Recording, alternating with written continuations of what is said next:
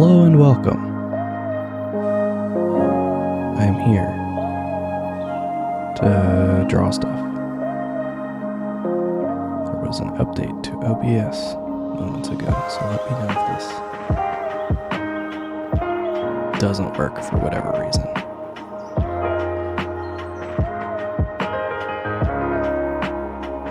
I'm just gonna get into it.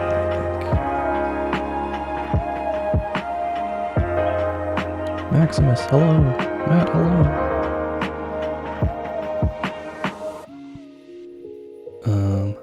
Okay.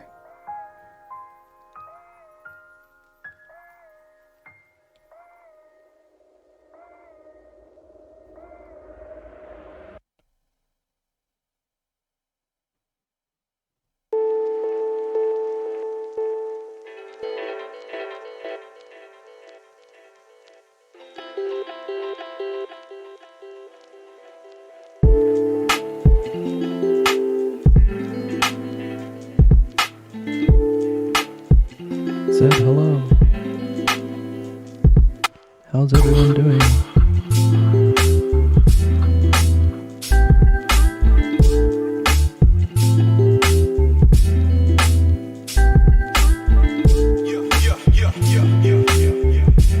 We drawn some goofy boys. Being goofy boys.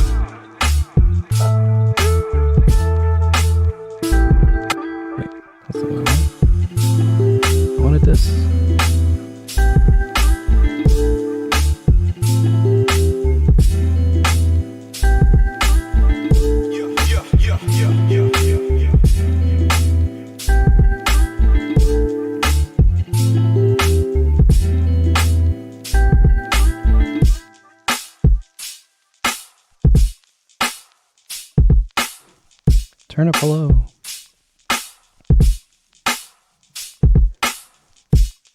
We do got a group shot today.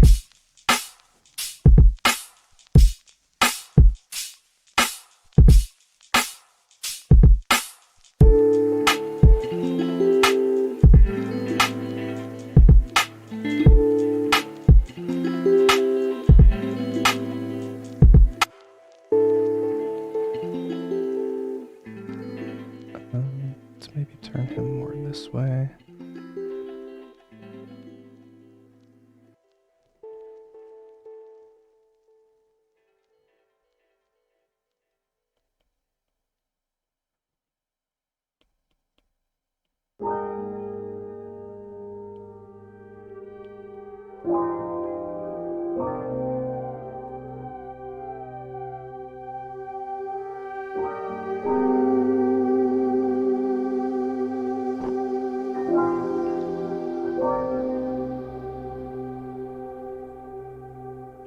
See the other arm. Music is loud. Okay. Thank you for letting me know. There was an OBS update, which is good. but kind of changes the audio a little bit. Let me know if that's still too loud though. Actually, let me bump it down just a little bit more, just to be safe.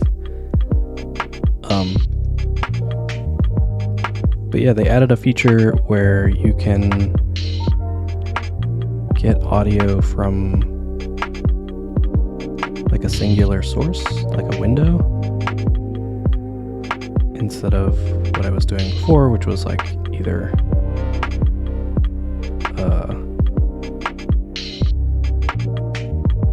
full like fully my whole desktop audio or like nothing.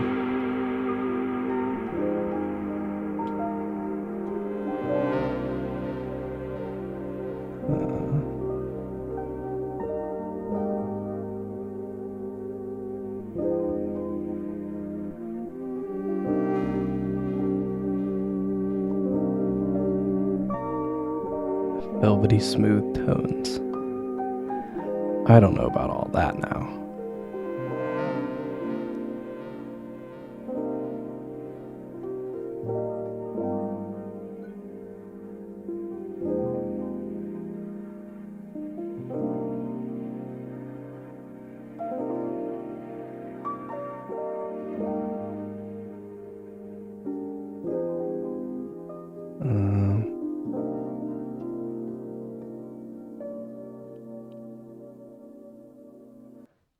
Problem occurs from there's like a line of action kind of deal with this pose, like this way. This person is more like this way, and then this guy is like this way. So maybe let's try to keep that in mind.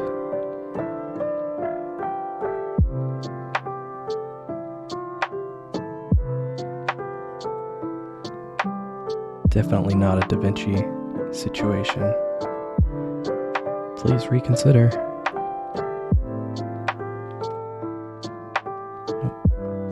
This one. We're drawing some friends.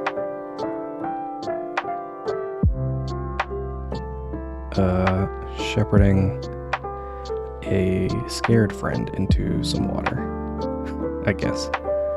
And actually, let me start with him, because that'll be the easiest one to kind of figure out.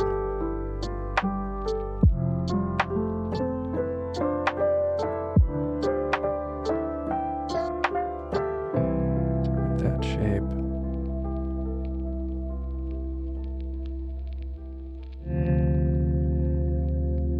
Start with that shape.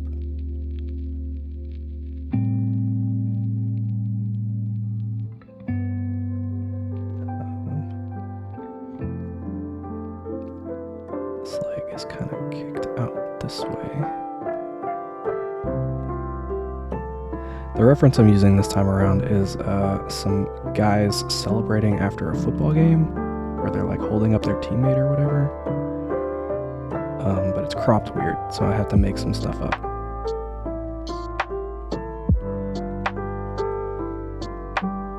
Pixaria, hello!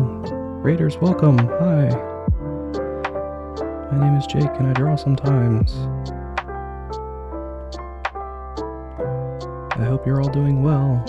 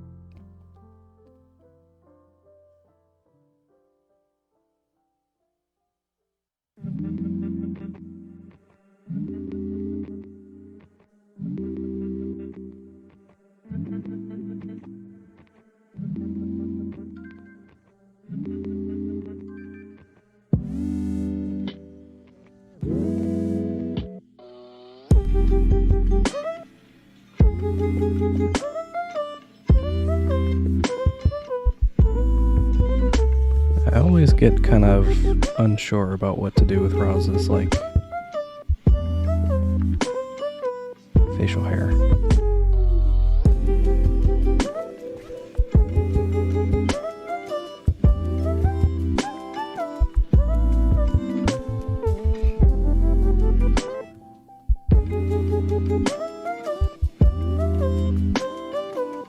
Bean Team, hello. Your name is still fun to say.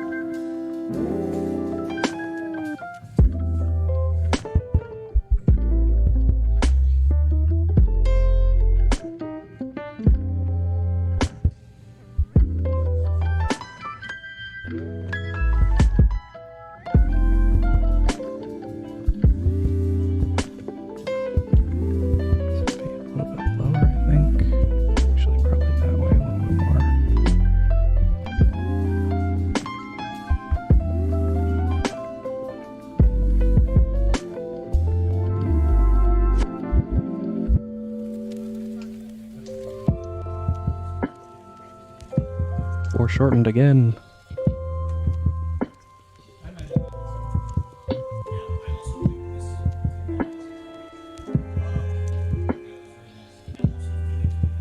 What a fool. I always come up with these good ideas for poses and then decide to foreshorten them.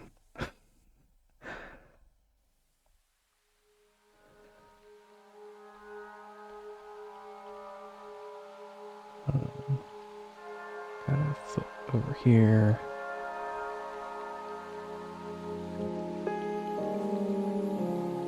Poor Roz, it's true. He makes up for it by being a gremlin, though. And harassing everyone else when he gets a chance.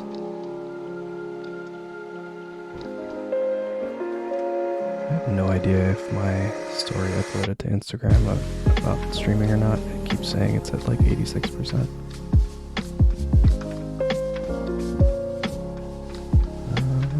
Nope, okay. Seems like it's fine.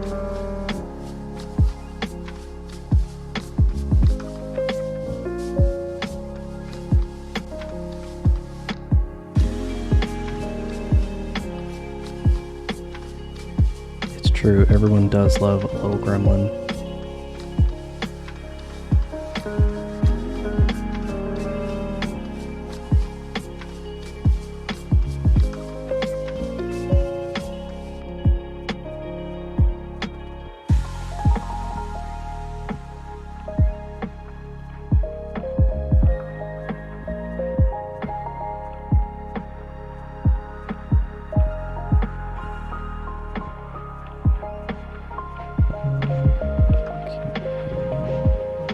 This way.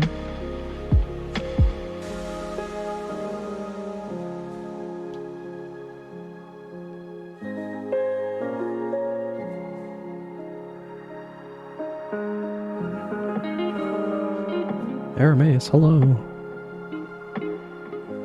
And thank you.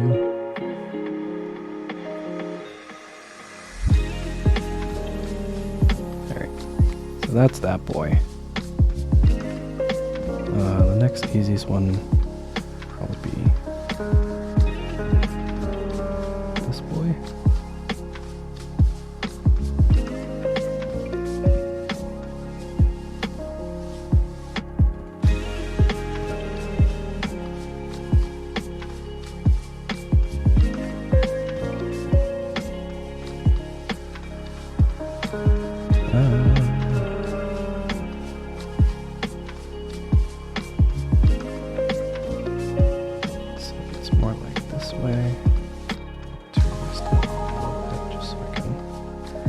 Focus a little bit more on what I'm doing.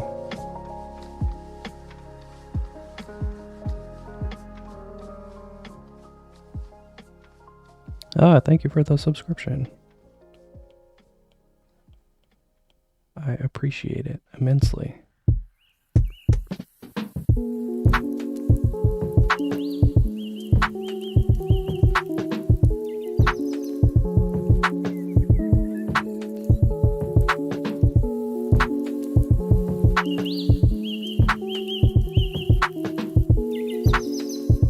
bits badge. I don't even know what that is. Wow. One day I will learn how to stream.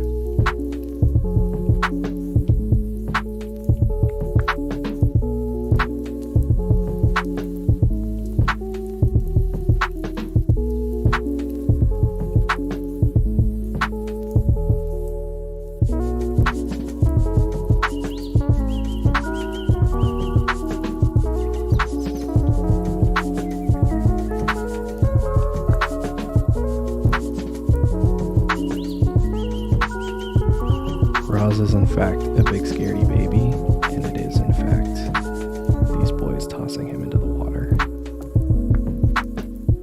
It's not even that deep though, it's fine. It's fine.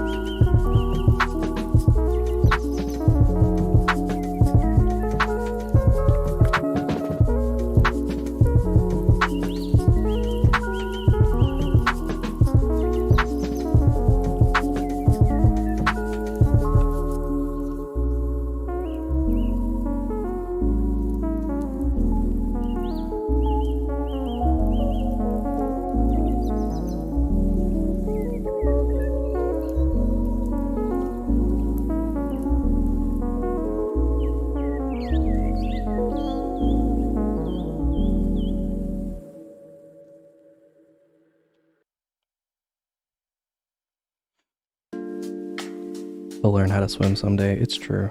He'll figure it out. One of these near-death experiences. Get him to learn. I think what I'm gonna do actually is just sort of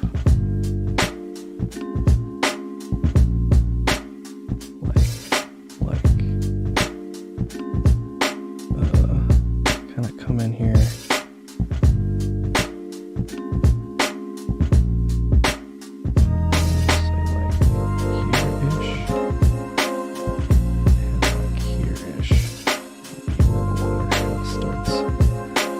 So this way I don't have to think about these legs too much. They'll just kind of be darkness.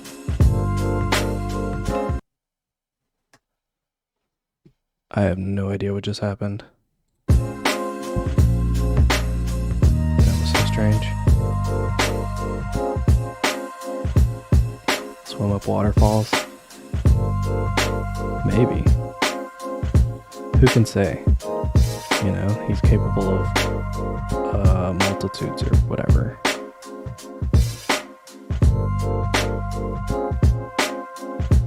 I always have such a bad time when trying to, like, draw a neck and then a head. It, like, never goes well.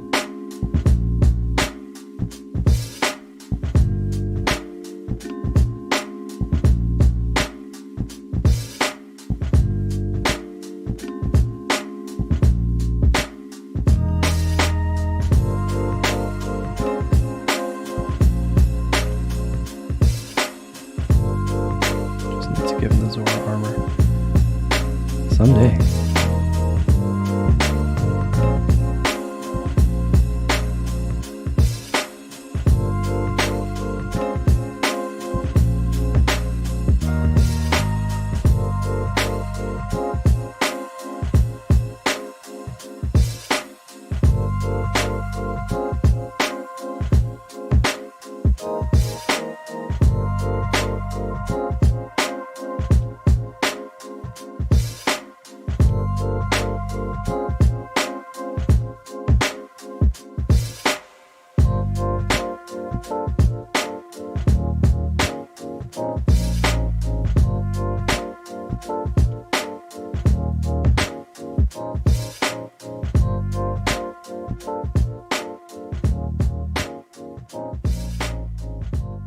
Oh wait, his hand needs to be like about here, which means his arm needs to be about here.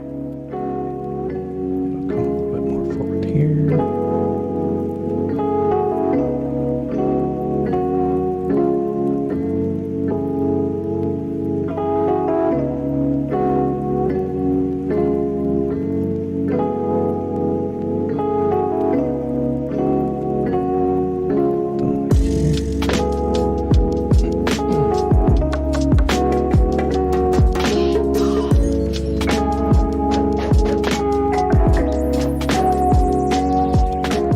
So much louder all of a sudden.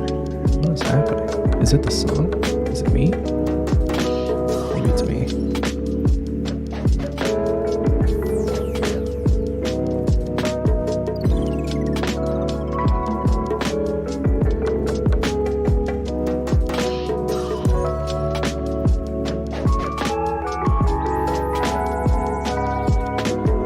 It's still a bit louder. Alright, let's take it down 35.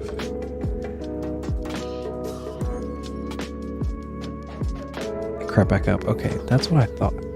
Like, that song felt so much louder all of a sudden. Maybe it's the song? Who can say?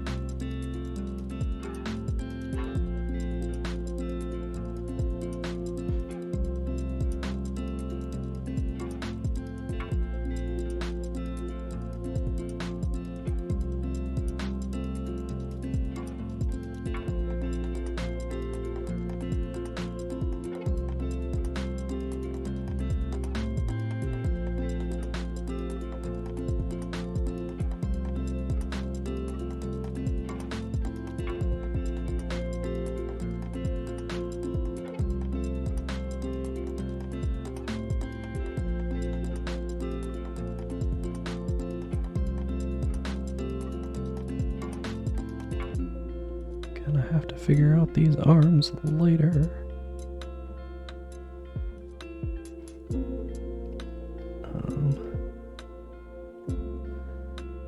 Part of me wants to flip this actually and make Kai on the other side. Mostly because this kind of favors this arm, and if I flip him, then this is the arm with the tattoos, and it'll be more obvious that it's Kai.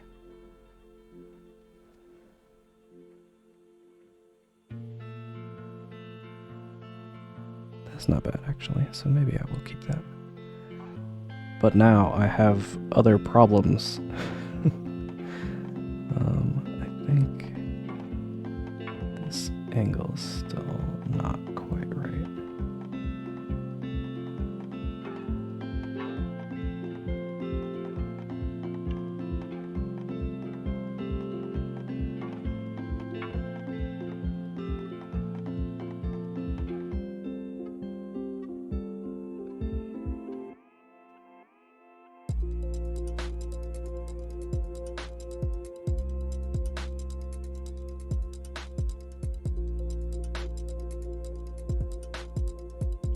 Messing with like perspective tools like this is always really fun, because you get to see like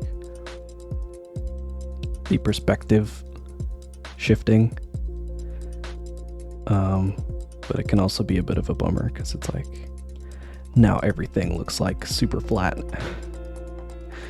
So it's like just a big old pane of glass. Its arm can come up a little bit higher now. Needs to be about there.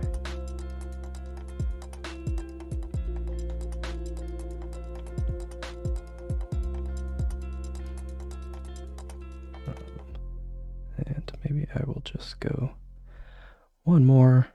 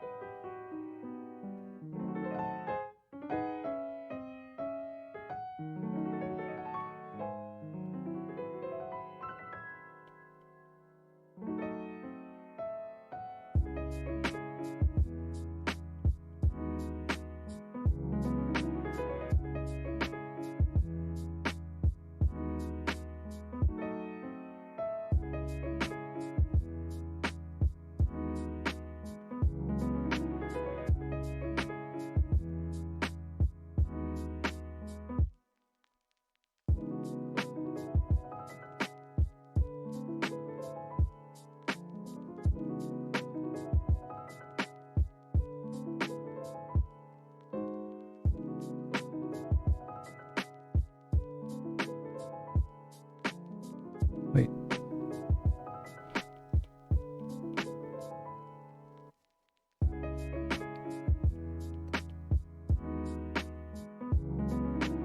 It's Kai and Tank.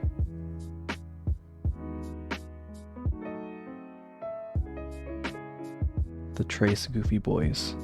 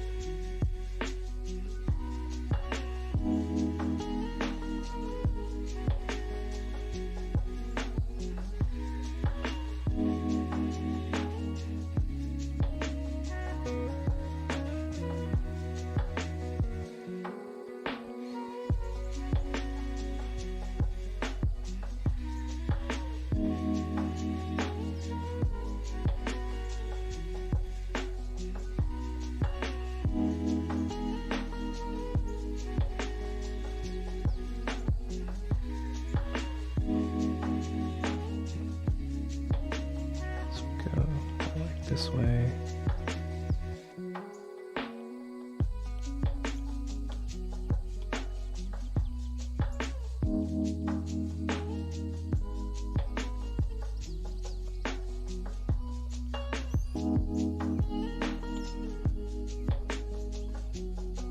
The three cubby arrows.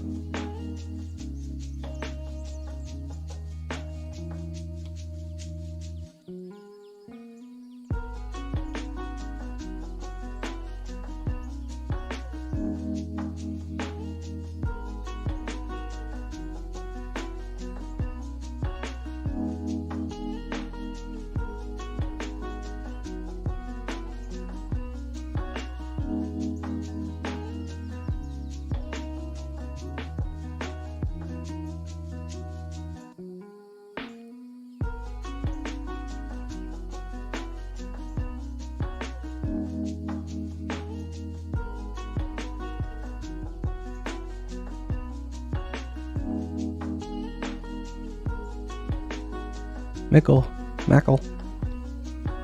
Hello. How's it going? I hope all is well.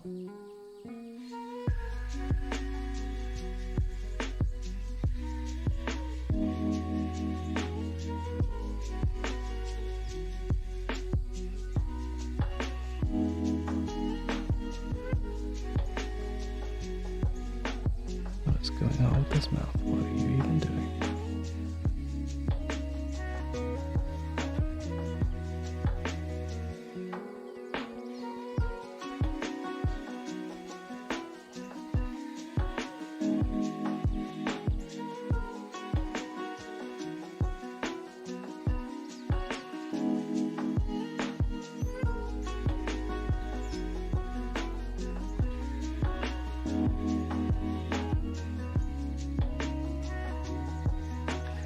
But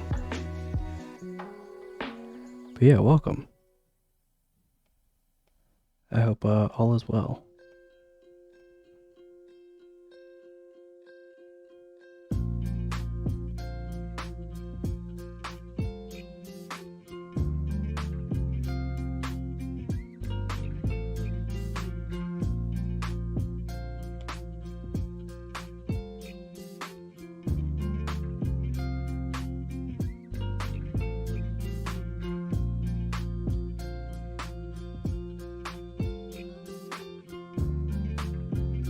A lot of these sketch lines are like basically meaningless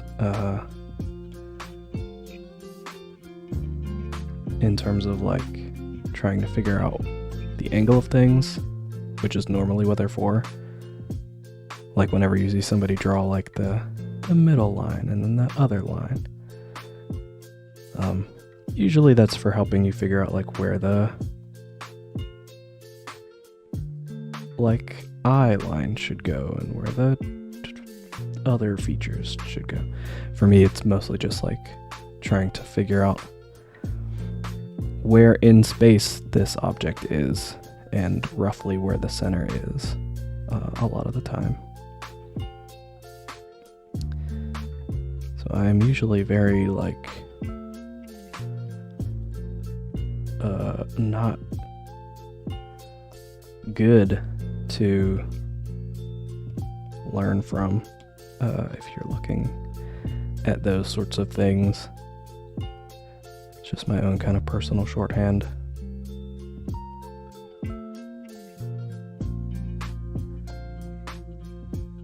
Oh, speaking of learning things though, I am very excited for Wednesday. That stream should be real fun with the new Procreate animation program coming out.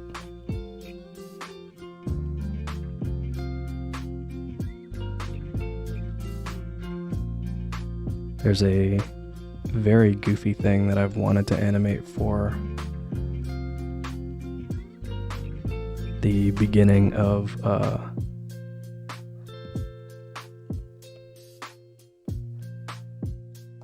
the streams.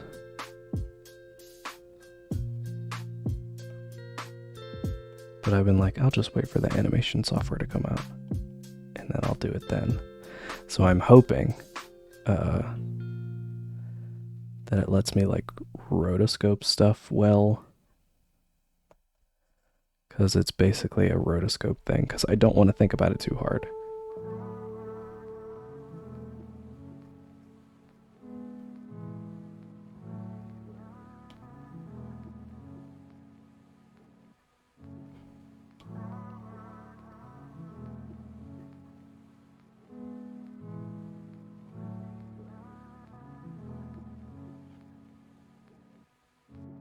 But there was a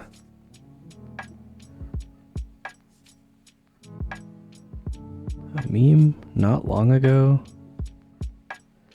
I didn't see very many people doing, or sharing, I should say. But the song of it was a really cool Japanese song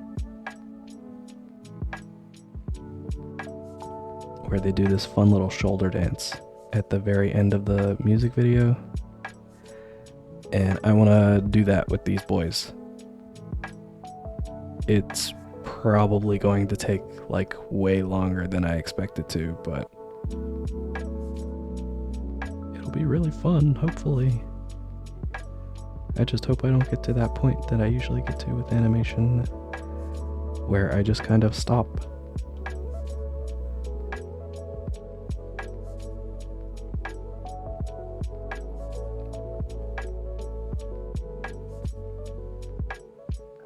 Which is a thing that happens sometimes.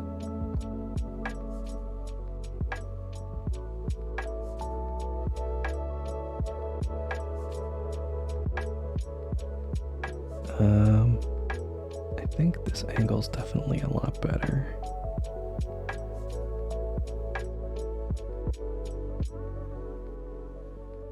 for that boy.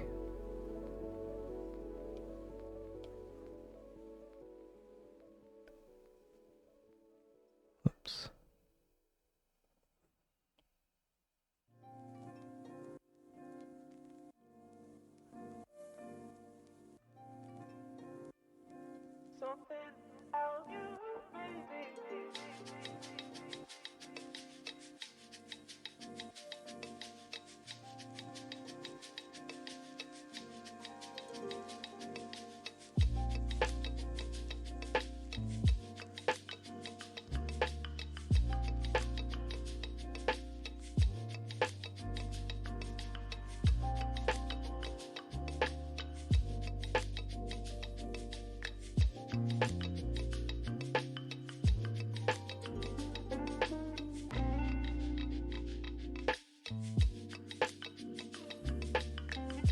It's all about that growth.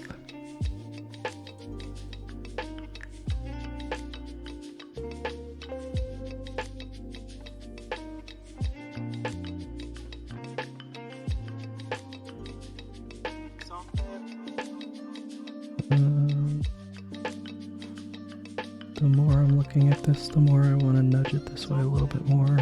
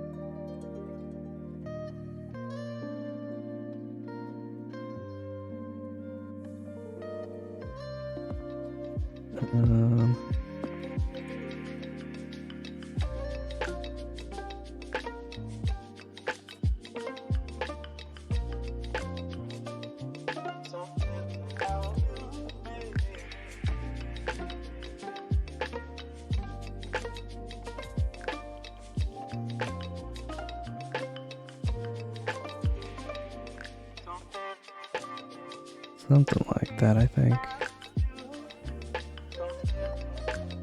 I might be overworking it, so I'm leaving.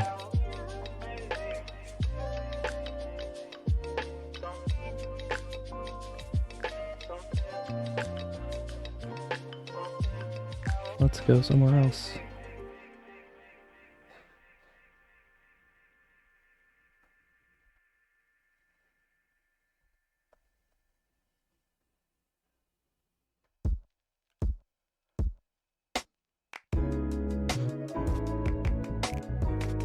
Alright, so this pose is a little weirder looking because he's like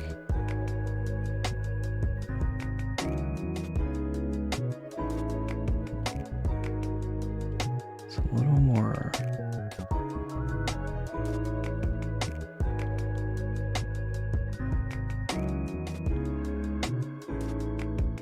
it's kind of like more of like a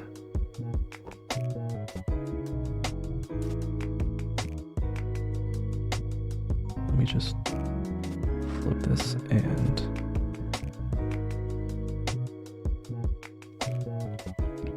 what I think I'll do is just sort of draw it more of like how the guy looks and then adapt it from there.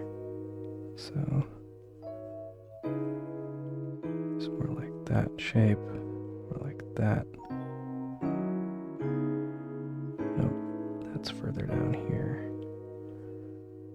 So this is kind of like here.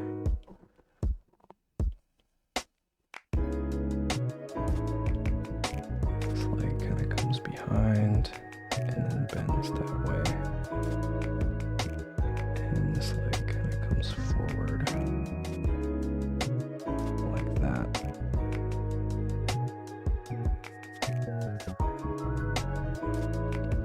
He's kind of holding him like this.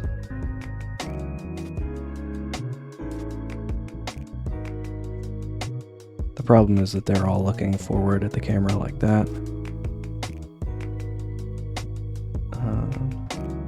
Maybe I'll just keep that for our boy here.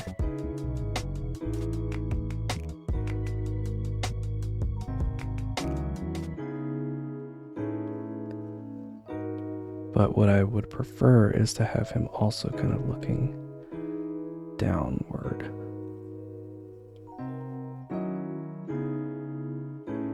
So let's do this first of all.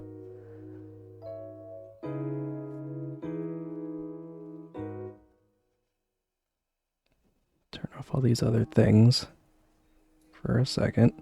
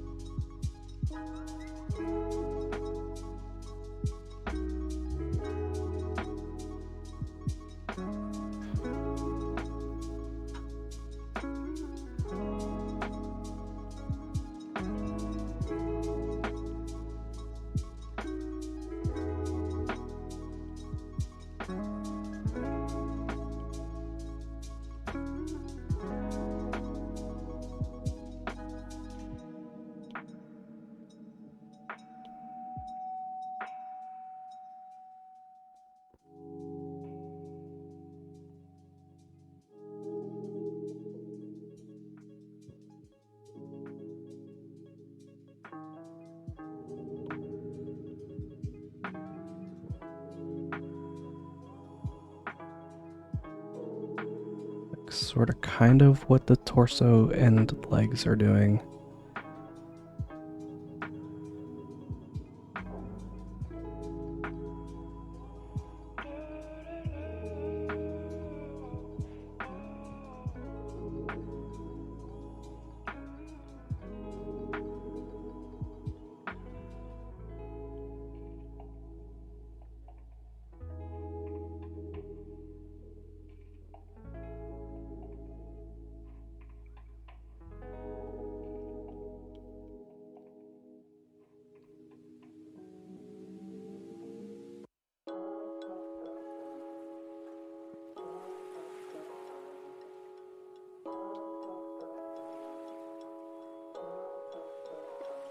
It's got very, like, JoJo pose energy, which I think is what's throwing me off so much.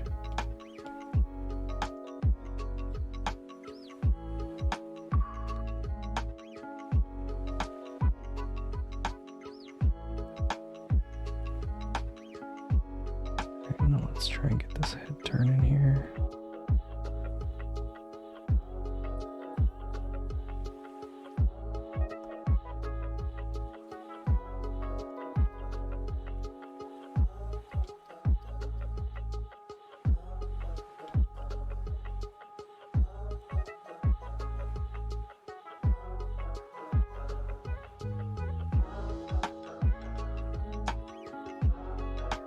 Turning it a little bit more.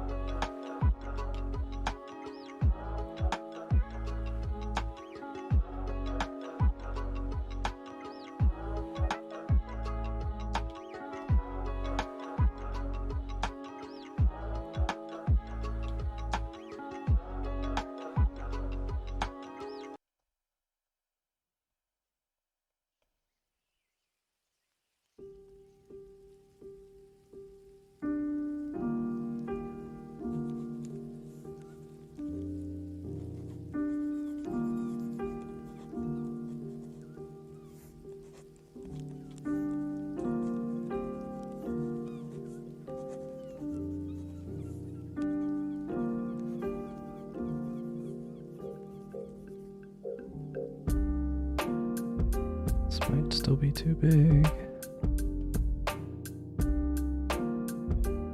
Oop. Nope.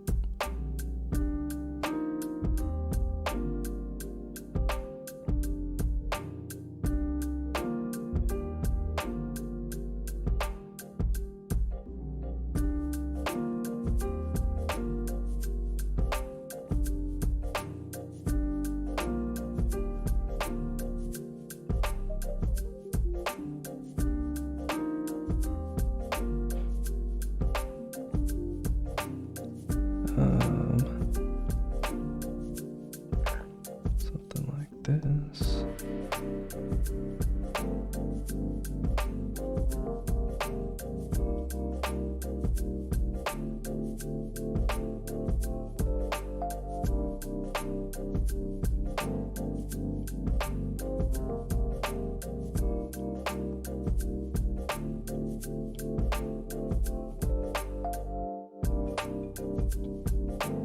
Fire eyebrows.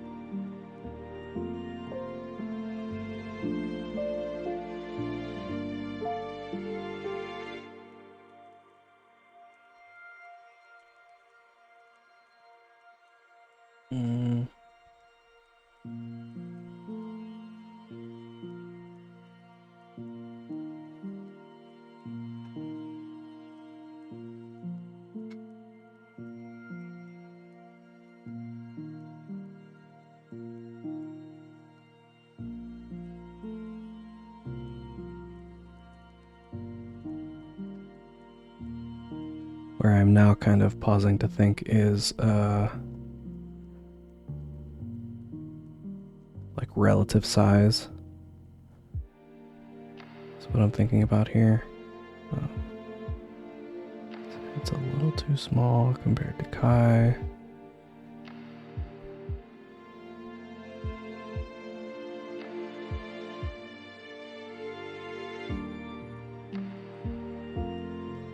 Tilt this a little bit this way too.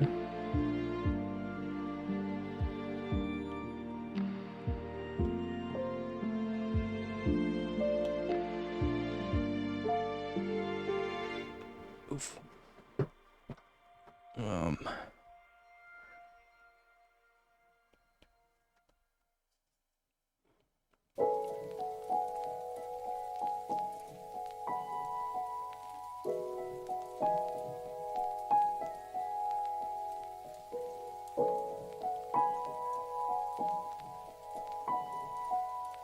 Raws is very small.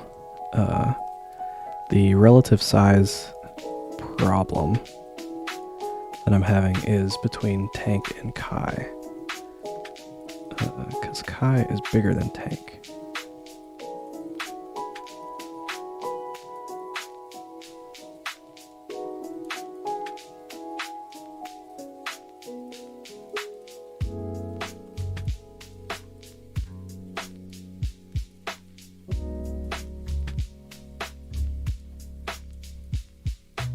just kind of do this real quick before it fully escapes my mind.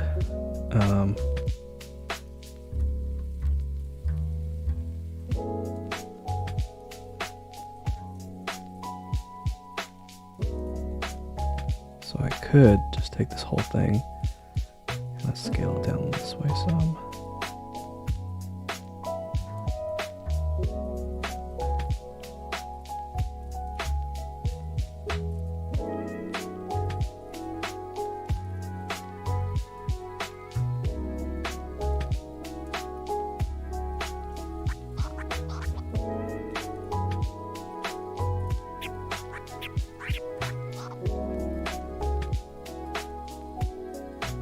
And then grab Kai and maybe scale him up a little bit more.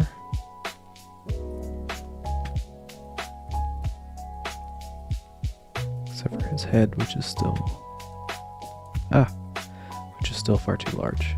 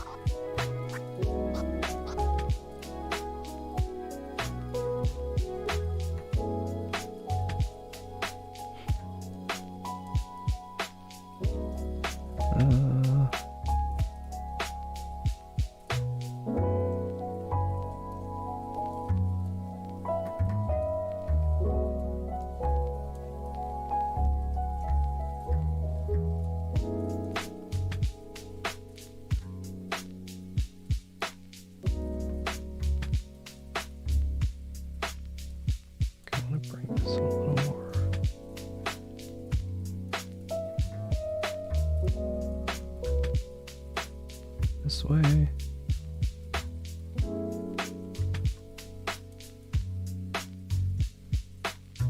That was not what I wanted to click on.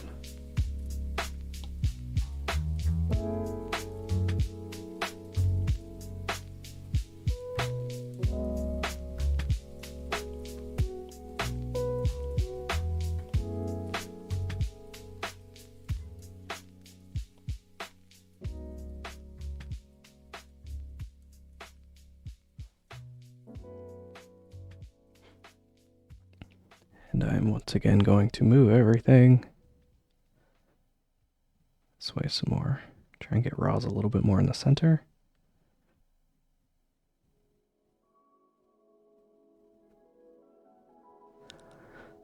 A Procreate tip is when you're resizing like this, if you tap on, it doesn't really show it, but if you tap on like the left and right, I'm tapping on the left side of the bounding box here. Just a whole lot. Just tap, tap, tappity tap. But every time you tap it, it nudges to that side a little bit more. For any of you Procreate users out there.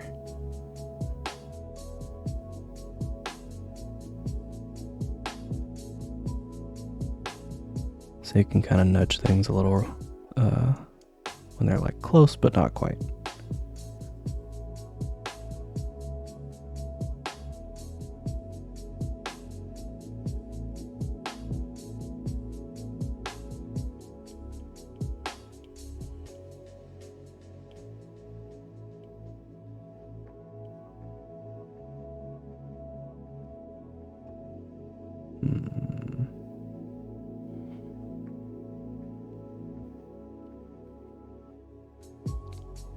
Need to just fully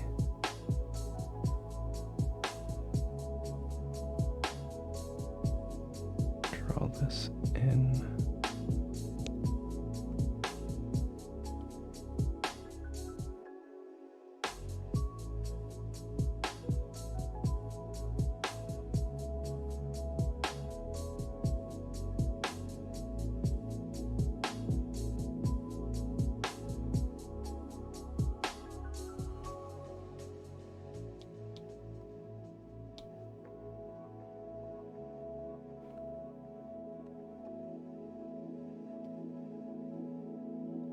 this is probably a little too low.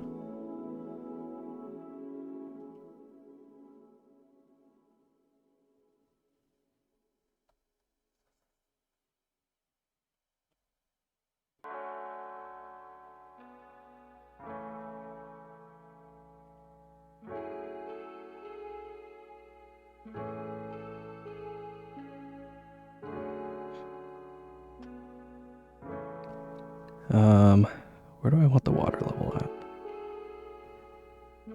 Kind of want it like...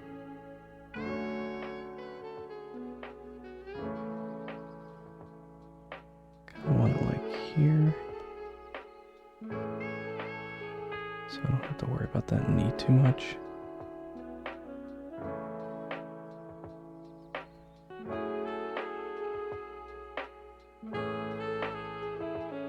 So let's think about where else that'll be. Probably about here.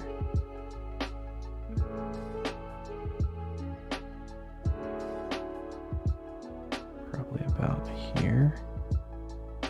Meeting is over. Congrats.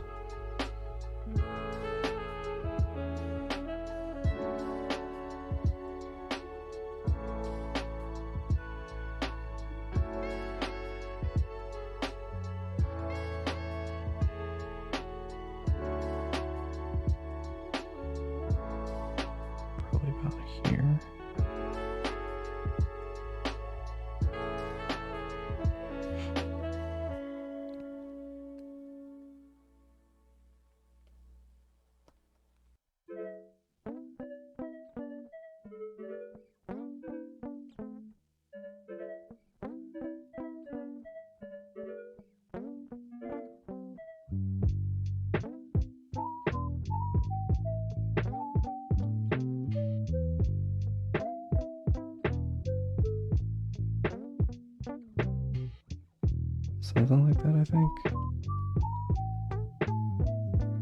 Might take it a little bit higher just because I don't want it to be weirdly interacting with Roz's foot.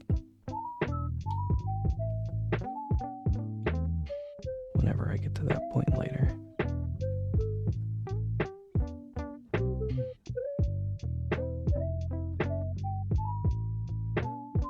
And speaking of which,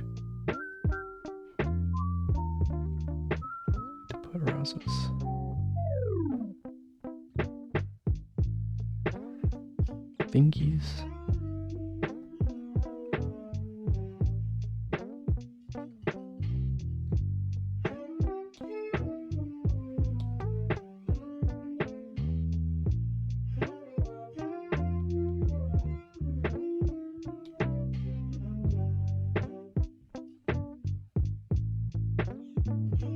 Way too many weird food interactions. Oh wait, foot interactions. Oh no, that's even worse. Oh no.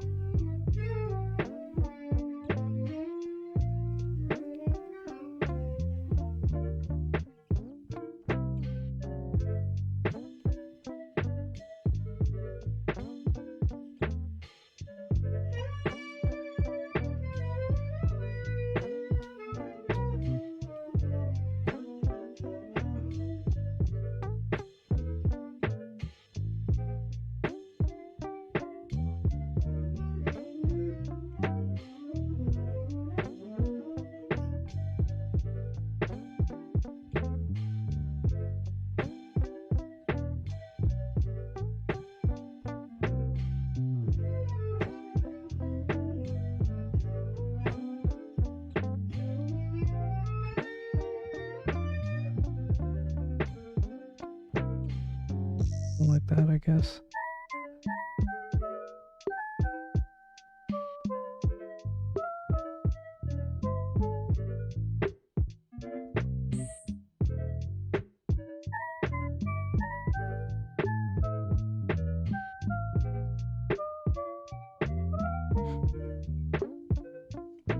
Okay.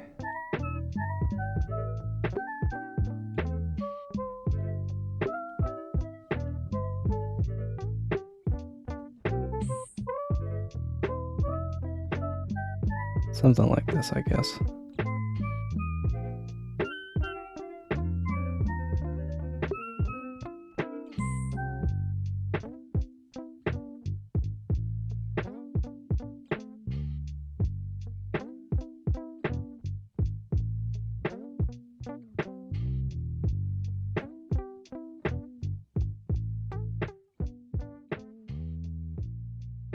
Oops.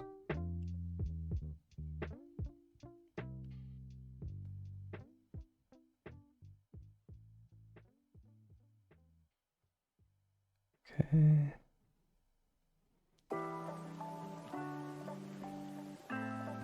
Get out of the group.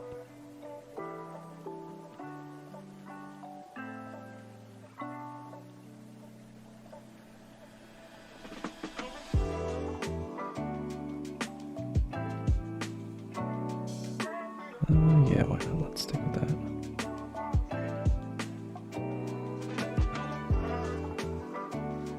Do I want to go small lines?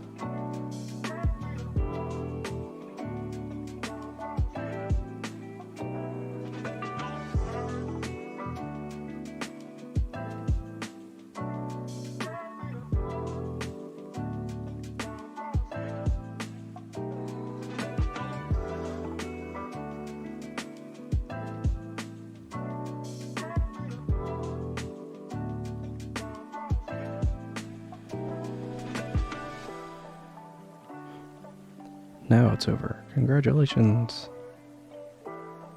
You made it.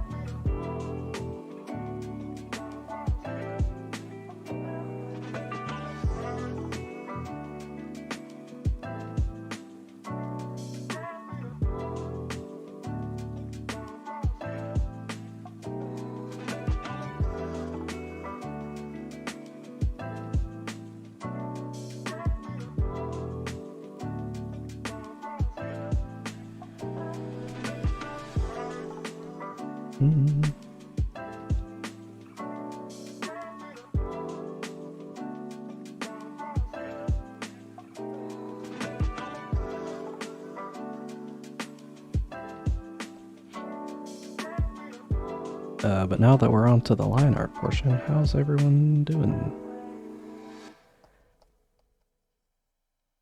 Hope your week is off to a nice, chill start.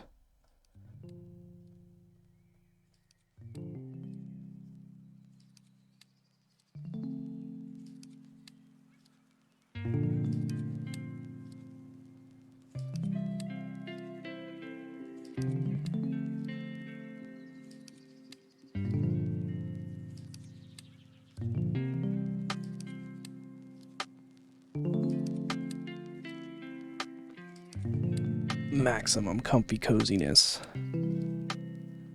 It's the best kind.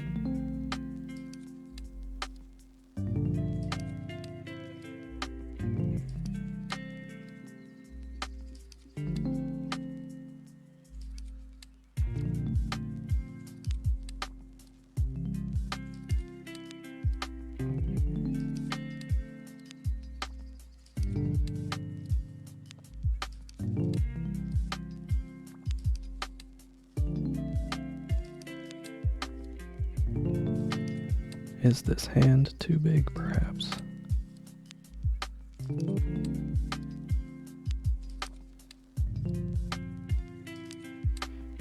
Satisfactory? Is that a game? Or is that a group? Musical group? I don't know what that means. It sounds like a game from, Oh, okay, so it is. I see. Who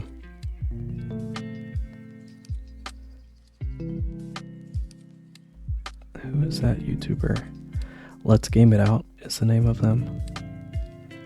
Where they constantly break games. I think that's where I heard of that game.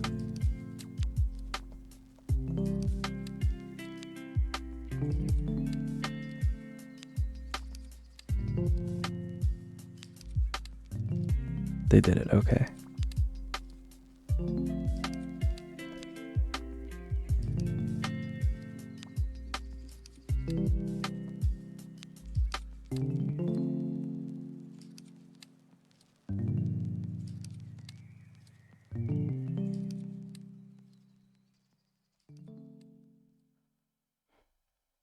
I adjusted the hand and I made it longer, but I made the thumb way too long as a result.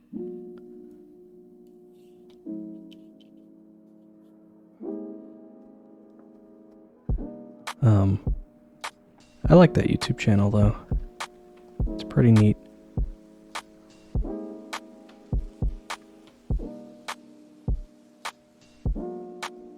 It's like a public beta testing almost. When developers give him access to games ahead of time.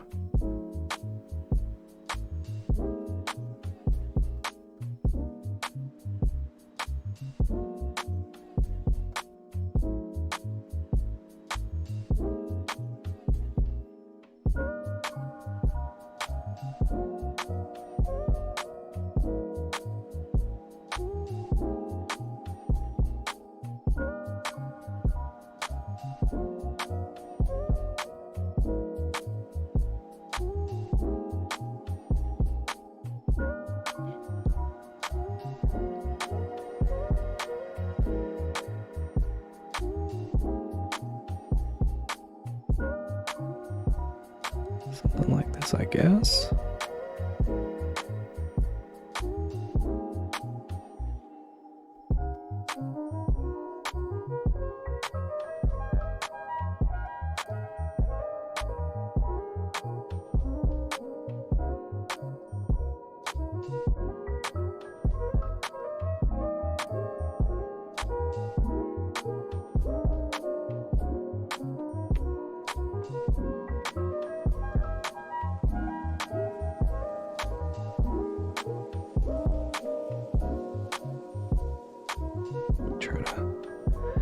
I had like a little glove on to try and mitigate some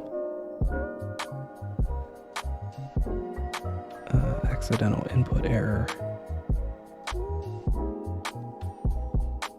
But it's throwing me off too much.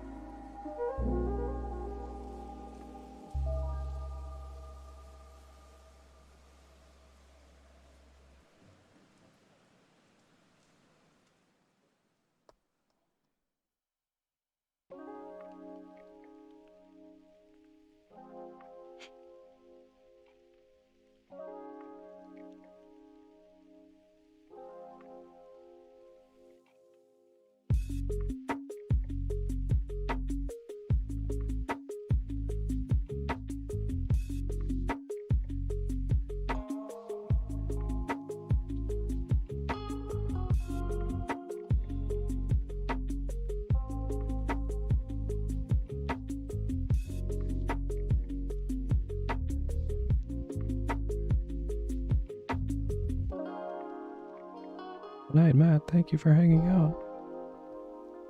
It's Sleep well.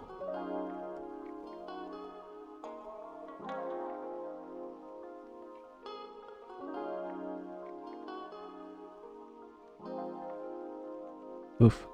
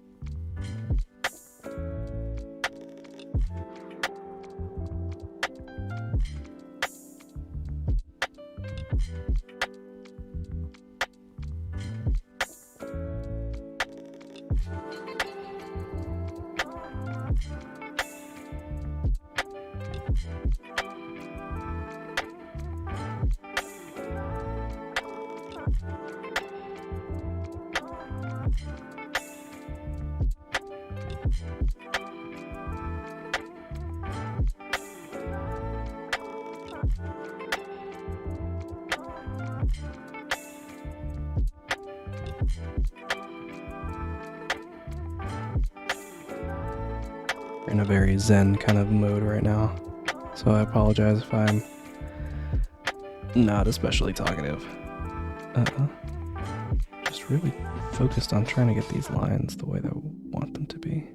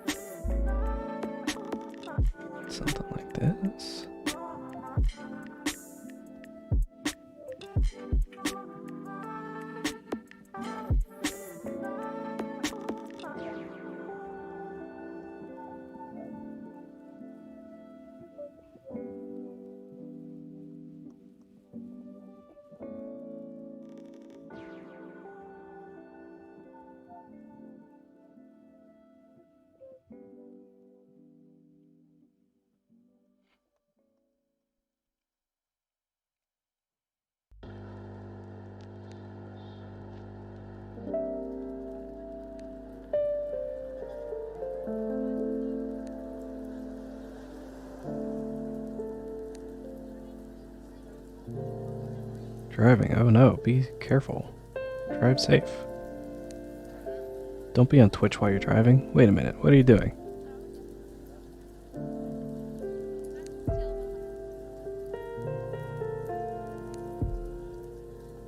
Oh, this is what's been messing me up with these legs.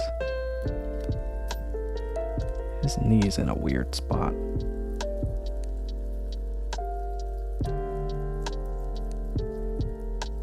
It should be like here-ish, I think.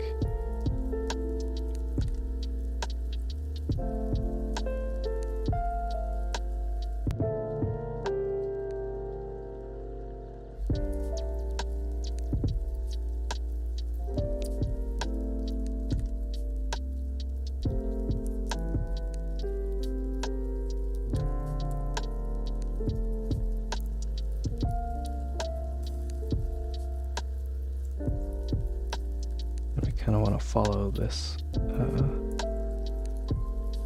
crease for this other leg.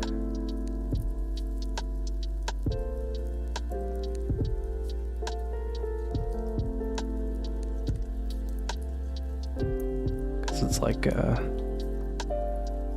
this is part of the leg, like this zone over here, but this is like where it kind of detaches and flutters a little bit. If that makes sense.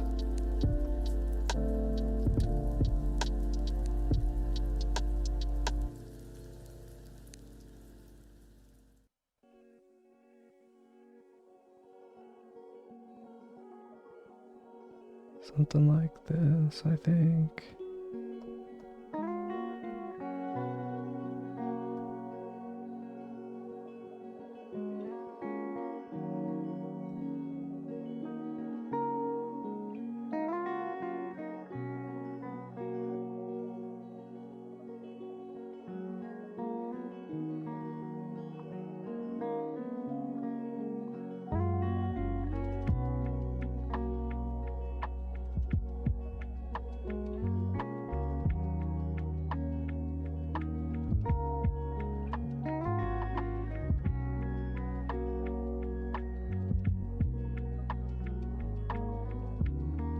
Oops.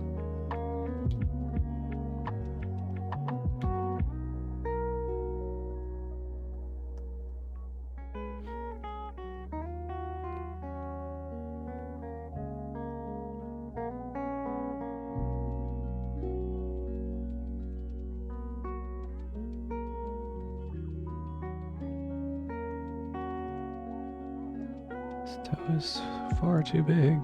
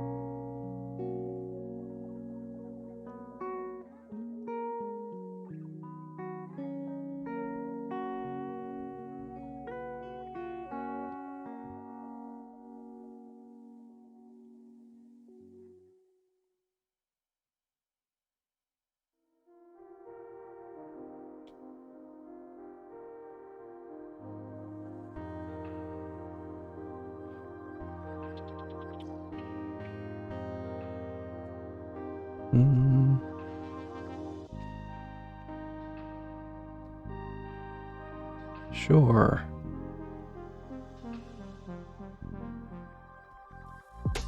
Alright, now I do need to actually kind of figure out what I'm doing with this hand here.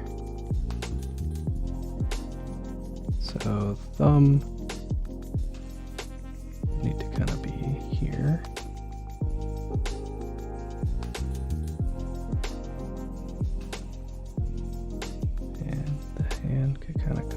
this way.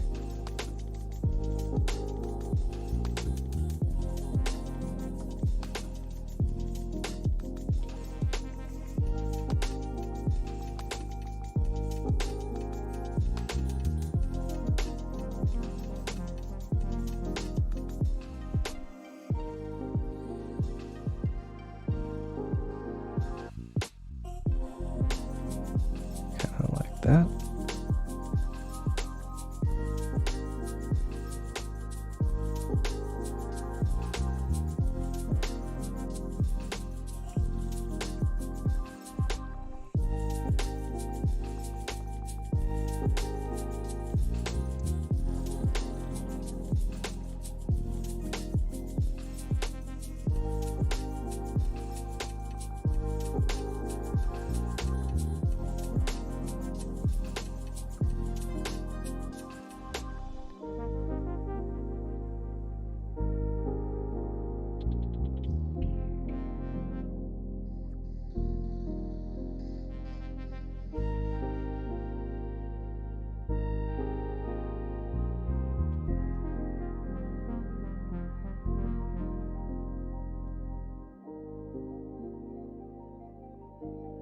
One of my least favorite things to do for when doing line art is drawing a line and then erasing it later because I'm covering it with something else. I really usually prefer to figure this all out in the sketch portion so I don't have to worry about like fiddling with erasing things, especially in Procreate. Like erasing lines can be kind of annoying.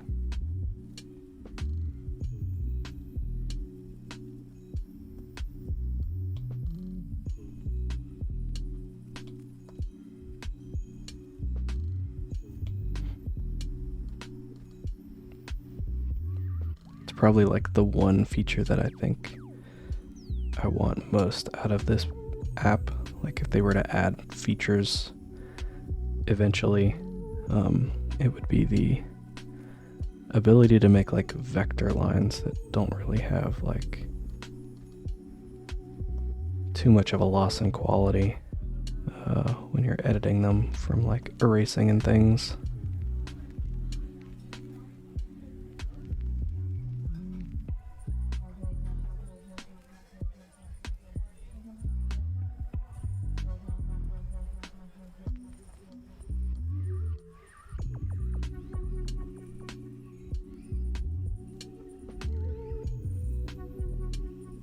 So a vector is like, it kind of refers to the way in which the drawing software creates the image. So like an example would be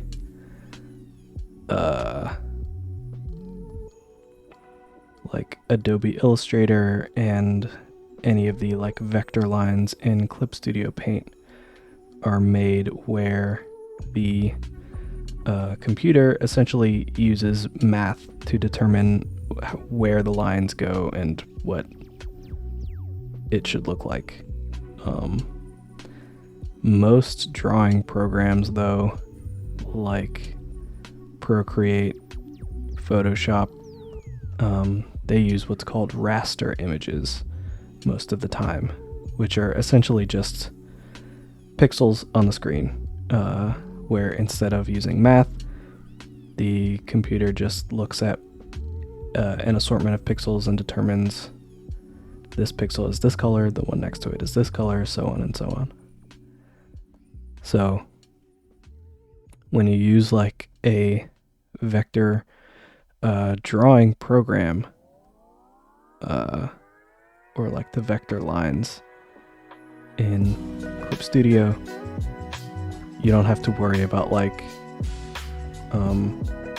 your lines losing quality due to resizing or moving or anything like that, because the computer just kind of knows mathematically what sort of arc the lines are supposed to take.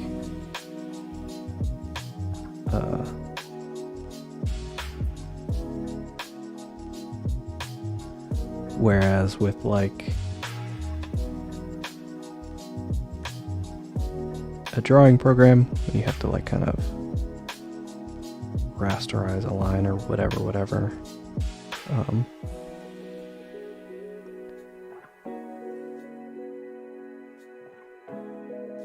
it just kind of turns it into pixels.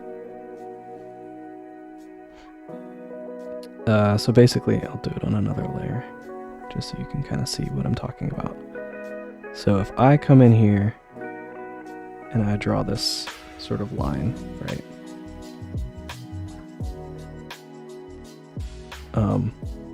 The program is just sort of looking at these pixels and determining like which of them are background color, which of them are foreground color. And it's even doing this thing where like some of these pixels like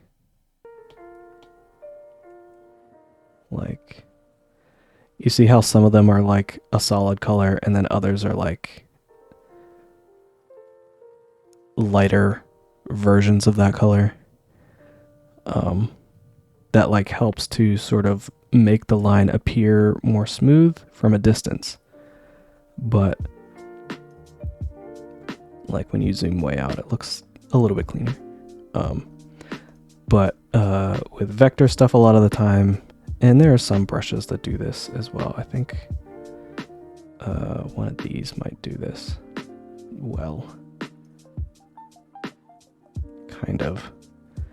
Is when you see like anti-aliasing as a setting, it means that it just has like either it's on or it's off. So it doesn't have these like weird gradient colors kind of in between. It just is the full color or it's not. And with that, you get like a sort of pixely texture when you kind of zoom in and stuff, but it usually looks a little clean as well. But all that to say, once I change this line, for example, if I like rotate it or move it a little bit, and actually let me duplicate this just so you can like really see the stark difference. If I like size it up or whatever, like you see how compared to the line we had originally, how now it's like very blurry.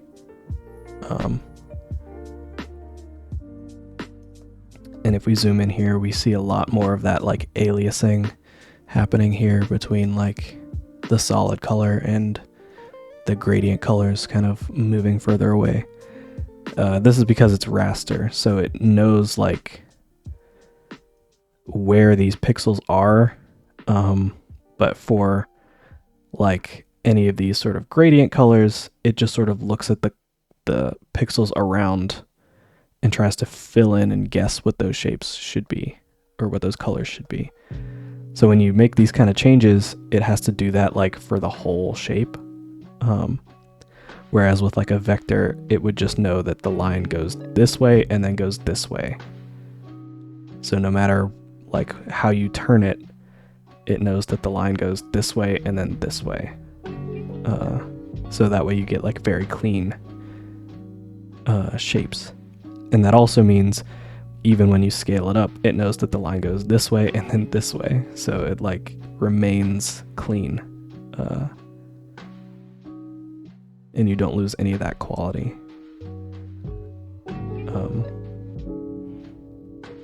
Very unfortunate for line work stuff that that's not an option in this program.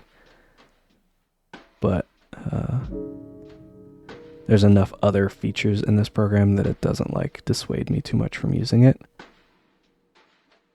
But that is one thing that I do wish Procreate had. Whoops.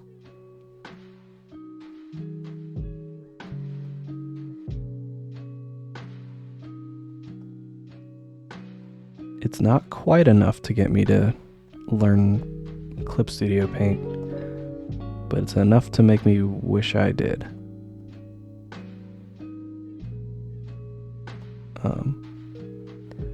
So someday when I finally sit down and figure out what kind of UI settings I actually want from that program. Maybe I'll start using it a little bit more. But part of me also doesn't want to use it because of the like subscription stuff. I don't want to deal with that. But yeah, because of that raster thing, sometimes that's why you'll see me sort of like, rather than resize a thing when I'm doing line art, I'll just like copy and paste it to a new layer, like I'm about to do for this nose. And then just like fully redraw it.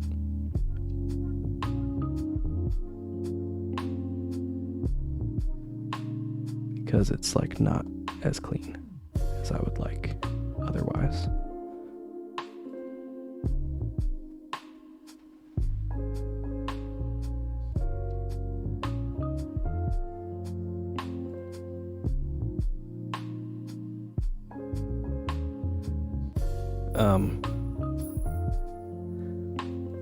But yeah, a lot of the time, it's just a matter of like how the software allocates like the resources that it uses. I want to say that like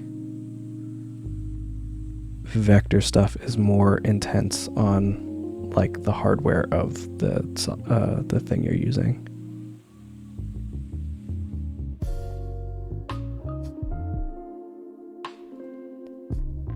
So for things like Procreate, if you want like a whole lot of layers, raster would be better.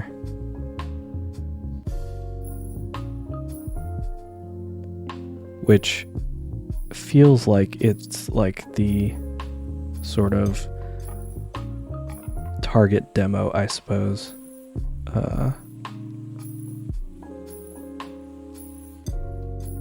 For lack of a better descriptor.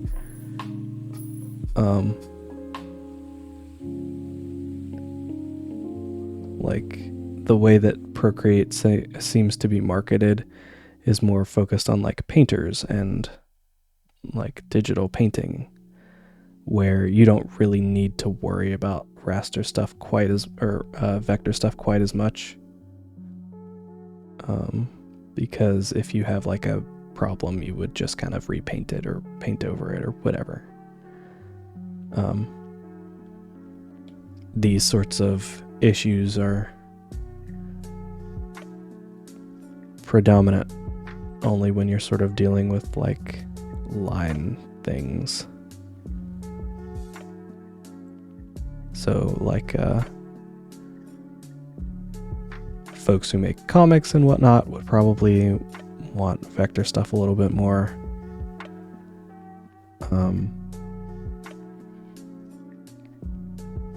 Yeah.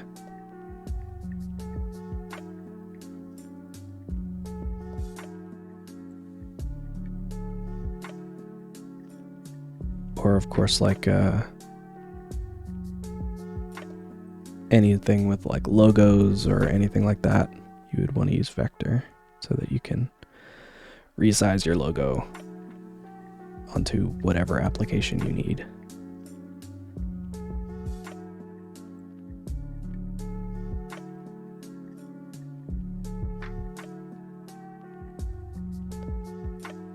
Basically, if you want it to work on a billboard or a business card, use vector. If you know the size of the thing you want and you never need it to be any other size, you can use raster.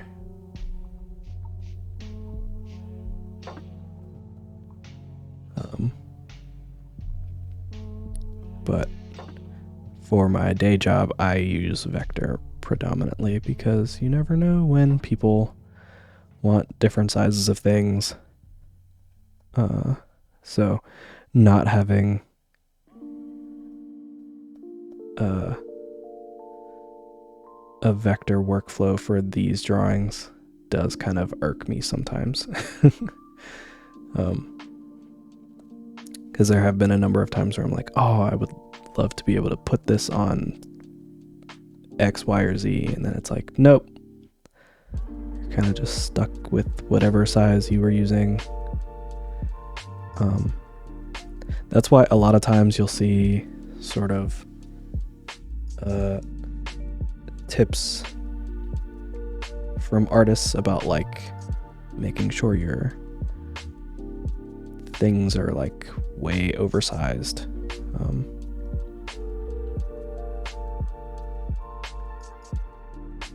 Just so that if you ever want to like print anything, it will work without too much of a hassle later on.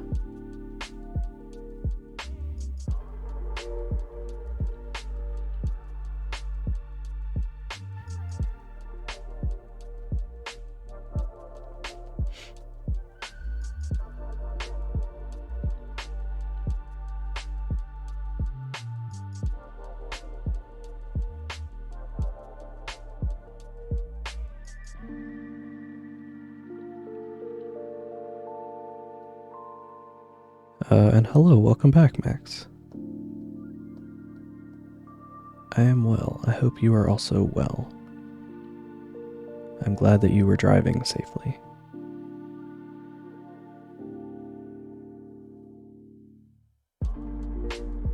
I hope your meetings went well as well.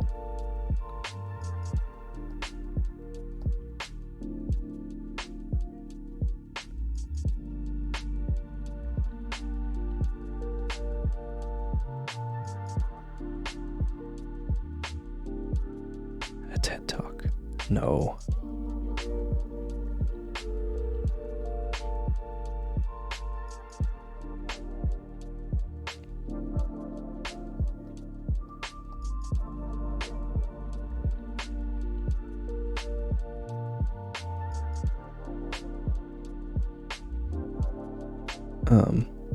But yeah, that's why certain tools exist in like Photoshop, for example. It would be like smart objects and things like that. Attempt to sort of bridge that gap between, I don't like this, I thought I might, I don't like it here. Sort of attempt to bridge that gap between raster and vector.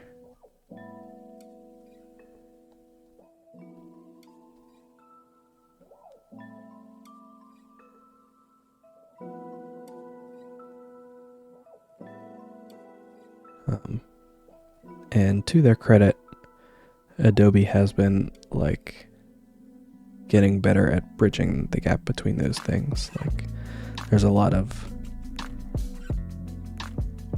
raster stuff in Illustrator now and a lot of vector stuff in Photoshop now. So, you know, that's cool. As a company, though, they're still pretty annoying.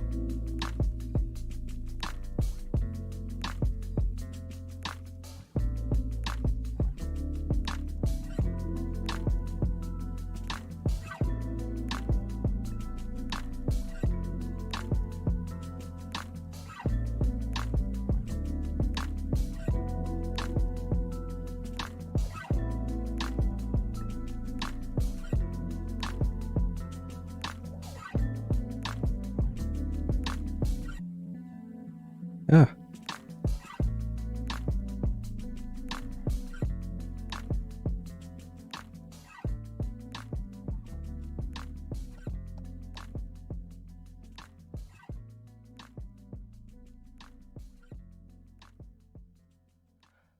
Oh wait, I just realized I think I've been doing this way when I need to. actually do it this way.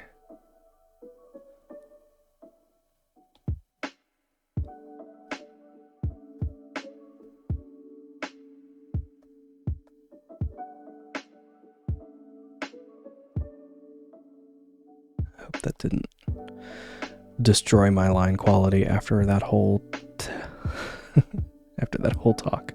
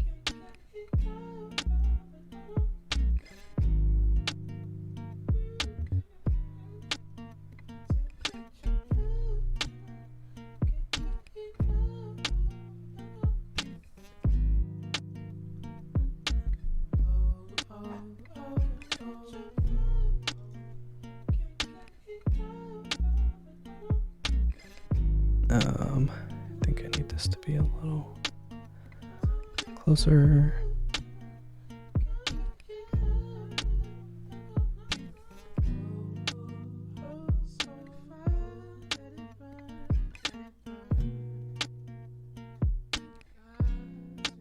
This specific angle is one that I don't usually like to draw for the exact reason that I'm currently dealing with, which is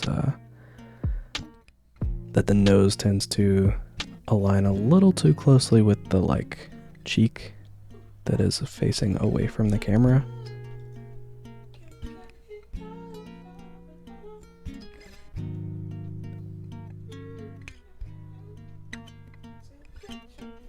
And also in this case, aligns a little too well with the shoulder here. Tizzle, hello, welcome.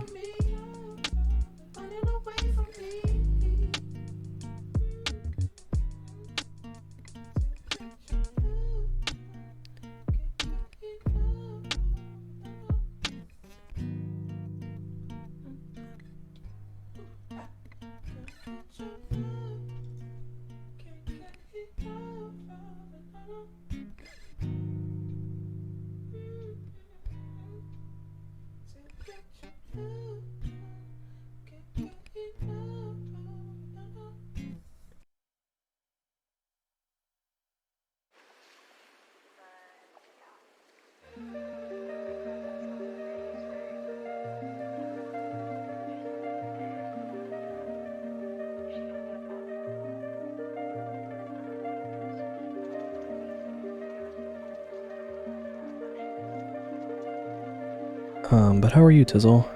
How are things? I hope all is well.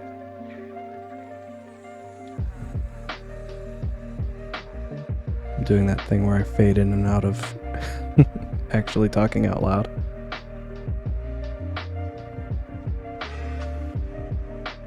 I thought I asked that question 3 minutes ago.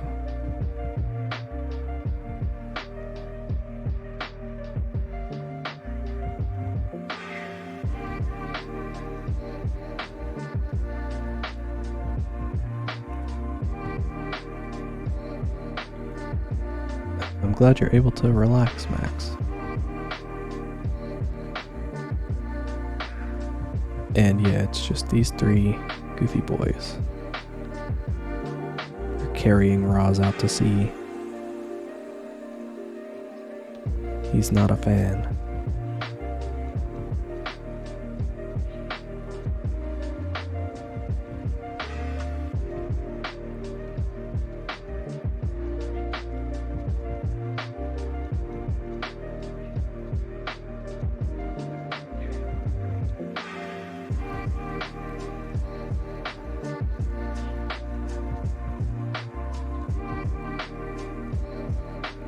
Got a flu shot.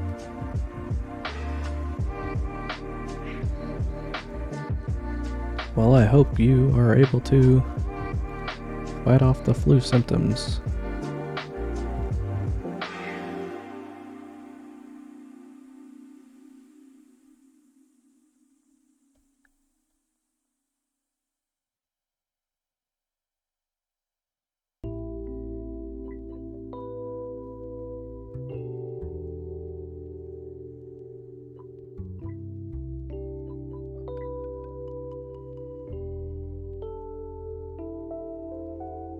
Stay healthy for these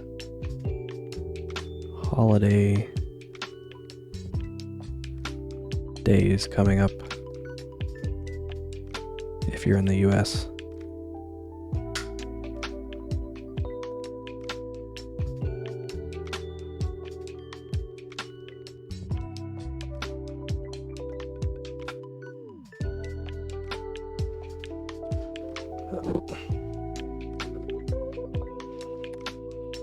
Head and tummy is black. Oh no.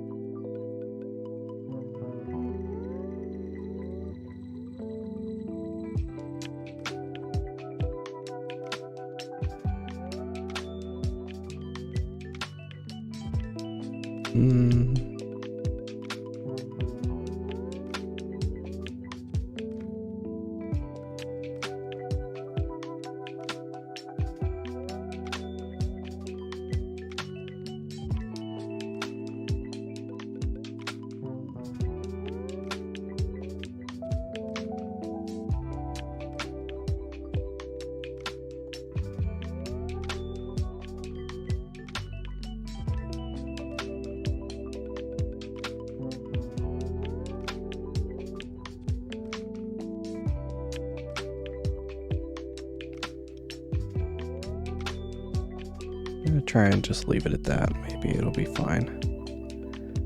You would kind of see like part of his eye in this general spot, but it kind of messes up the lines for his nose.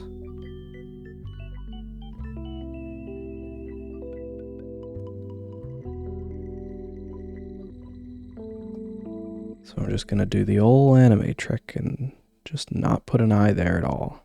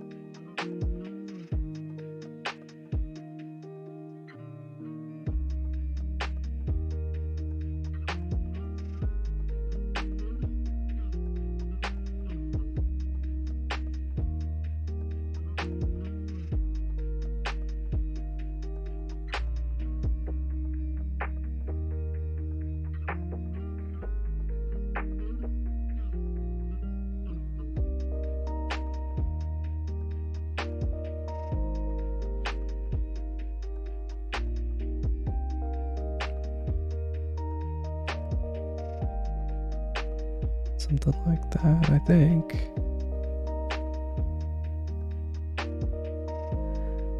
Come up with a name? No, I did not.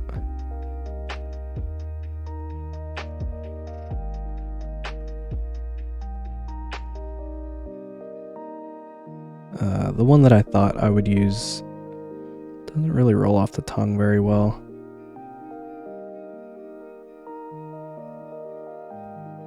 So I've gone back to the drawing board.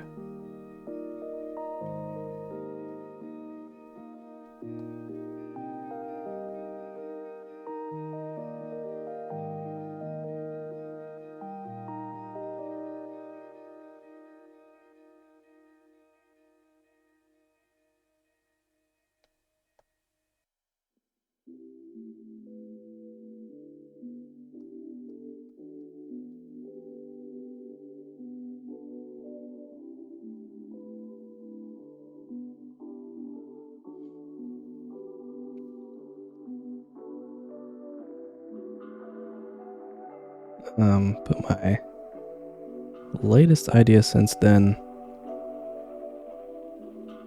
was something like, I think it was like Bear Claw Bay or something like that.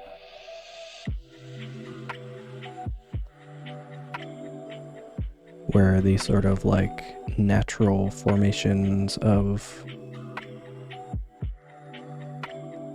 the location sort of look like a bear's claws or something. I thought that might be kind of cool.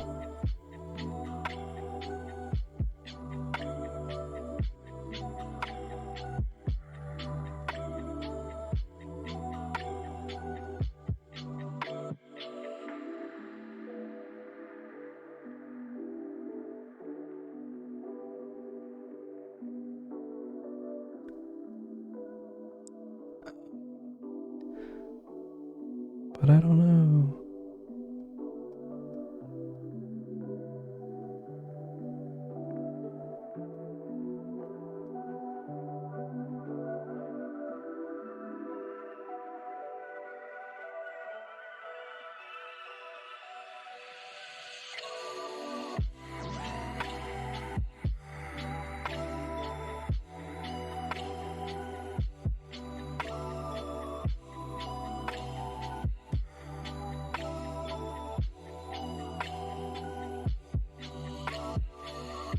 One of these days I'm gonna have to just like sit down and actually map out the town.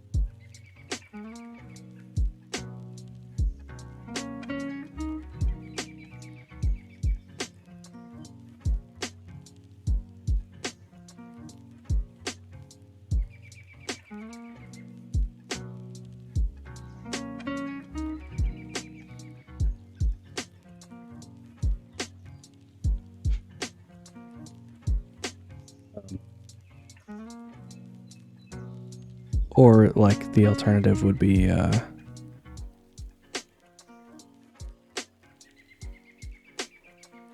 having it look like a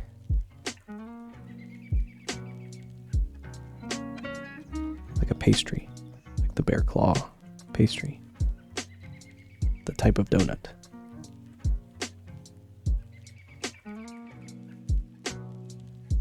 I feel like that could be fun too.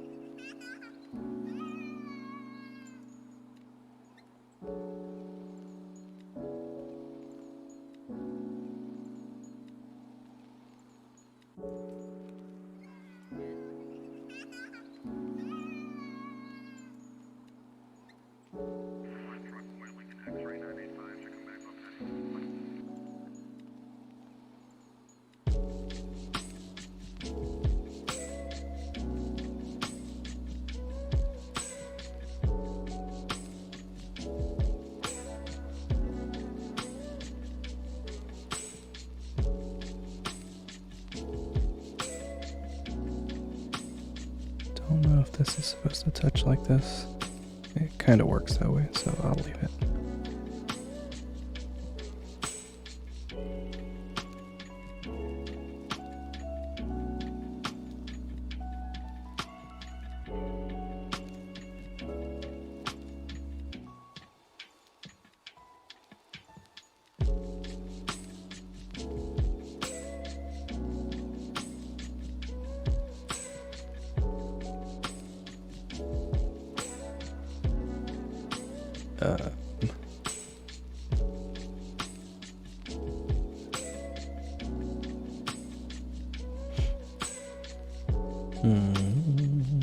Okay, it's 3. Couldn't remember if it was 3 or 4 little spikies.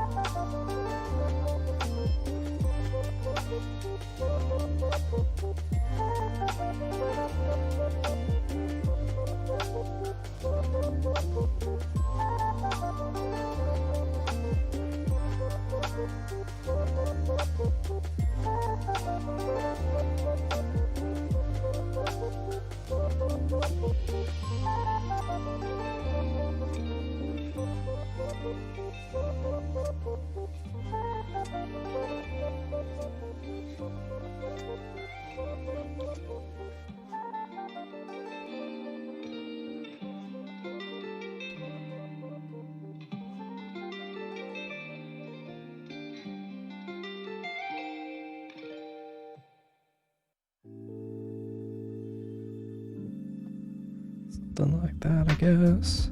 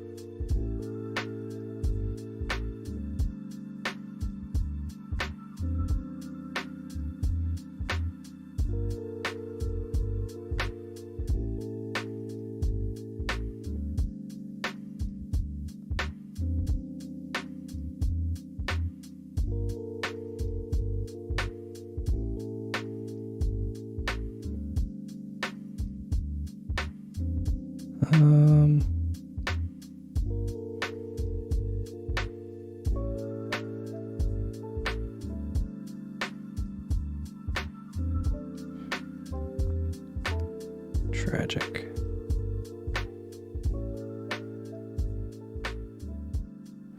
This hand is too large.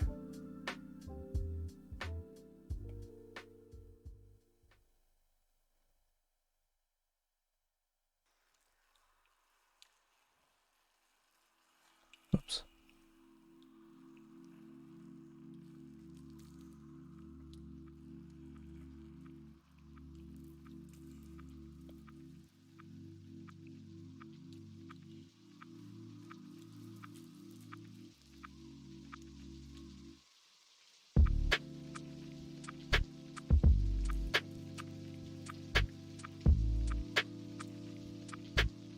About here-ish.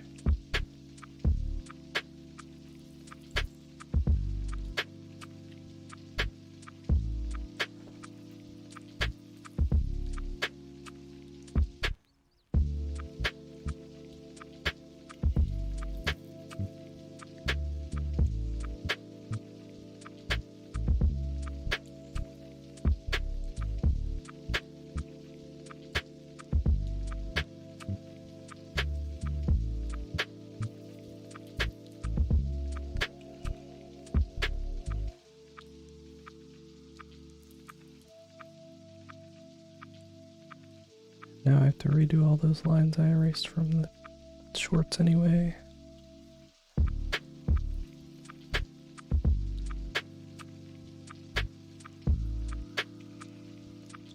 Truly the greatest tragedy of our time.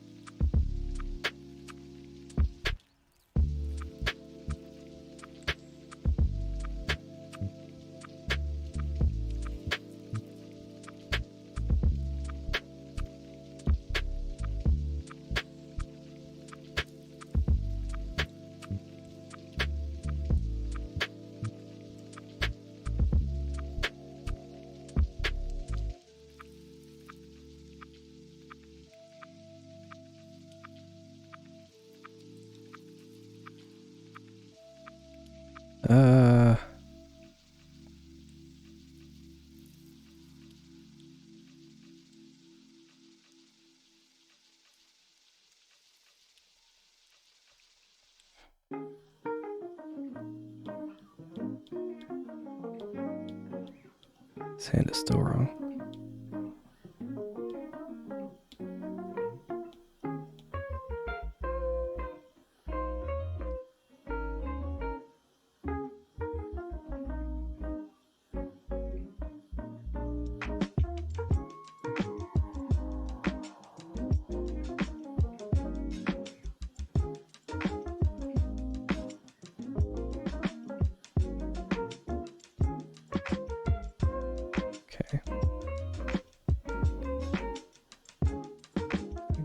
Part of this arm.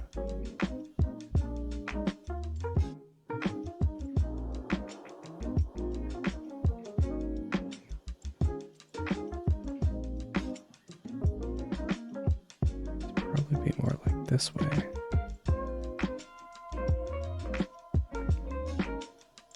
Some kind of out here.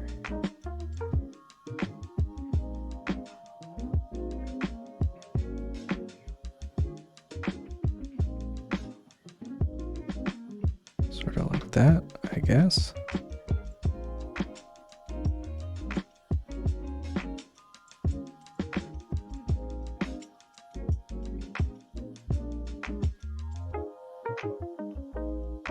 Let's look at our reference here.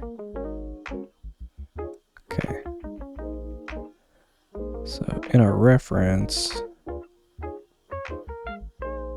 this arm in general is further forward.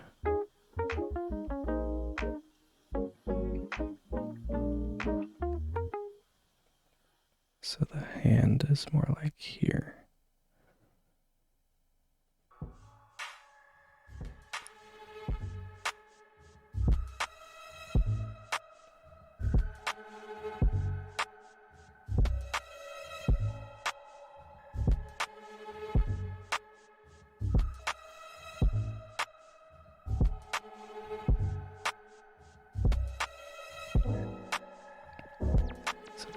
kind of come a little bit more forward. Kind of facilitate this hand being this way.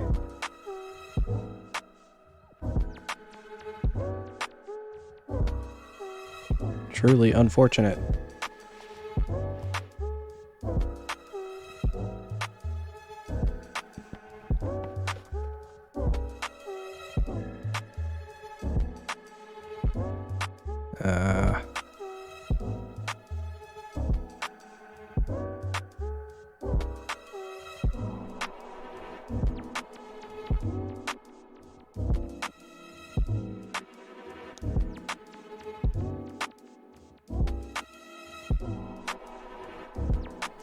Really like the way this arm looked too. How unfortunate for me.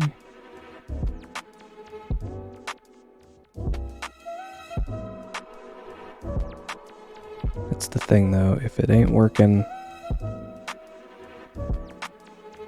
get in there and erase it and fix it.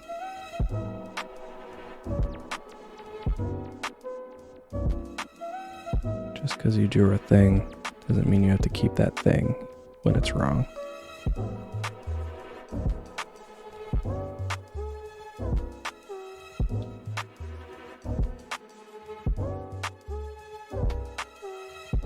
Just like anything, I suppose, in your day-to-day.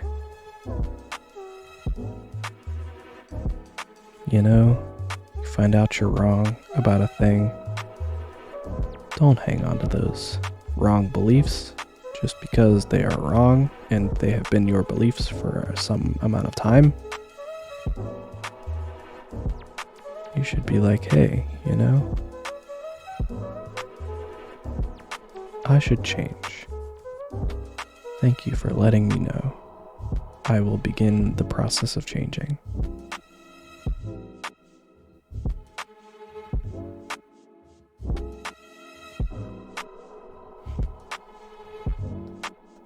I'm gonna get rid of this finger and say that this is another finger up there because it's reading that way.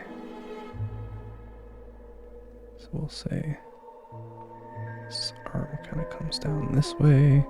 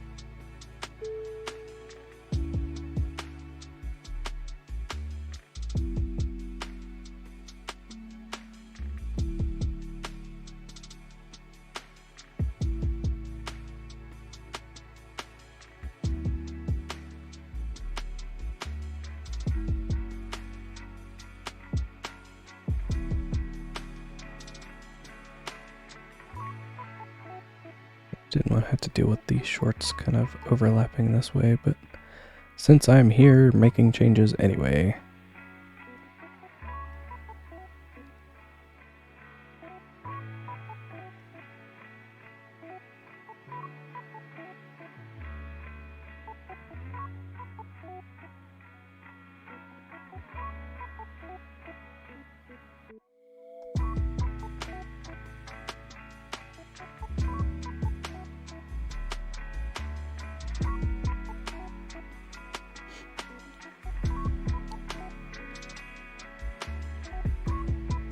this sort of step for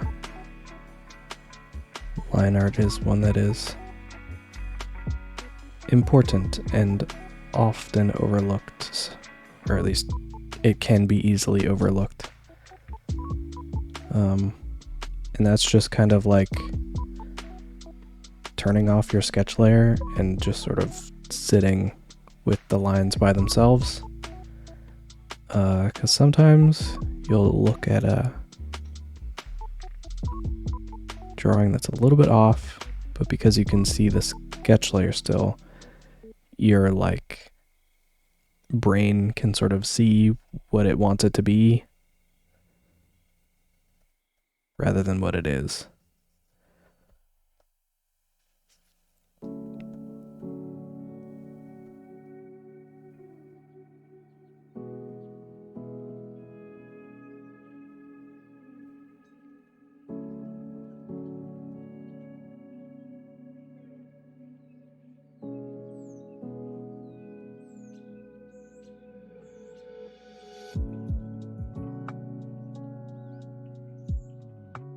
Oops. Oops. Something like that, I think.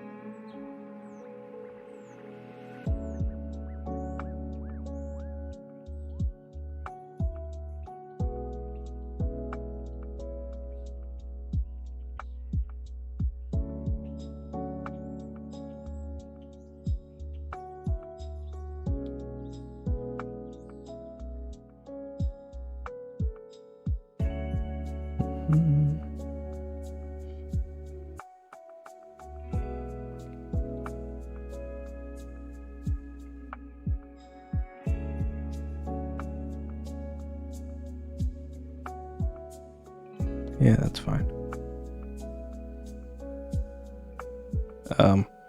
A thing that I do a lot sometimes as well with like line art, which you might see sometimes,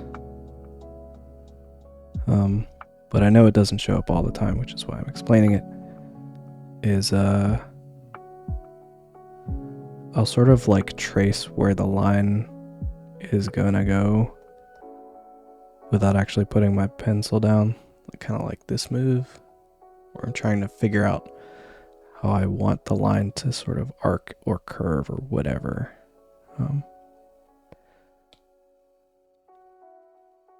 But especially stuff for like here, where like I want this kind of to continue along a certain path. But I don't want to draw that path because it's like blocked by something else.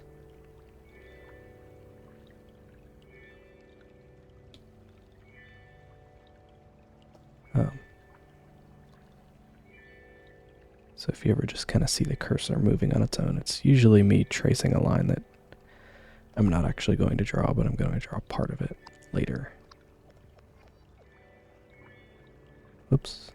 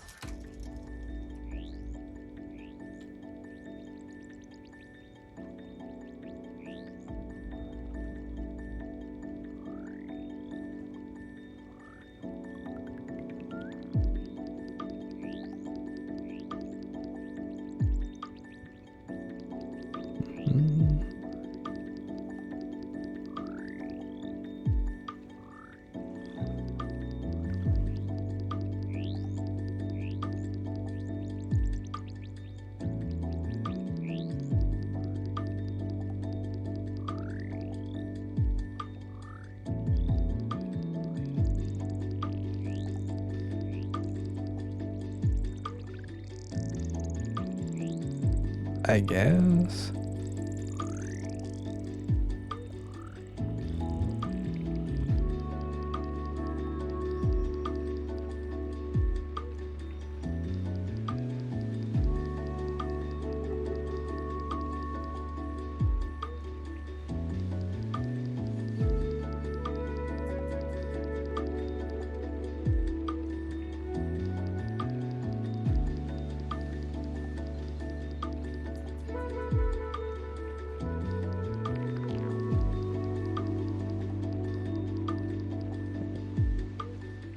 Down a little bit further as well.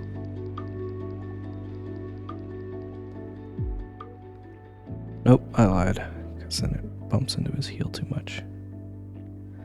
Boy, this foot is in a bad spot, just in general, for all of the lines beneath it.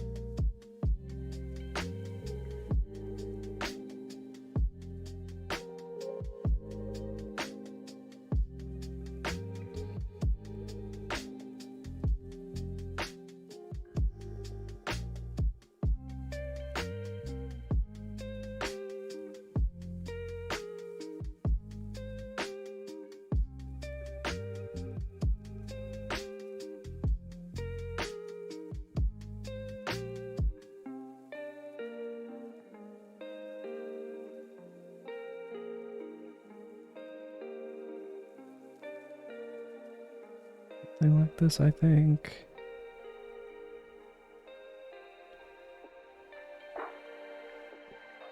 The other sort of unfortunate thing about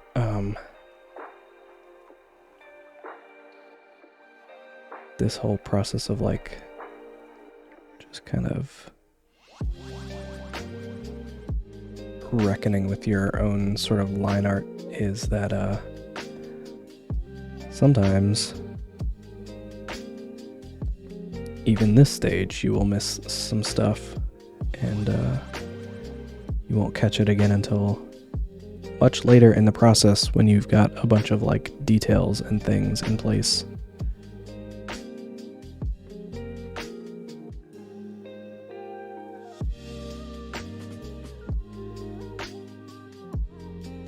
Something like this, I think.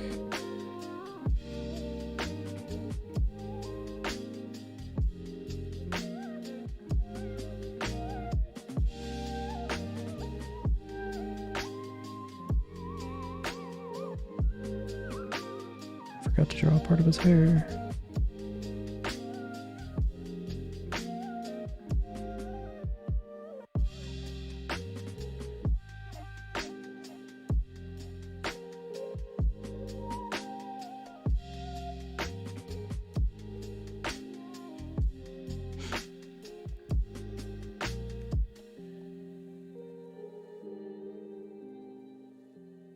Oops.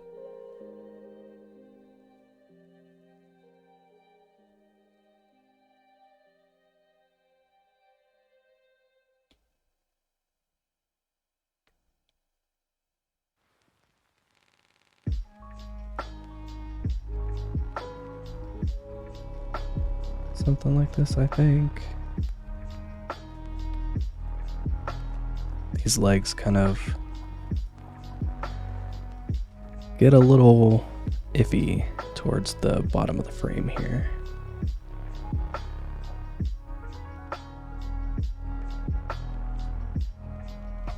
But I guess it's fine.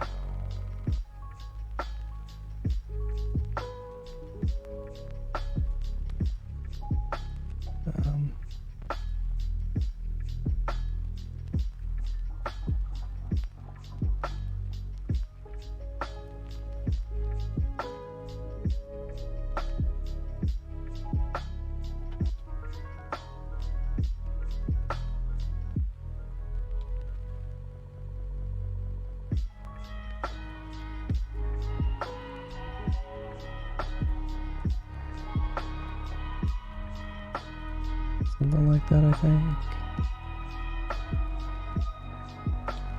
This probably needs to be more like here. It's more like there. You won't see any of those from anyone else.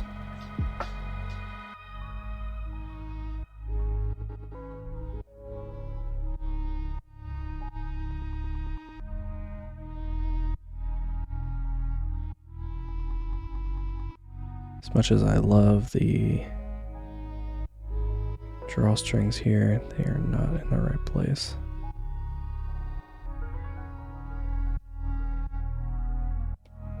I'm gonna see if I can salvage them.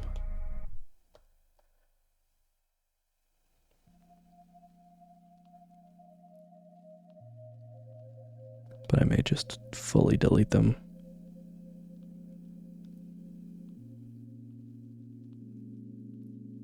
Oops.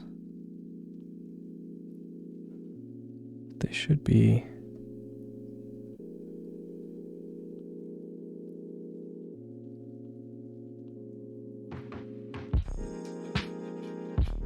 More like over here.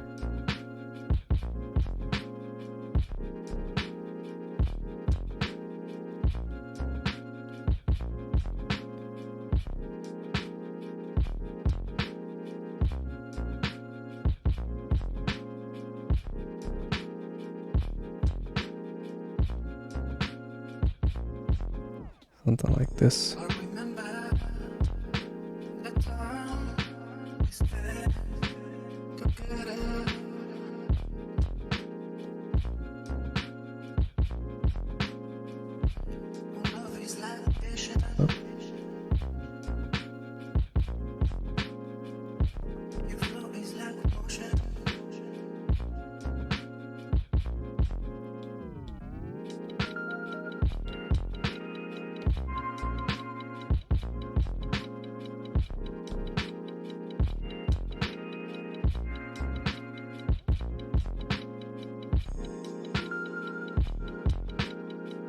Something a little more like this, I think.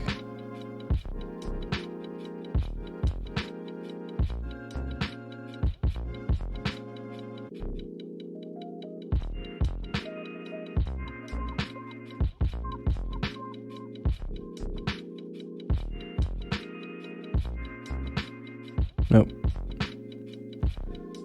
Even that's not right, so I'm gonna just get rid of them, I think.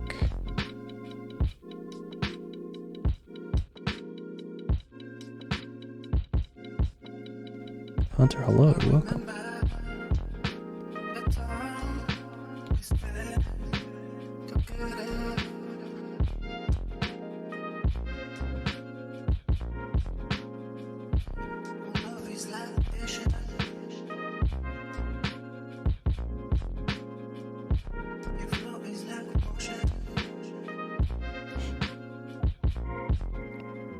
And I'm glad you're enjoying the chill vibes.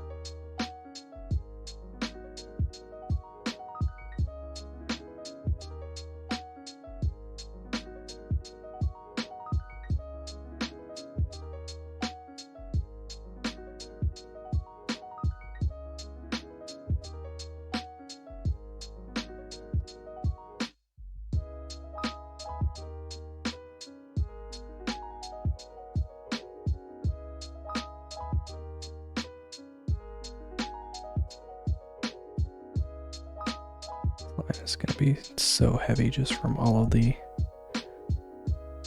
erasing and fixing I'm doing here. And I absolutely do not want it to be so heavy, because it's going to draw your eye there.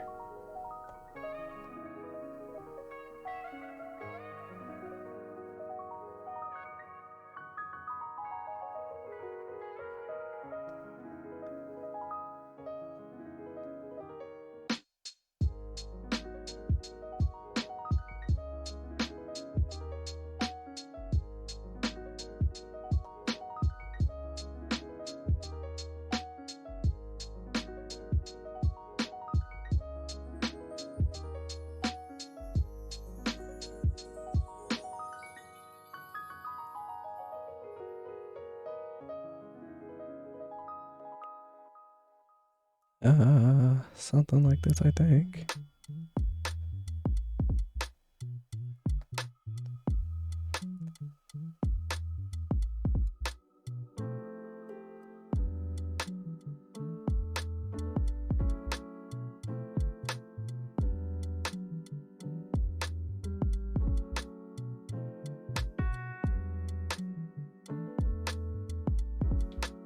It's been a while. Well, I'm glad you're able to hang out.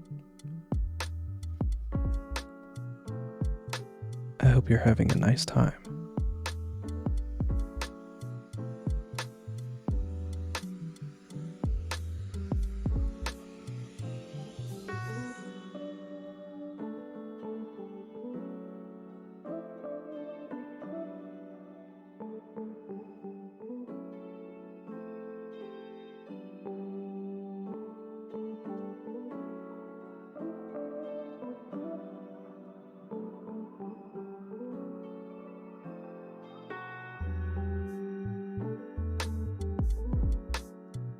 What was this from? I have no idea.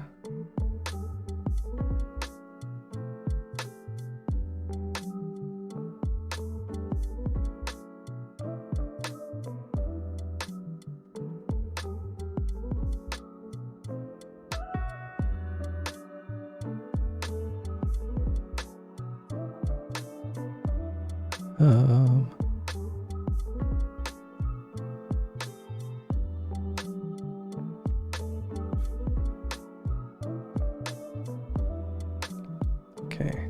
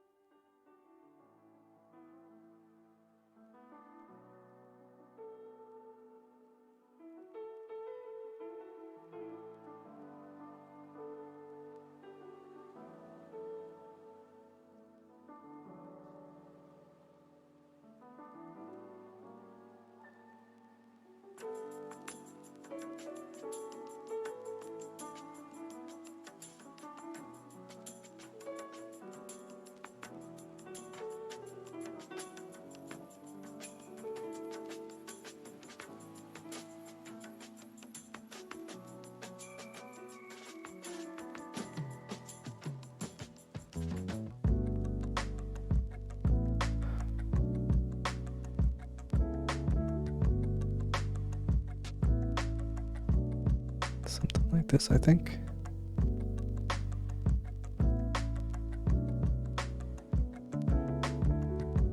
Oh boy, 5 in the morning. Get some rest.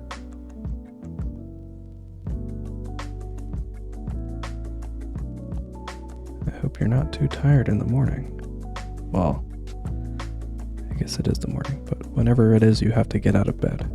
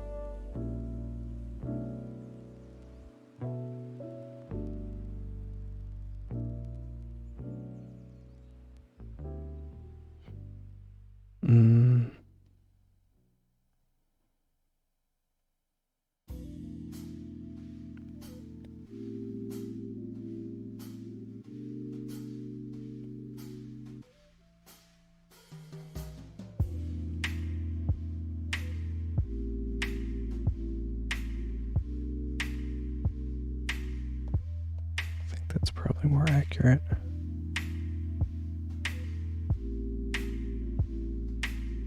Trying to make sure the angle for the surface of the water here matches with the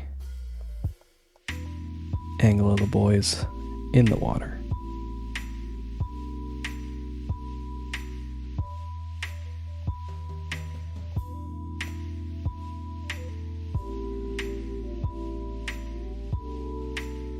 The baptism.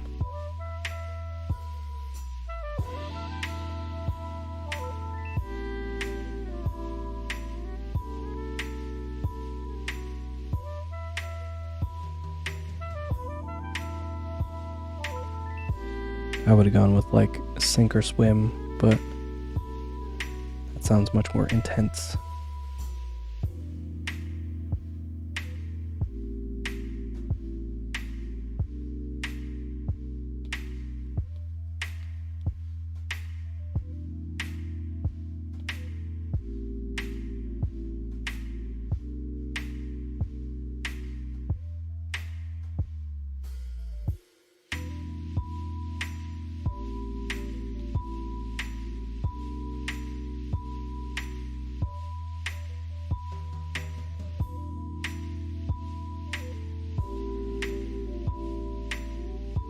Now I'm just thinking about,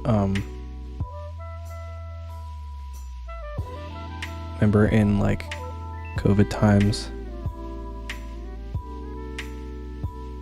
when everybody was like taking the social distancing much more seriously than they do now?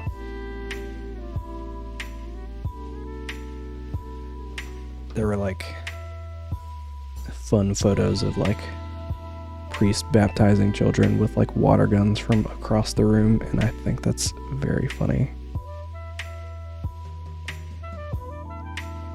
They should honestly keep it.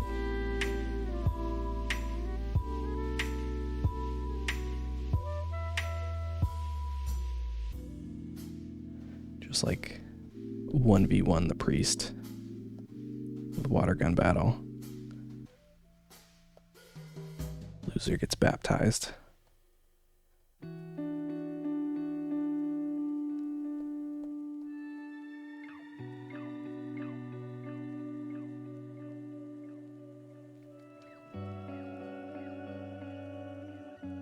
think there was another post like kind of like that where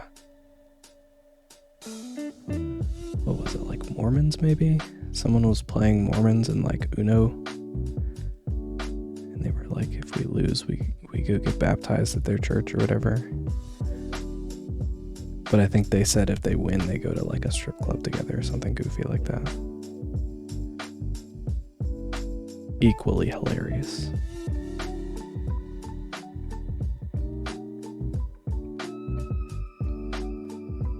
This water is like far too calm for it to be an ocean, but it's fine.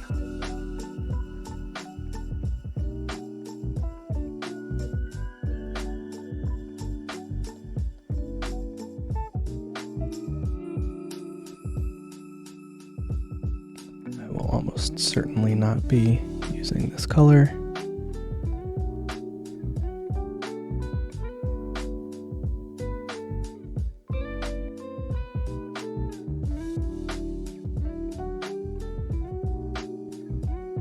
Just need it for the sake of blocking things in.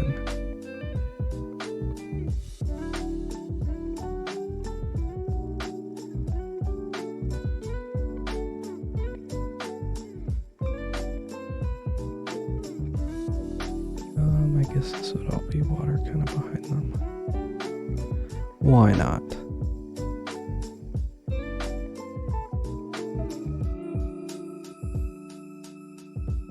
Shifted towards green a little bit more in the further away spots.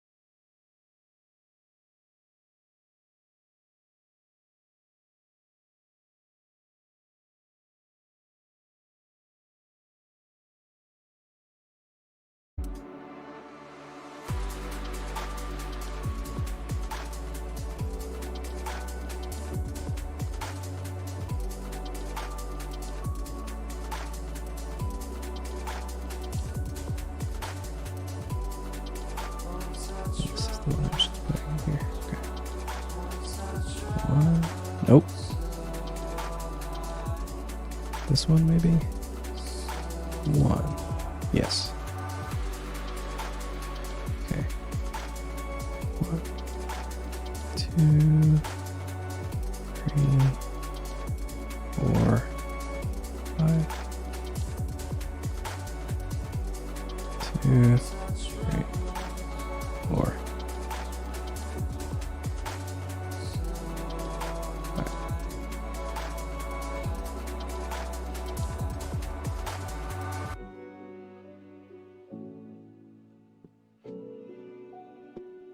Oh, selecting only the, yeah. So that particular process is specific to Procreate, but it's not a Procreate only thing. In fact, it's probably easier to do in a bunch of other programs. Procreate makes it kind of annoying to do sometimes. But yeah, essentially I'm just sort of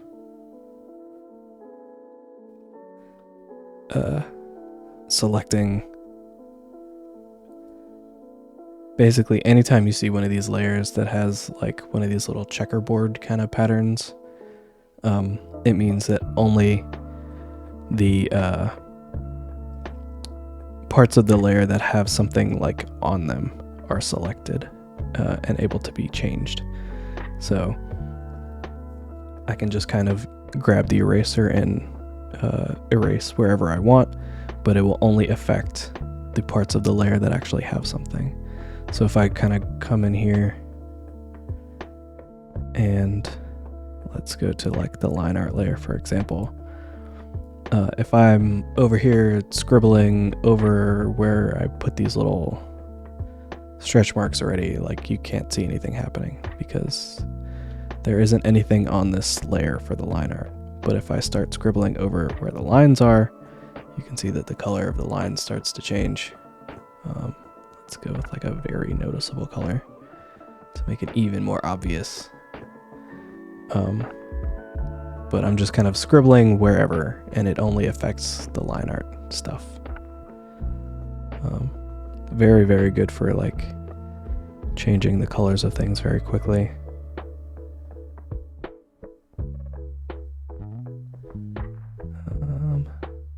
May as well just do this on a separate layer as well.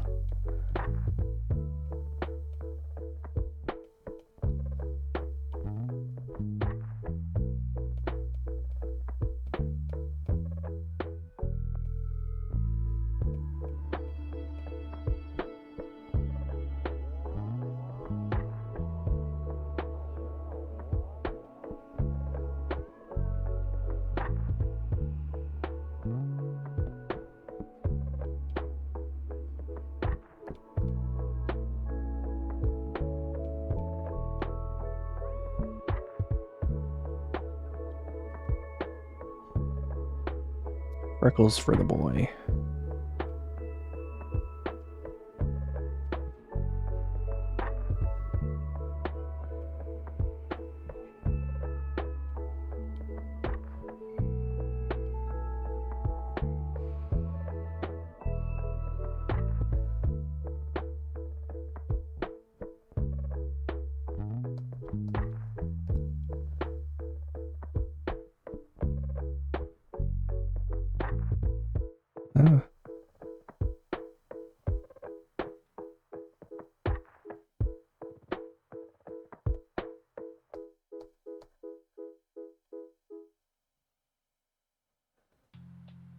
Oh.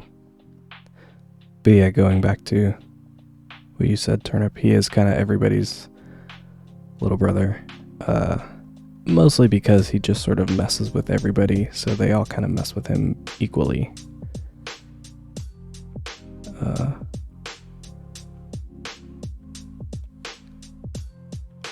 I think of him very much as like the gremlin of the group, where like he's just constantly like being a little scamp, messing with everybody.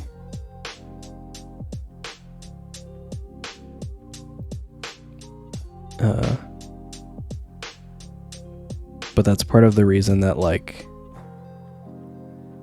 when they first met, Kai got along with him right away, because drunk Kai is very much the same constantly messing with people kind of person. Kai in general is very much like always messing with people, but he's like much more chill about it. Like, he won't necessarily go out of his way to mess with someone. Like, he won't create a situation specifically to mess with someone. I'll say it that way. But he will take an opportunity to mess with someone when it presents itself. Roz, on the other hand, will fully create a situation where he can mess with somebody. Just because that's how he is. Speaking of which,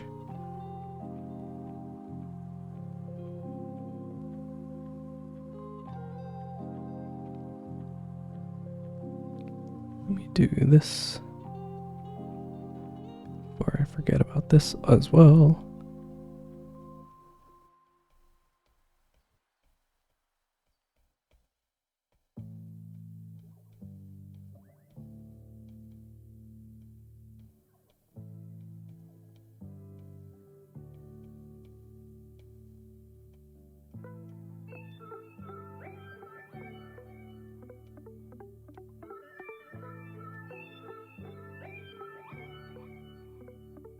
Yeah, very much like the mistletoe situation.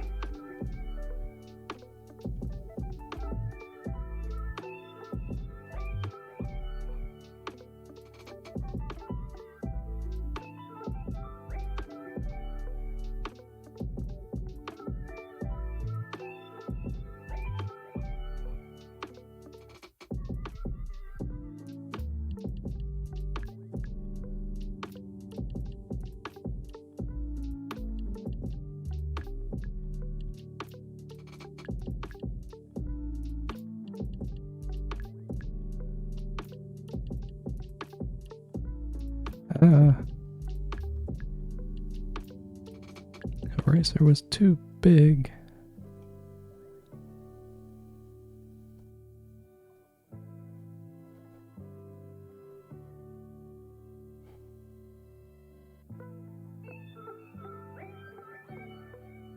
Okay.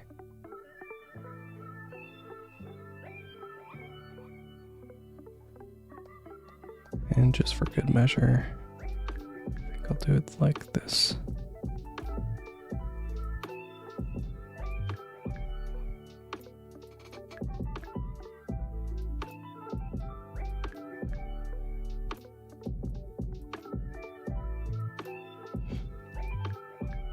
A follow-up to the mistletoe?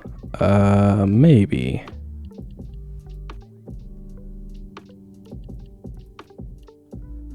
We'll see how the year goes, how things progress. I've sort of wanted to do more comic things, but sometimes it just like... It's one of those things that requires more of me than I thought it would initially.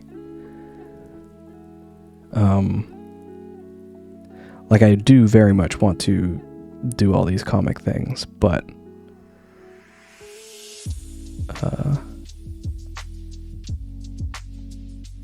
it is very I get home at the end of the day and I'm just like, I don't want to do anything.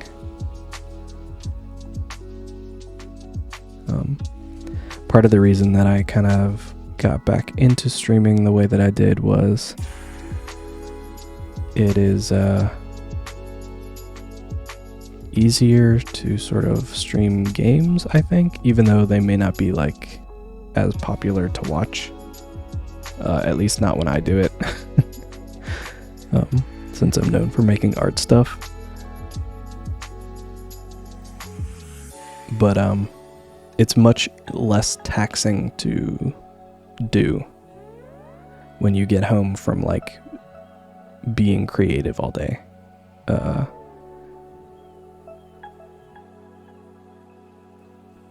Like sort of getting home to just be creative again some more is difficult, to say the least. I was very close to not streaming today, in fact.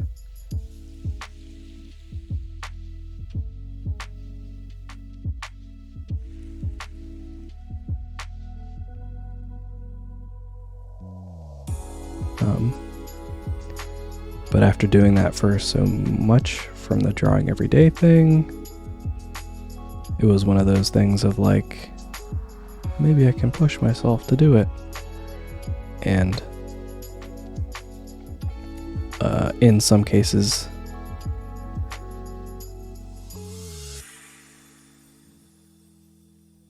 those Silver, hello. In some cases, like the drawing everyday thing kind of made things a lot worse. In terms of like being willing to push myself, because there were quite a number of days where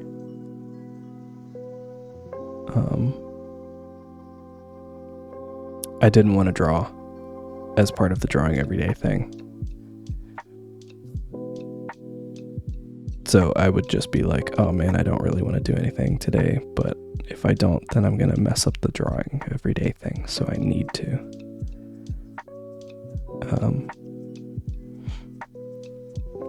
And on some of those days, the thing I would make after just sort of like forcing myself to do it would be something that I ended up liking quite a bit, or it would be something that like randomly would do very well on social media.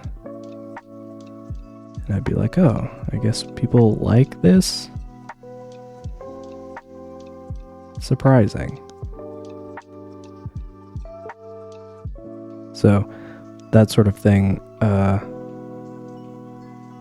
has sort of helped to shape my perspective on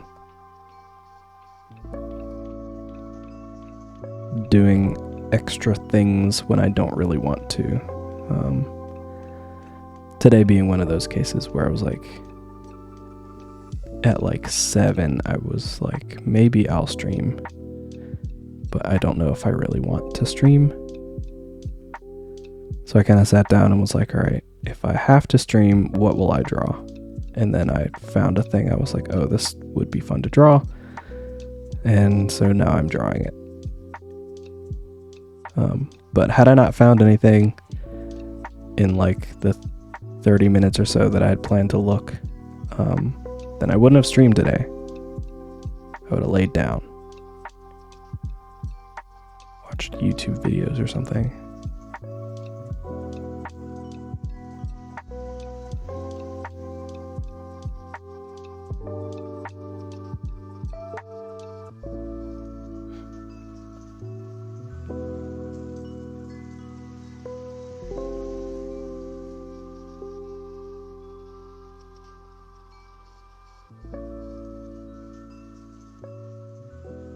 But I think part of that too is I'm like simultaneously out of things to watch, but have too many things to watch.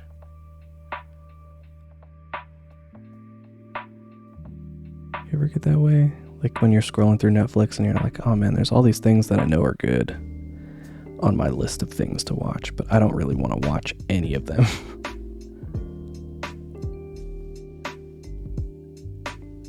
It's like the content equivalent of like going to the fridge and staring into it, knowing full well what is in the fridge before you get there.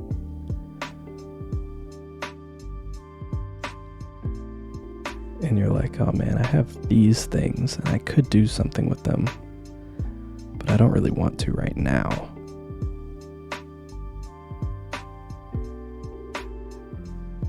Or the like very first world problem of being like, oh, I'm so hungry, but everything I have at my house is like not a thing I want to eat.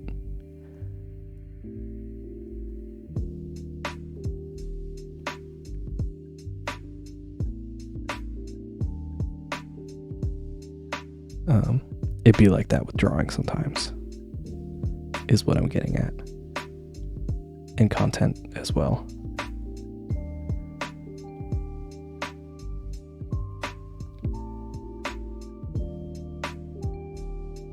Truly a Sisyphus moment. I don't know about Sisyphus. Maybe Tantalus?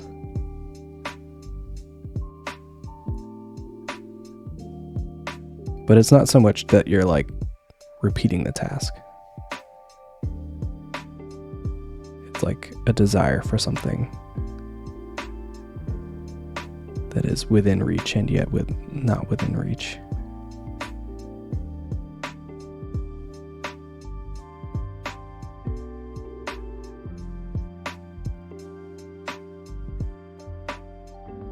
Come back to it later and lower your standards. The pro strat.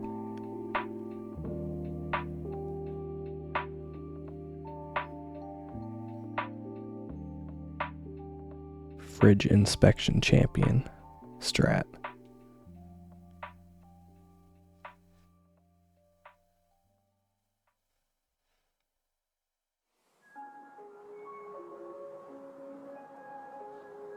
Mm-hmm.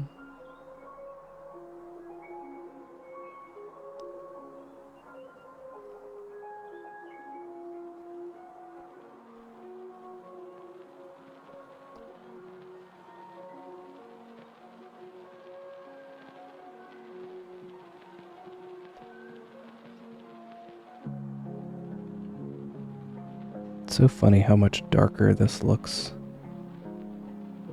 in the like little panel of palettes because it's next to so many other colors that are not this color. Like it doesn't look like it would be so similar to Tank's skin tone. And yet here we are.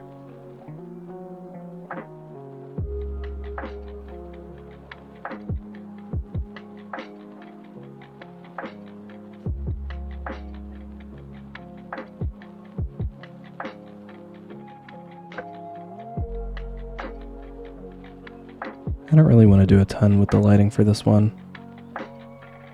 Might just do like a single pass kind of thing.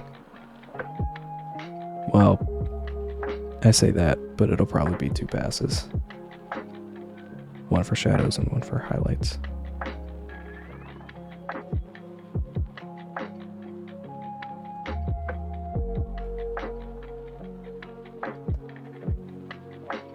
But the reference we were kind of going with is more about the pose than it is about the lighting.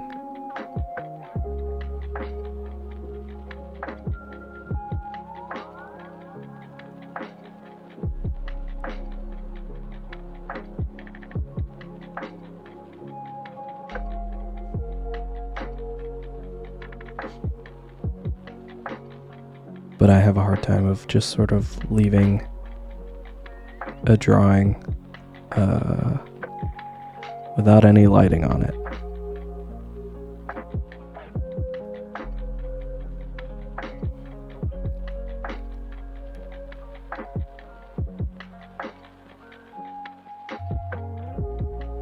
Just because the lighting is usually a pretty fun part of it.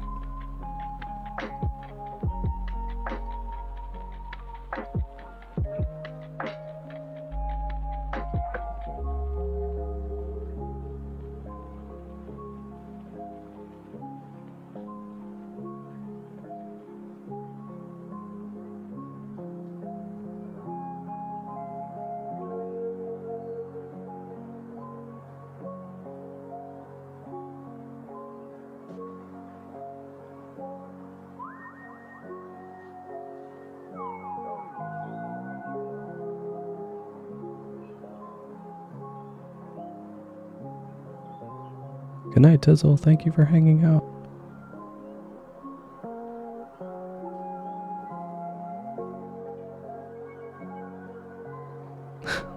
victory is a treat. No. No. I cannot. I must not.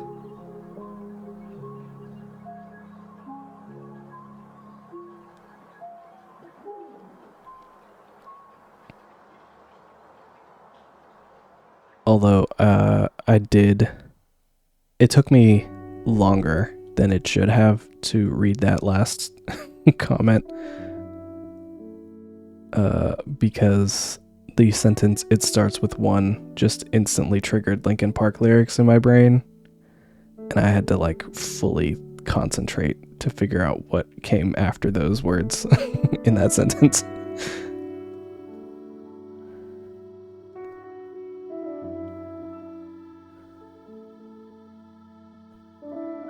It just be like that sometimes, you know? Doesn't even matter how hard you try.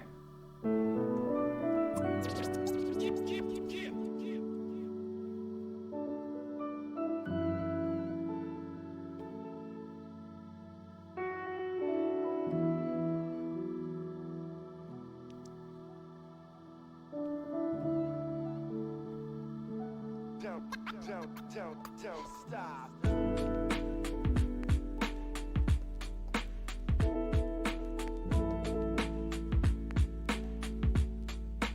How I would karaoke the song. I mean, in the context of Twitch, it would most likely be like not at all karaoke. I would do like the most like uptight sounding spoken word version.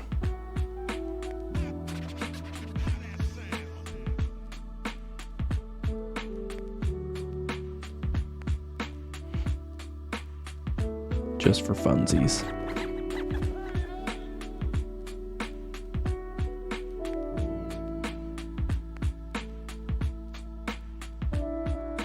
I don't generally sing unless I'm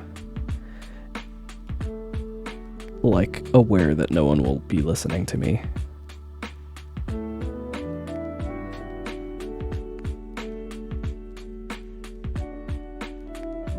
It's where Jesse gets that particular trait from.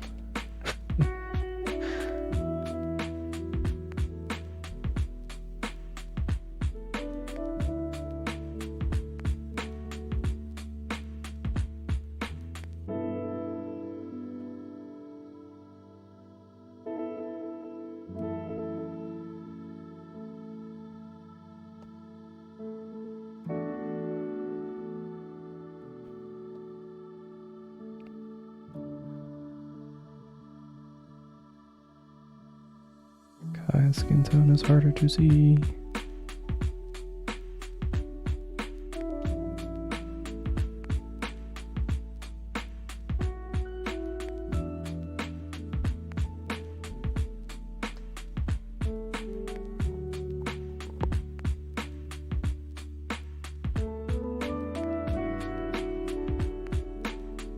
Bigger than Roz and still can't swim. It has nothing to do with bigness. It's just about like being in the water, navigating the water and such.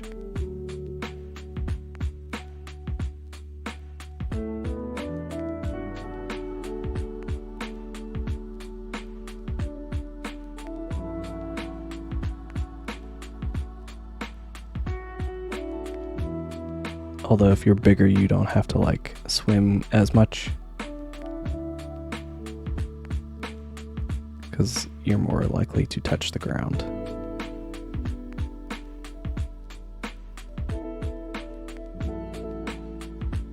So maybe you just haven't needed to swim, because you can just walk.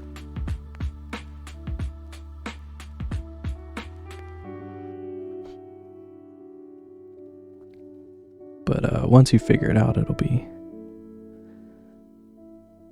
it's one of those, like a bicycle situation. You never forget.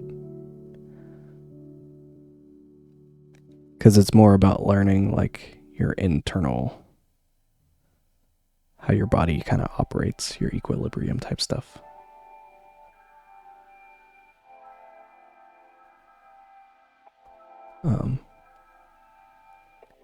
Which is just a sort of sense that doesn't really go away. I can attest to that like adage as well. I learned how to ride a bike when I was like 7 or 8, but I lived on a very steep hill and I never wanted to ride my bike. It was very scary. So I never rode a bike after I learned how to ride a bike. And then many years later, when I was like 16, 17, I had just sort of been operating under the assumption that I could not ride a bike anymore, until one day I got on a bike and it was like, oh, this is fine. And I was like, oh, you really don't forget. Wow.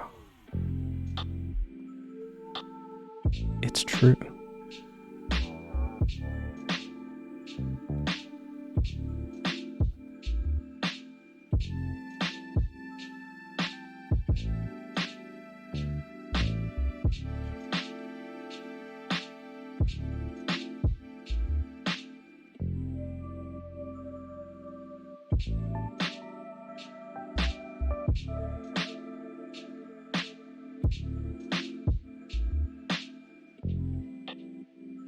Oh boy.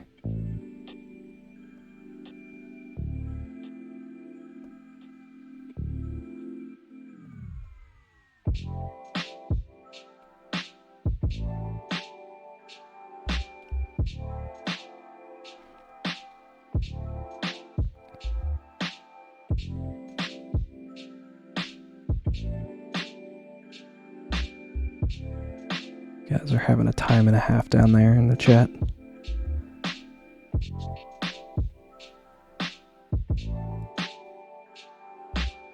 I don't know why it's down there. It's above me on the screen right now, but you know what I mean. I'm looking down at my screen.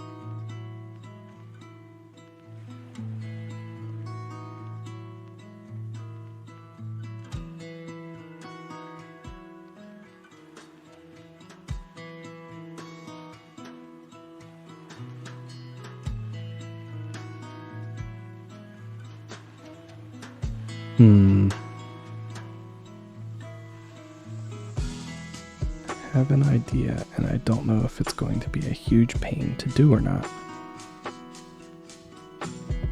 I guess I should do it now before I... Not like right now, but like in a second. Before I get tired and determine that it is, in fact, too much effort to do.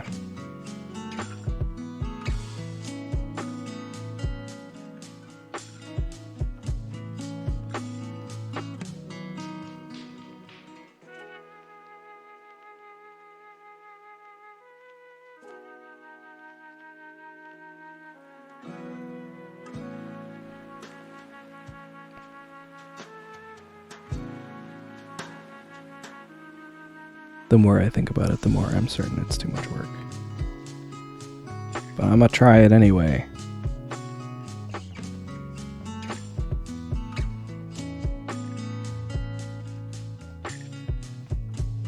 I'm some kind of fool.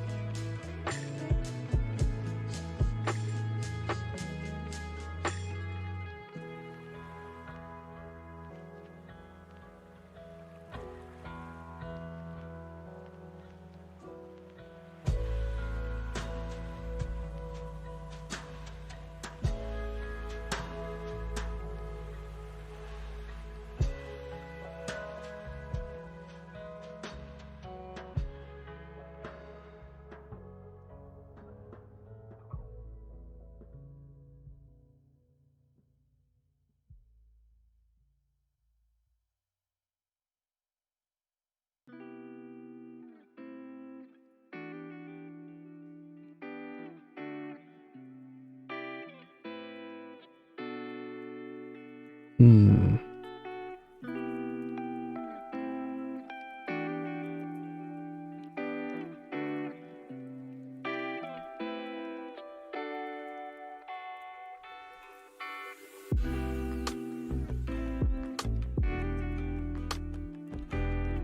honestly just kind of stop it here with like this pattern.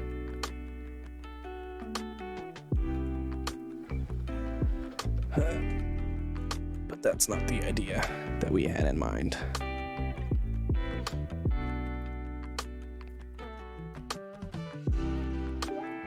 Okay. I think these kind of go like this.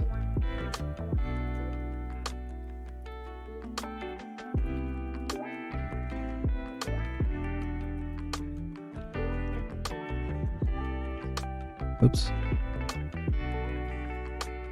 And also that's too big. It's to be like kind of in the middle, I guess.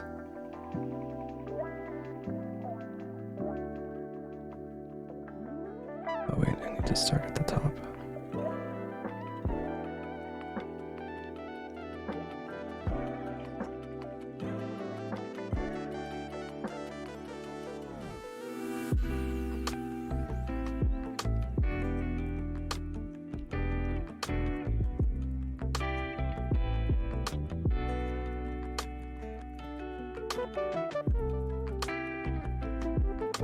Oh, you know what? I should use this brush instead. Because it'll be more consistent.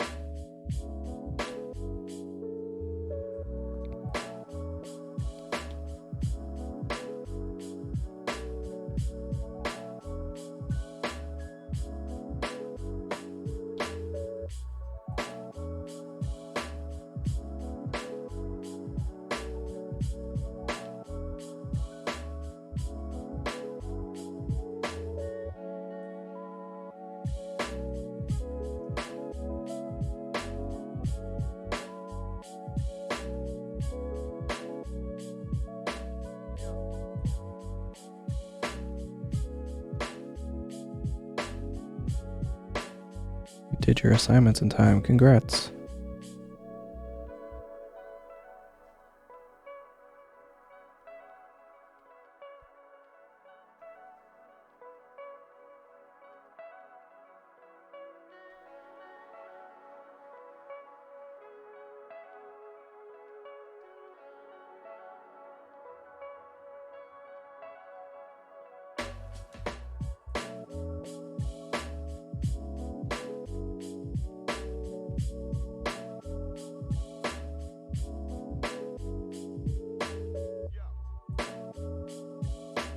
These are too tall.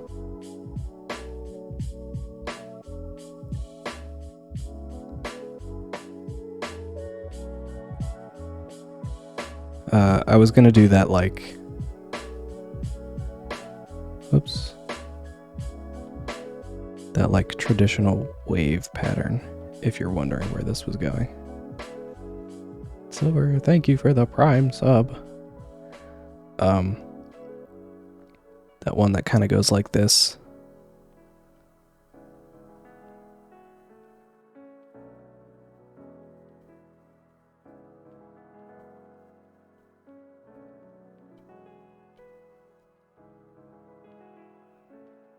But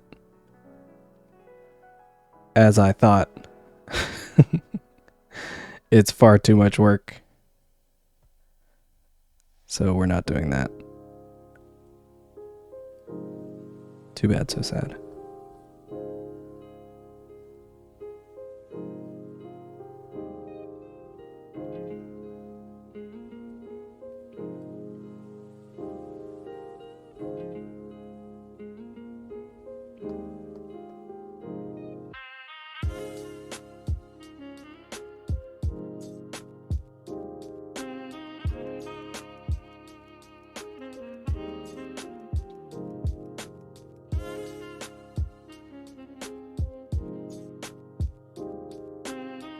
Also, 35 months is far too long.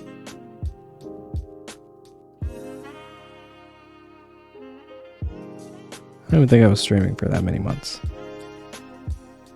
I stopped somewhere in the middle there. At the very least.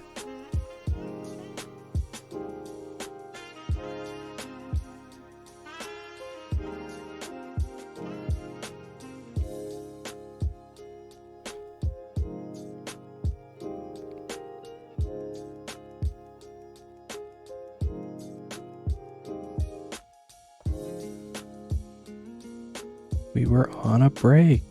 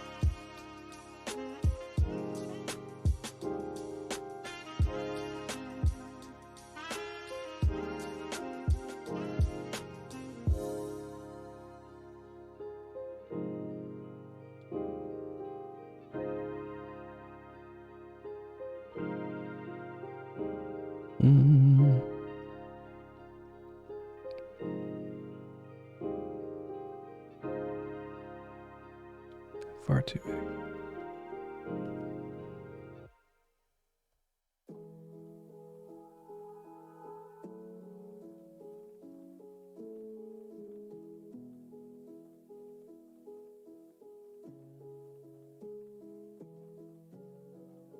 Oh.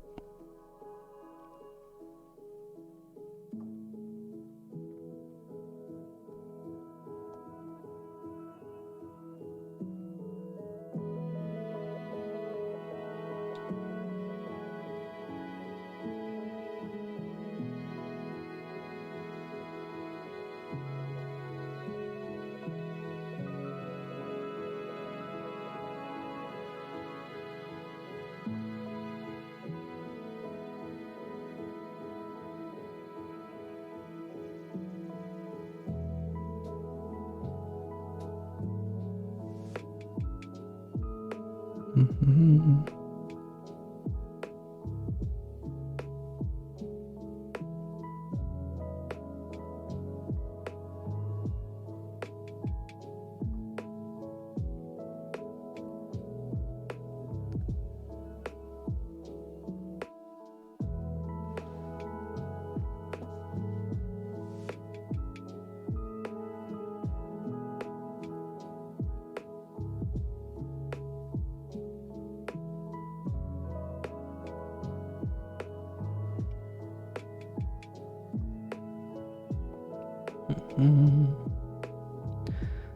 I forgot to add this, so I'll do it now.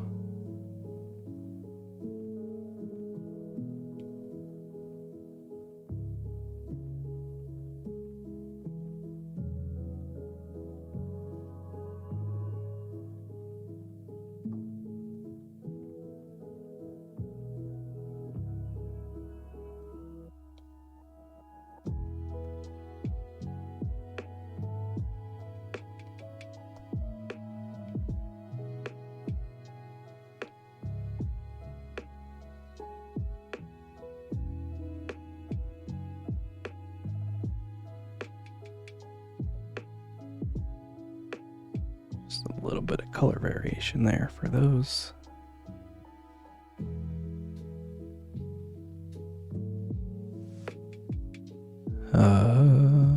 What was I doing before?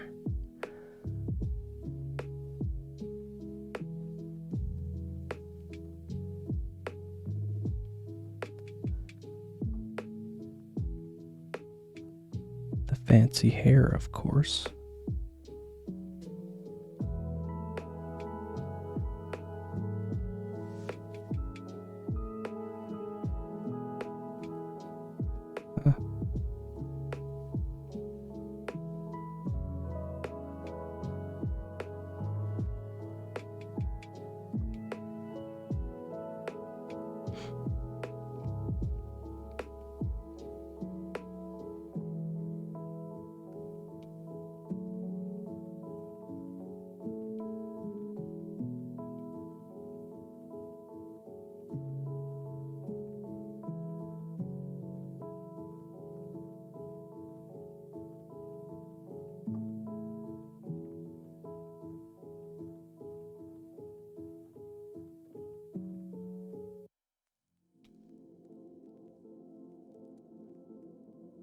Mm-hmm.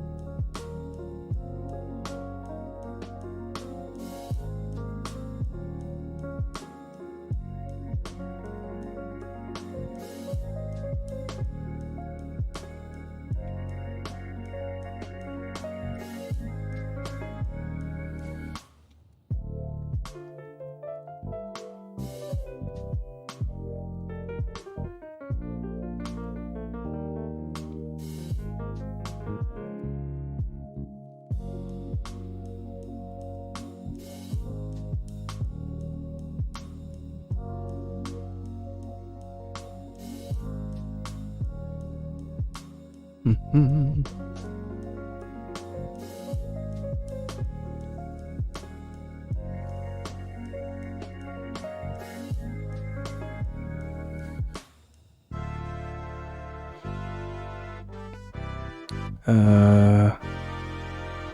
No one has had any issue with the boys being larger.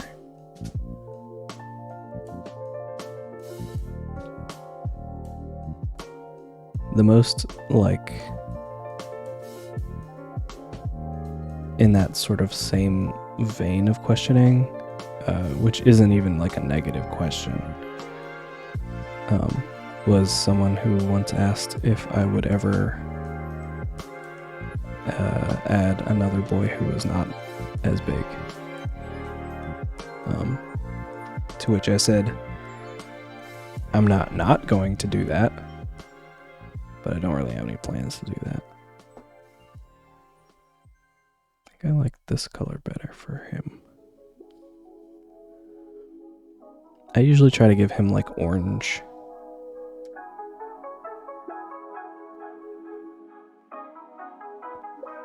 So let's try that maybe. Mostly because he's usually in the water, so orange stands out a bit more. Orange and red. Speaking of which, let's try to do some stuff here. Want a bit of green.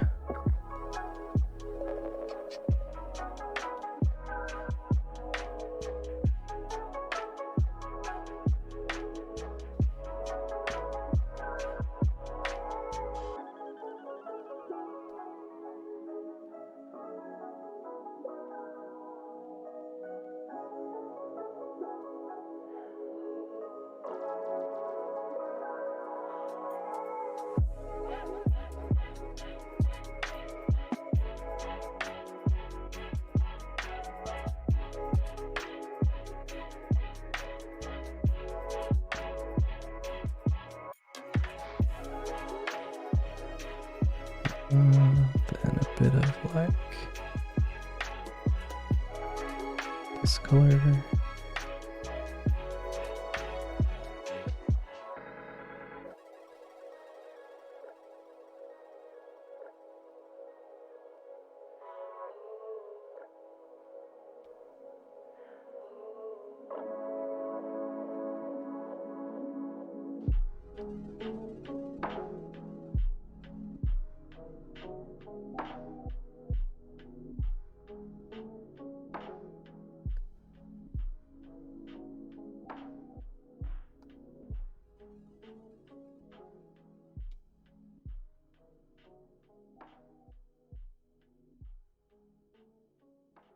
Oop.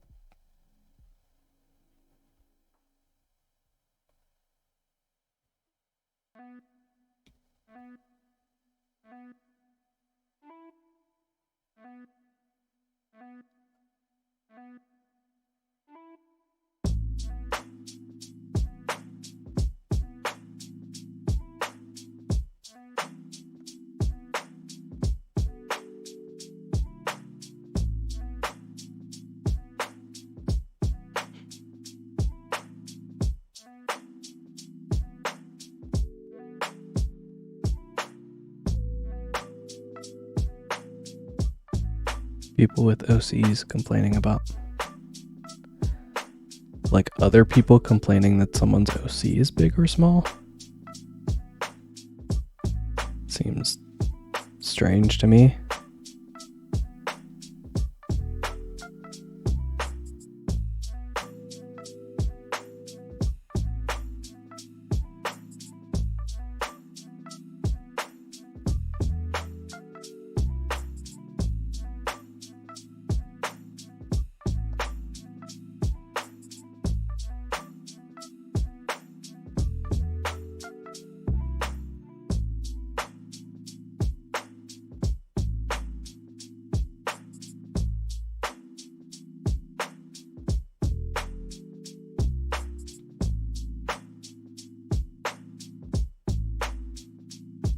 Trying not to get too concerned with these shapes here, because most of this is going to get covered up by our friends.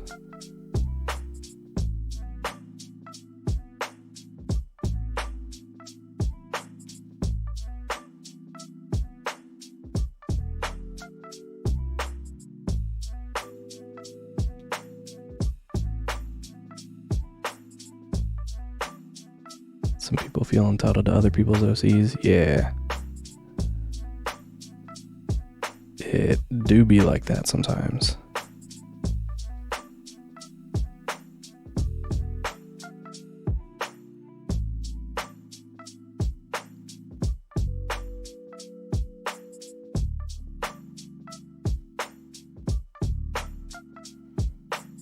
And then I think just to kind of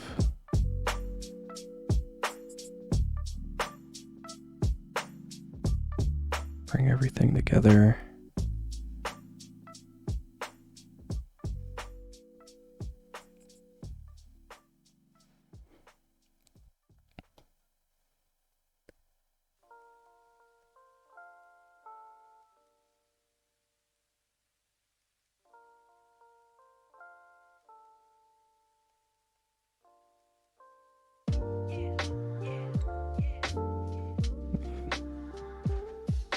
Do this first.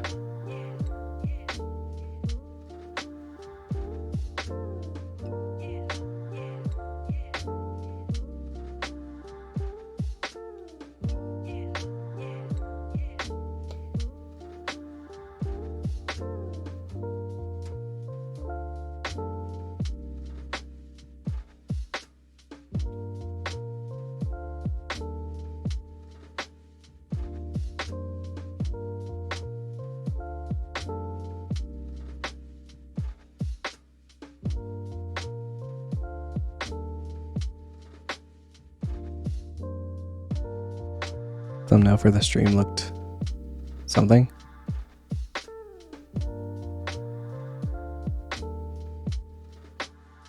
I don't really know what the thumbnails look like while the stream is in progress.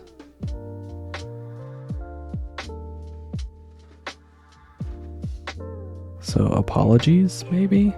I'm not sure.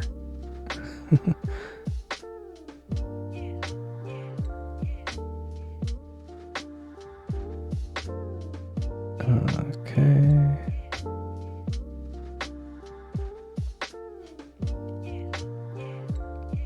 Oh wait, tank gets yellow.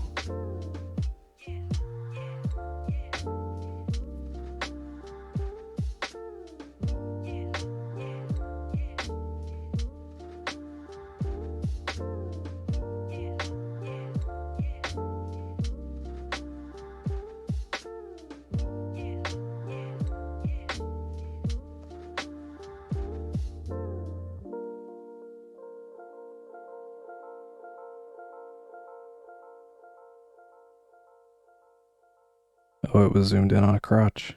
Oops.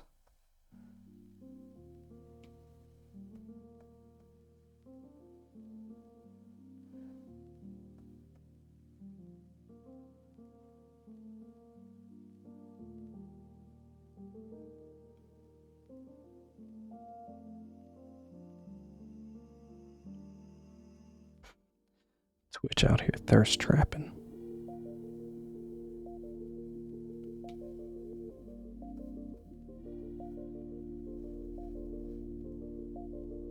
This is maybe a little too bright.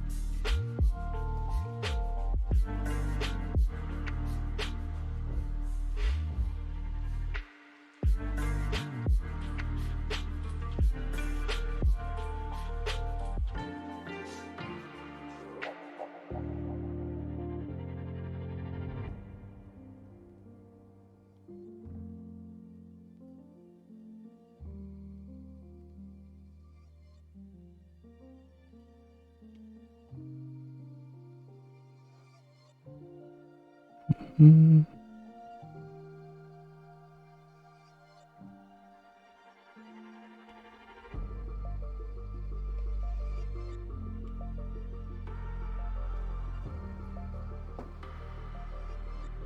Oh.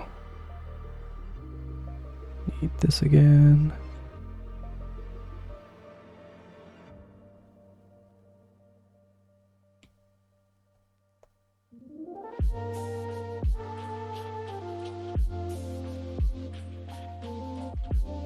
I think Tank's nose might be too big, but I've come too far.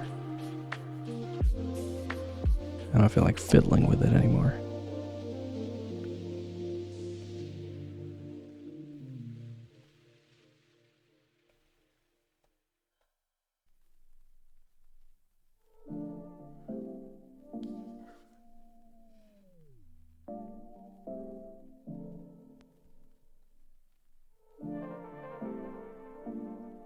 It's either too big or slightly too high up, but I think for the angle, it's not going to be like noticeable.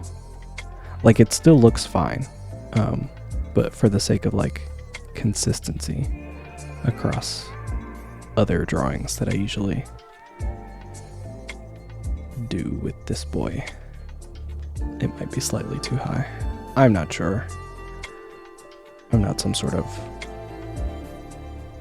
expert. Maybe I am. I guess I probably am for this boy, but still.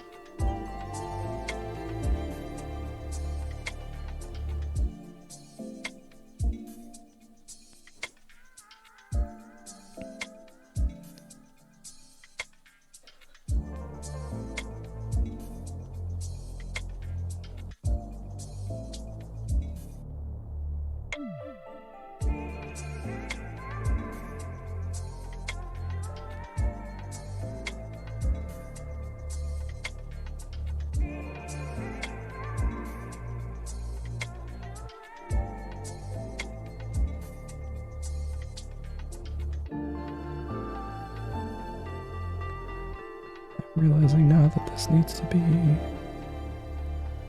further down.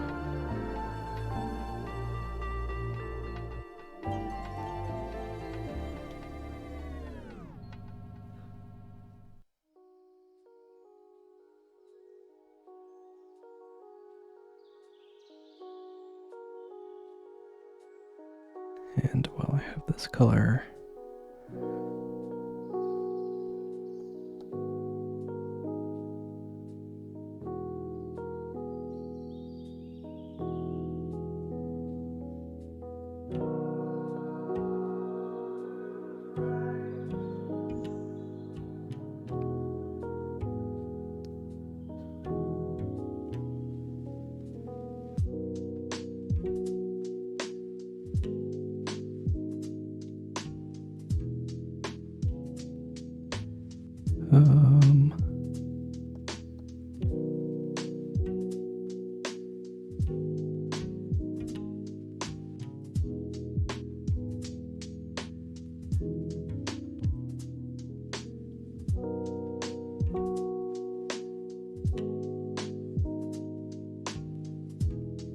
count the 3 and just eat them.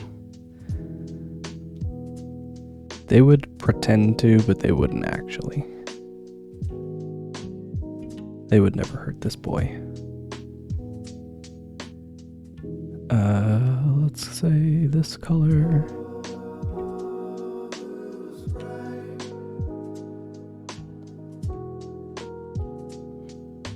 We usually do earth tones for raws.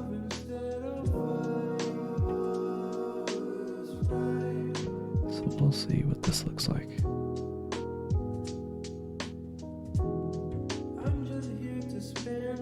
He's precious, Cargo. It's true. Precious little gremlin baby.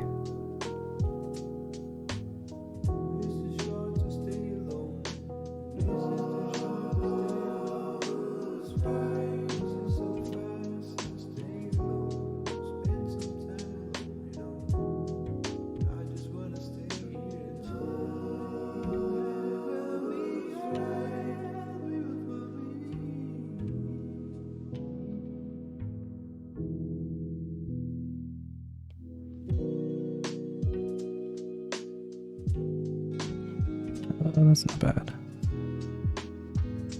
Can I get maybe a little more vibrant here?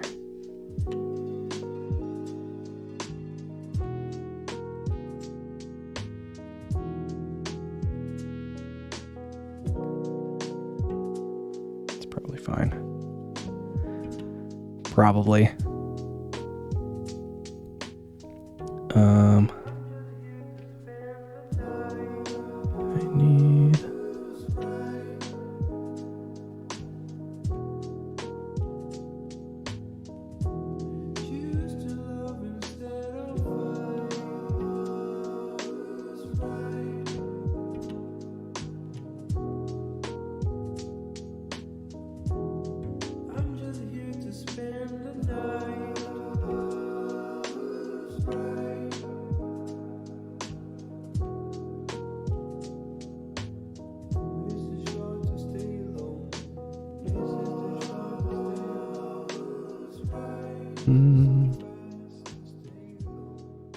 Okay.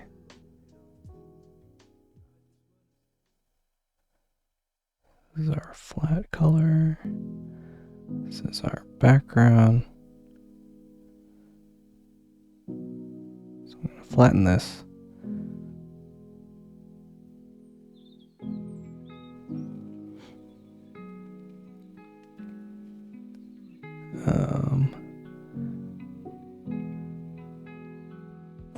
Let's see how this goes.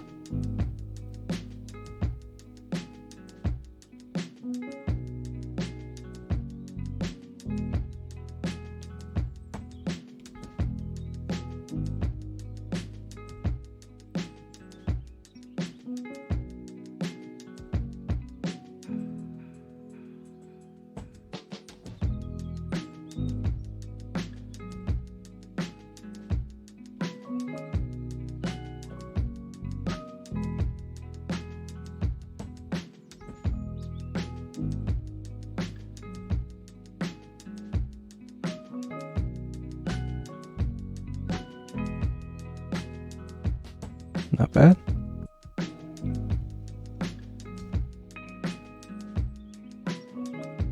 Actually, though, I think I want to put one of those on the background. What was that? Overlay? Yeah.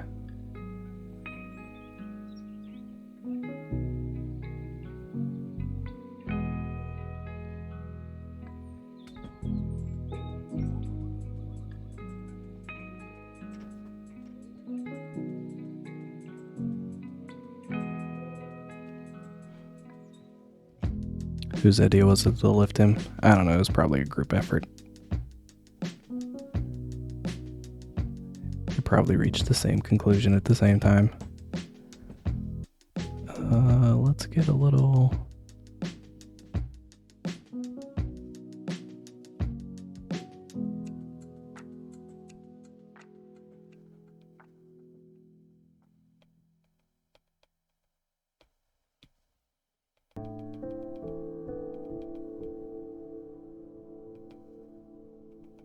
just so that it doesn't look like they're in a desert wasteland out here.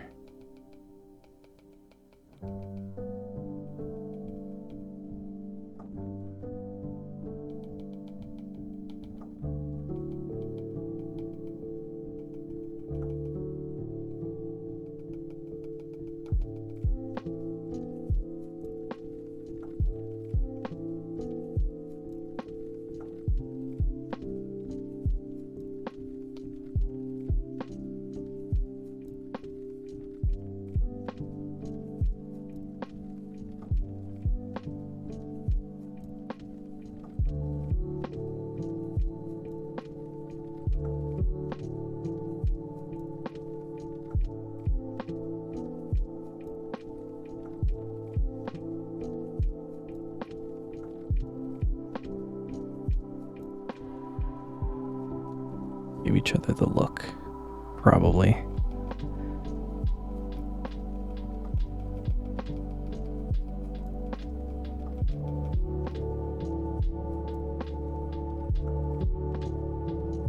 Or maybe it was like some sort of retaliation. Hershey's Kisses commercial. The one with the bells.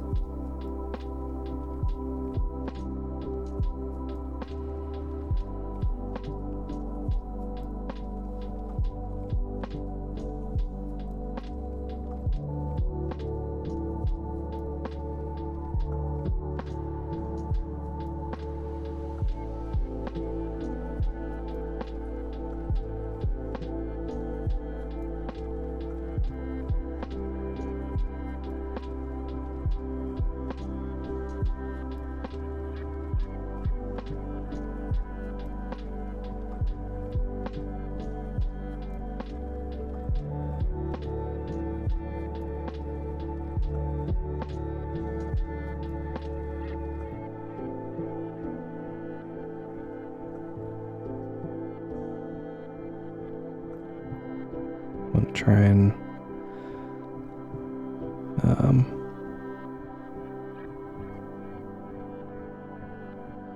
sort of darken up these areas beneath our boy here. Not so much for like a shadow pass, but for like a separation.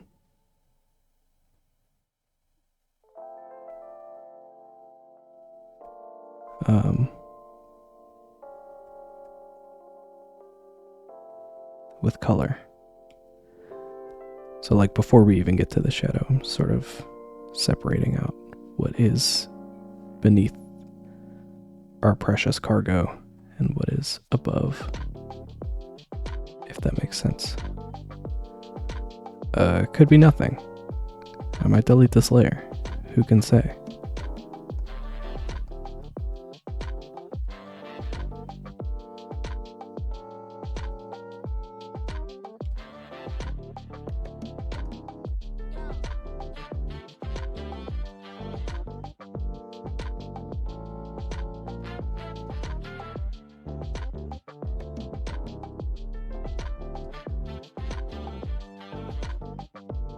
Oof. It's a surprise tool for later.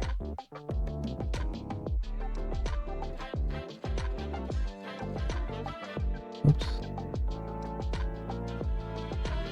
Almost forgot a spot.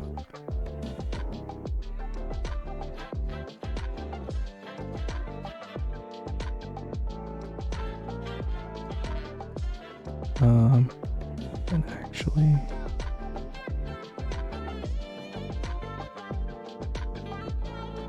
I think I just want this to be the color turned down a bit.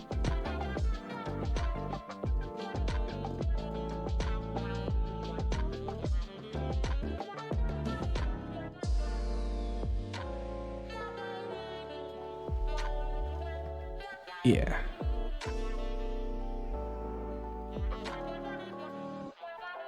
Okay.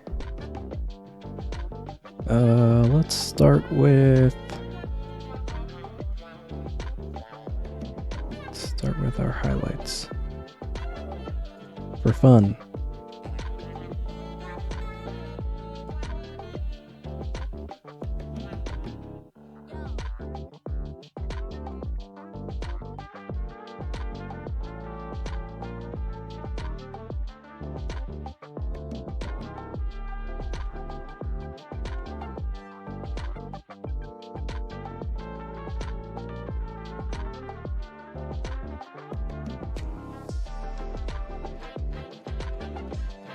I'm being a little loose with these because I'm gonna blur these in a second.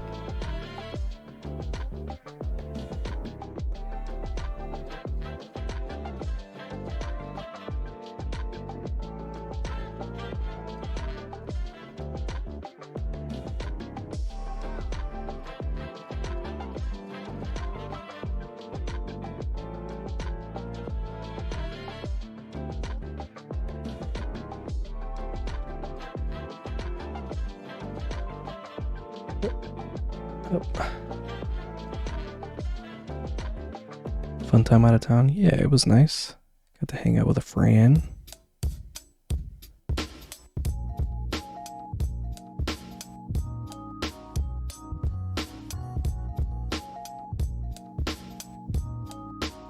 That seems probably fine, so let's continue that.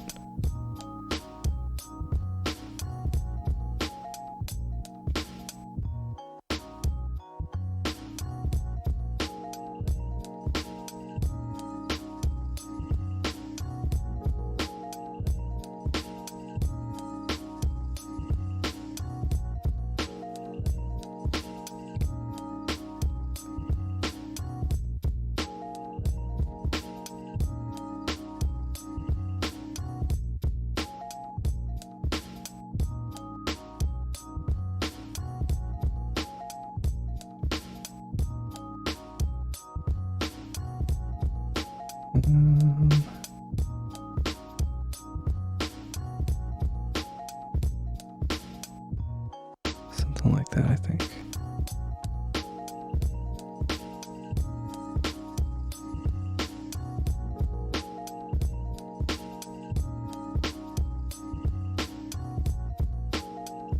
Just a very general sort of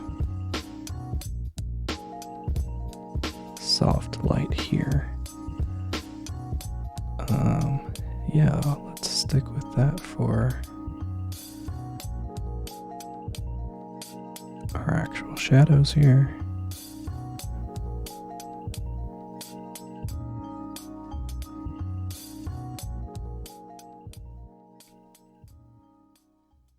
Just kind of see how it looks first.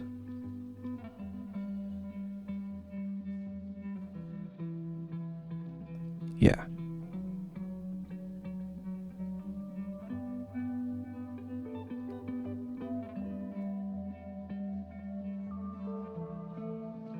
Now, some folks will sort of,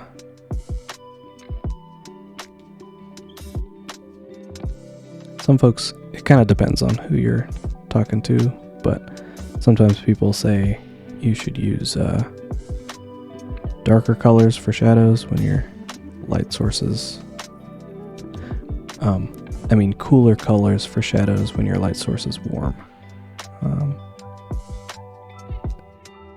I have not found a huge difference in that a lot of the time. Sometimes it helps the shadows to sort of stand out a little bit more. But for me, kind of keeping the colors analogous, so like warm shadows for warm light can sort of add to the mood. Like using warm shadows with warmer light makes it just kind of feel hot. Like it's a nice summer day, you know? I could decide in like a number of minutes that this is not what I want. And perhaps I will change it, but until that happens, we're going with warm.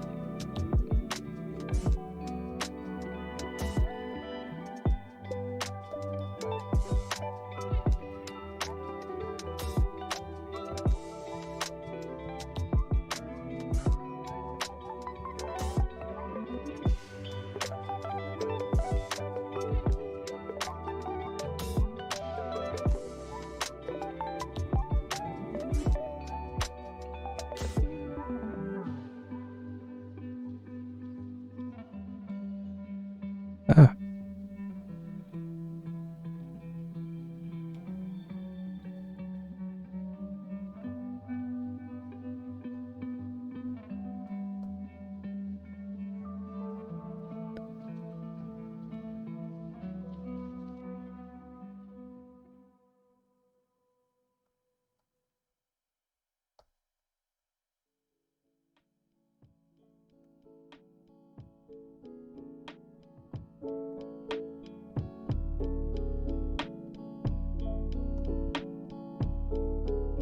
The more I'm looking at this, the more I'm thinking this probably does need to be in shadow here.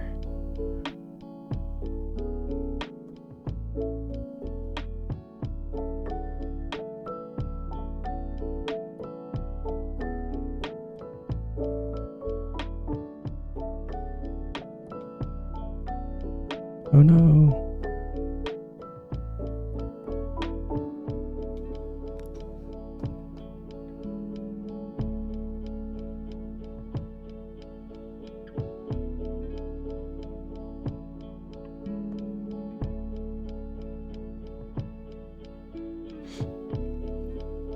This is absolutely too dark for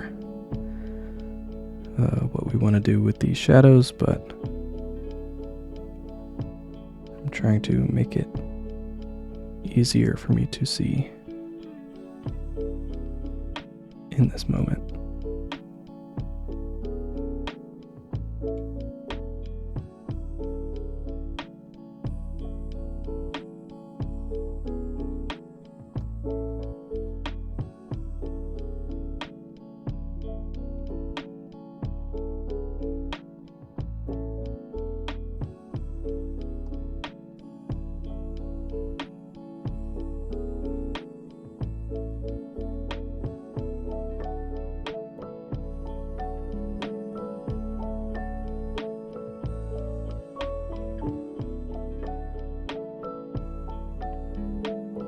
That, I think.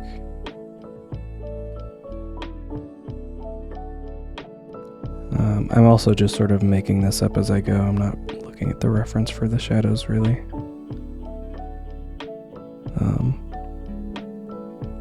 Because again, the reference is dudes at the end of a football game, so the lighting is for like a stadium, I guess. Which is a very specific type of lighting. Which is not this lighting.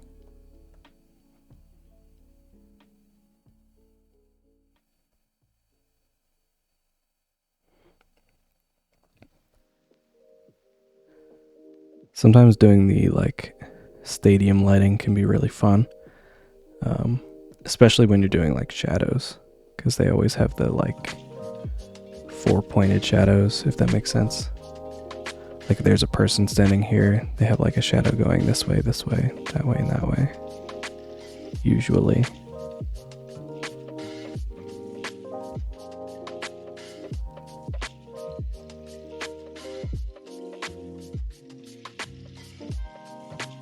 And it just looks really neat. Sometimes it's a bit of a pain to do, because you suddenly have a bunch of like shadowy shapes and things to keep track of.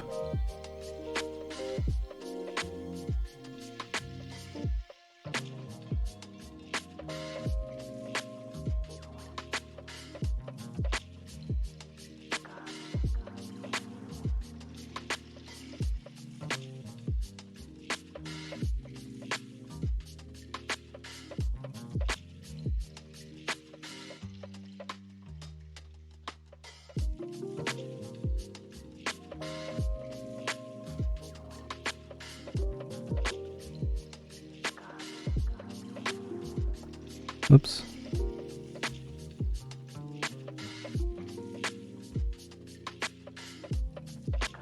Nope. I wasn't sure which of those shadow shapes would be more accurate. So I did just kind of try.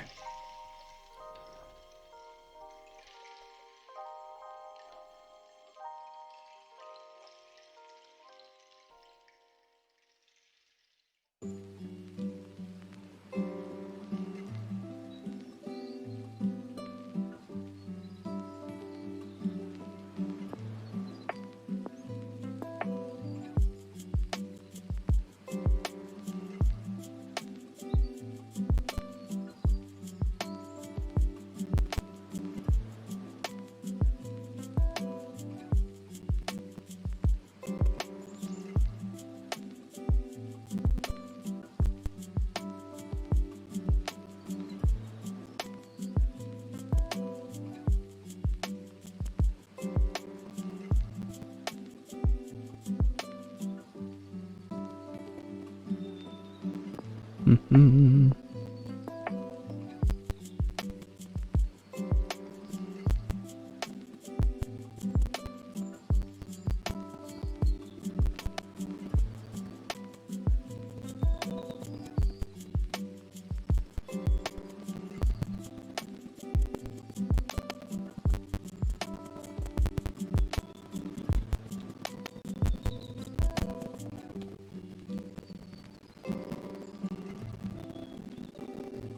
I don't get to do this type of lighting for him very much, so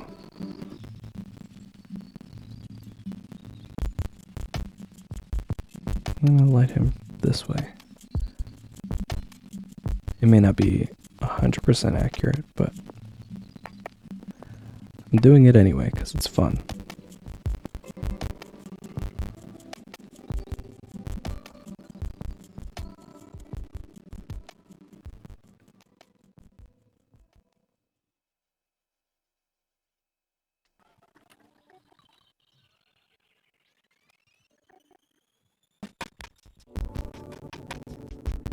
A shape to learn to get right. Yes.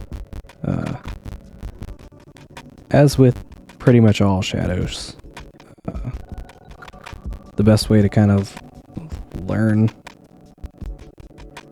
where they go and what they look like is just observation.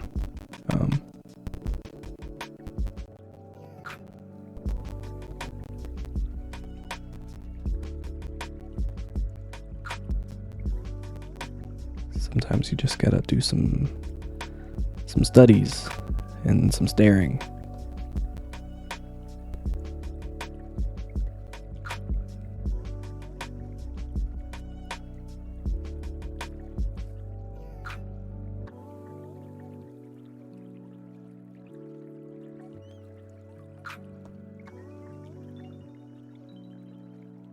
I haven't done any life drawing in a little while, actually, now that I'm thinking about it. Just like pictures and stuff, you know? Not any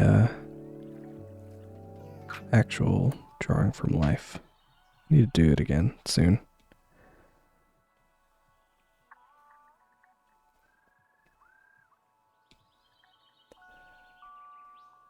Gotta set some time aside.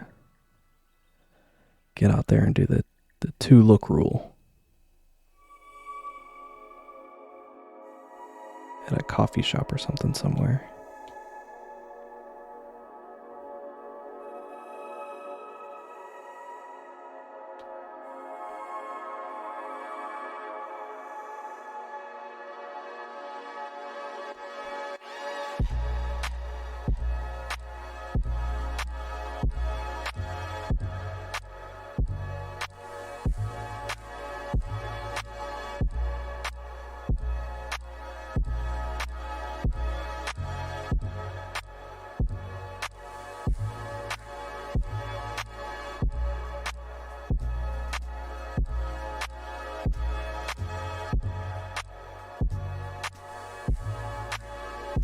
Decided I want a lot more shadows on the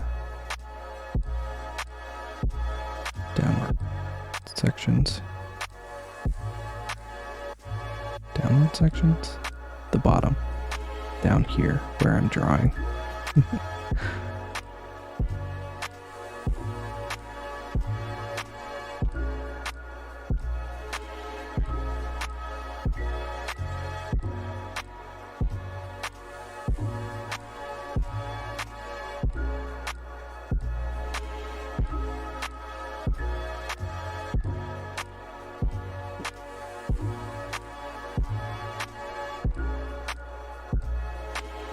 Oh no, don't entirely do that.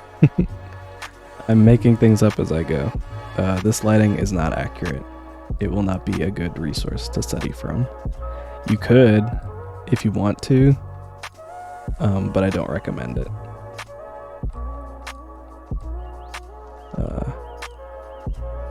Just because I'm kind of putting stuff, like I'm deciding where the light is in real time. At this point I've kind of decided it's like coming from this way.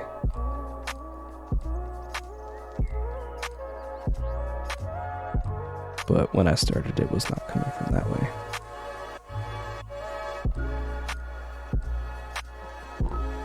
Too late. Oh no. No. Turnip, no, don't do it.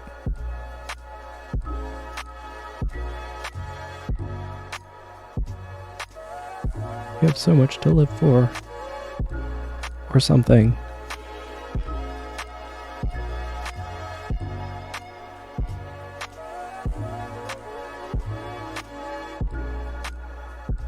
And just like we did for Tank, this whole section's just gonna be dark.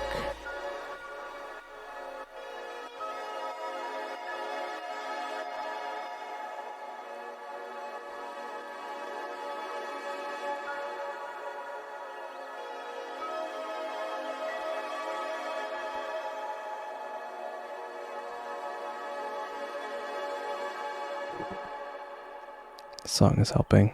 Oh no. No.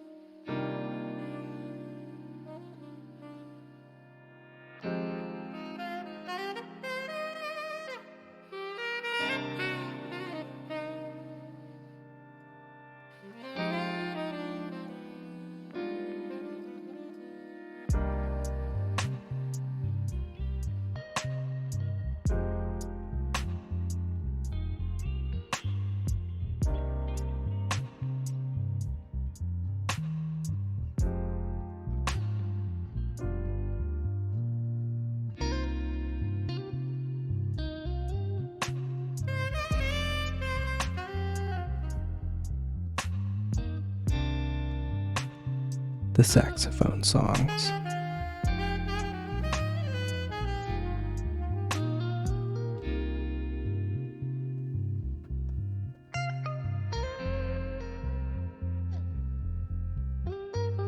Saxophone just makes me want to listen to MokaJake. If you like saxophones but want more of a sort of, I don't know how to put it, I guess like somewhere between like jazz, R&B, and hip-hop. That's how I would describe MokaJake.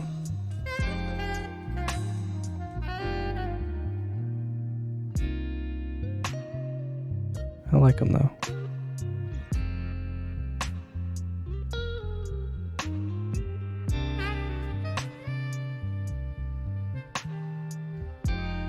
I think all of this would be in shadow probably.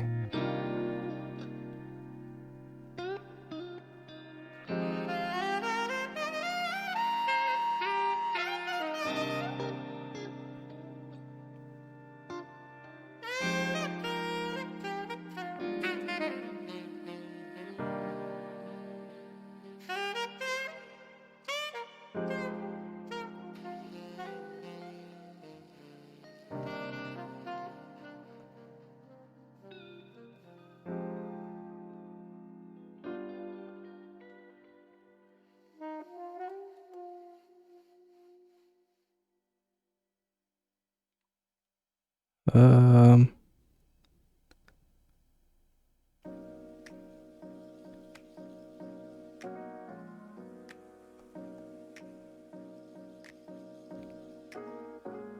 have no idea if that chin is correct. I don't think it is.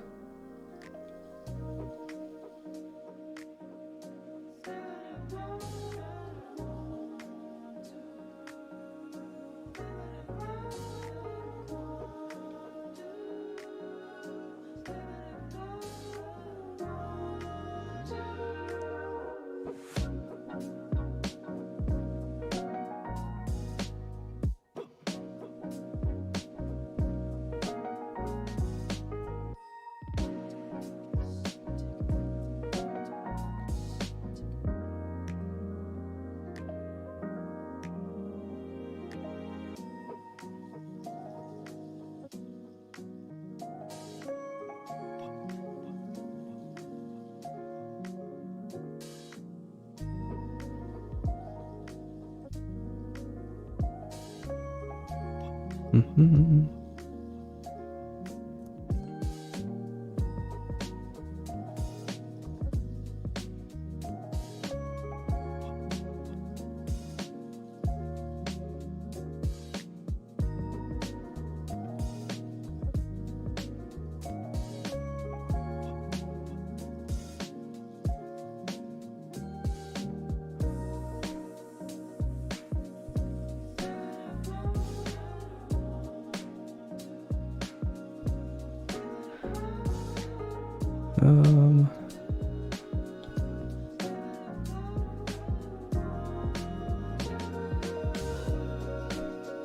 Something like that.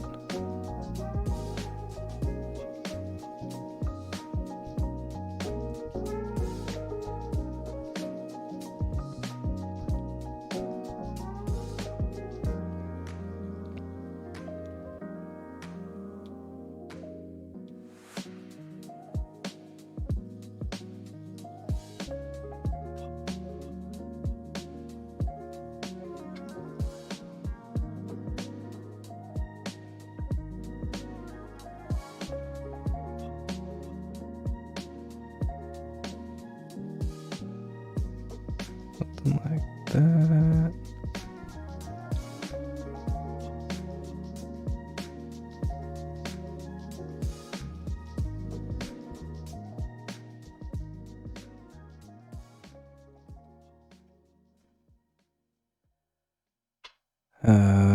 Sure. think there might be a little bit here. But just a little bit.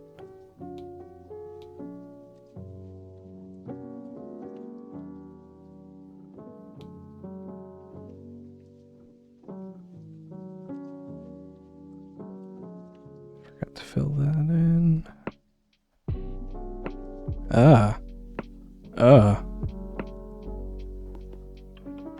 I don't know what that was.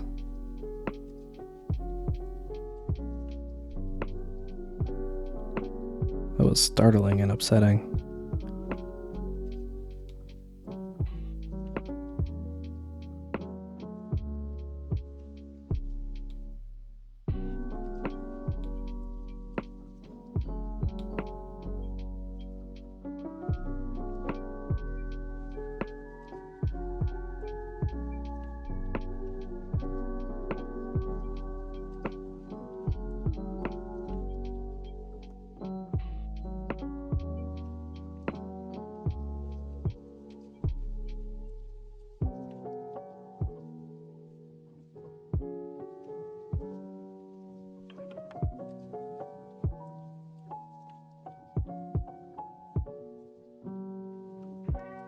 Just kind of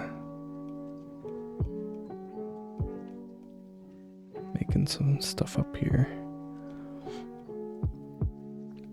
I always try to do a little bit of shadow, like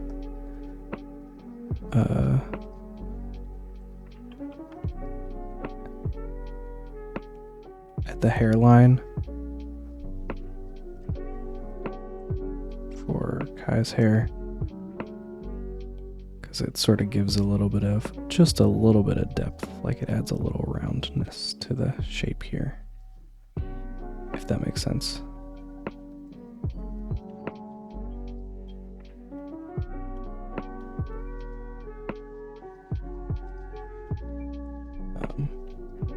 Not always accurate, in fact,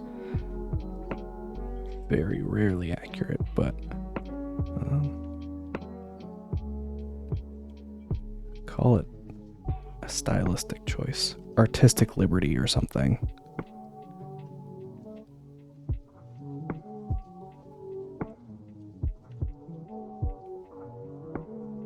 Is this anything? Kind of.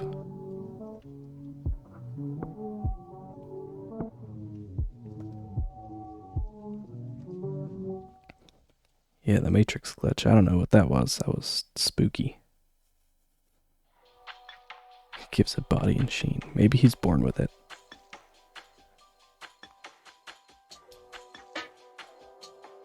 Maybe it's an extra little shadow pass.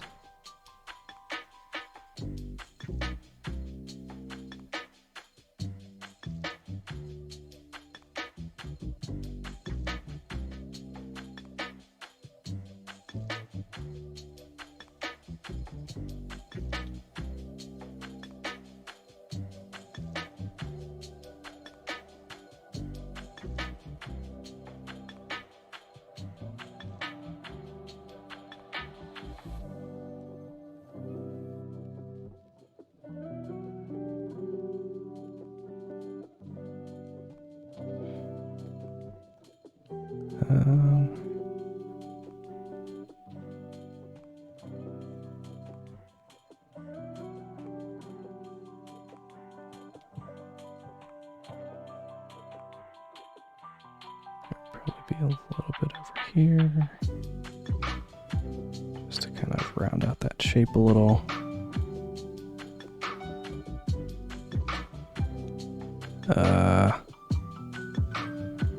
Yeah, that's probably fine.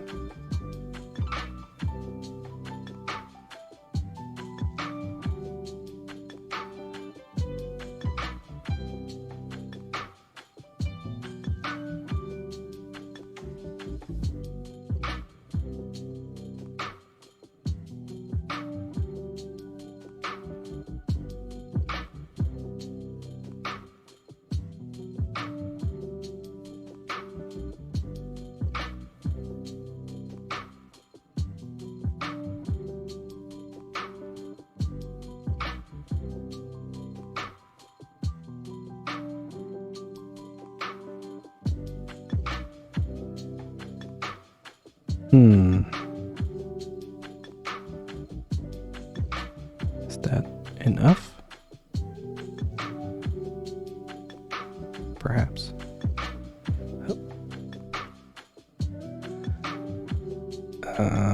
So let's grab... Wait, I almost forgot.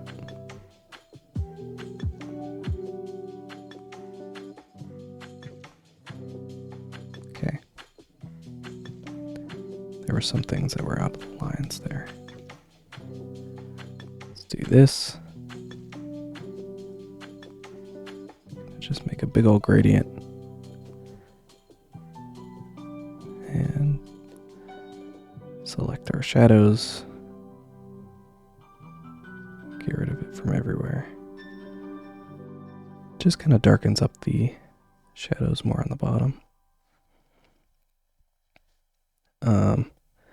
So if I didn't do those colors for shadows, I would do these colors instead. So I'm just going to see what this looks like.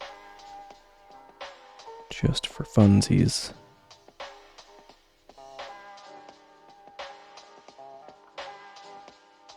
It's not bad.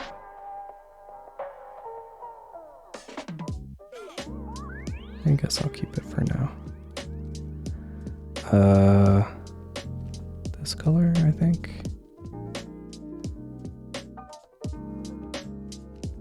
I said it was only going to be the 2 passes, but here we are doing a third.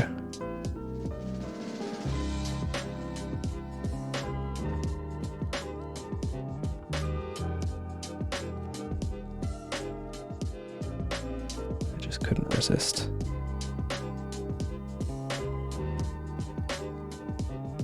The reflected light pass.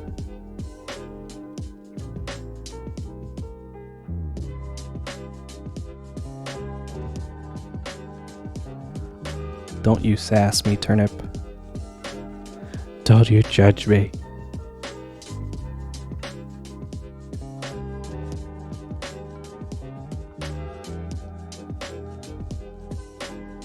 I am weak in the face of a water reflection.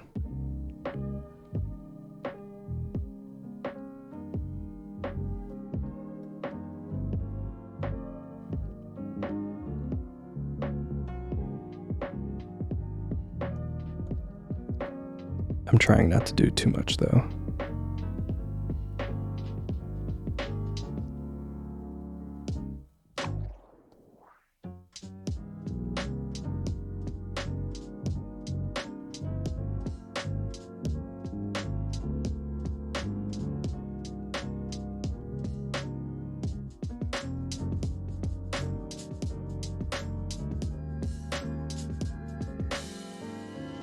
Water reflection got hands.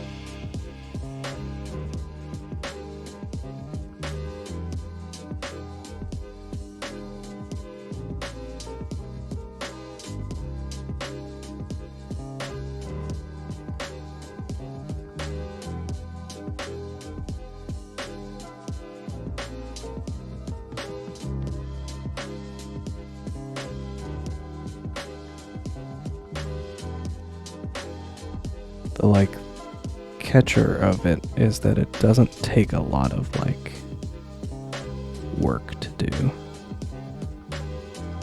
but it looks like it does,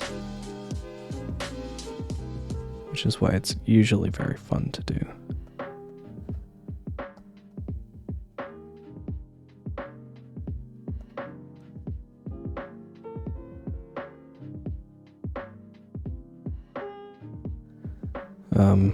But also because it helps to round out some of these forms and shapes and things.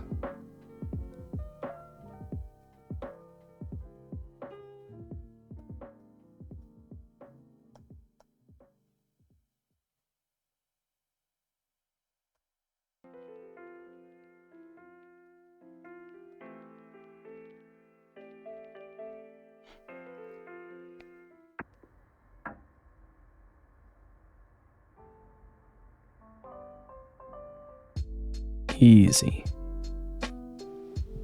See? It's like nothing. Only the parts where the water bounces up as well.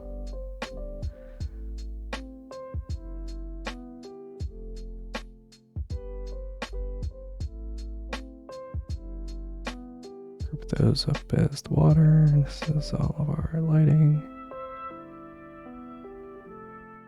Light. Water.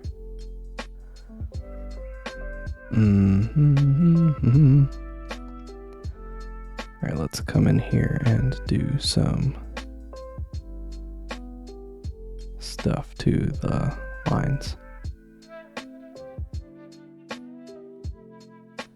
I'm just pulling colors that are right next to the lines. And we're going to put it on this layer, just kind of reduce the opacity.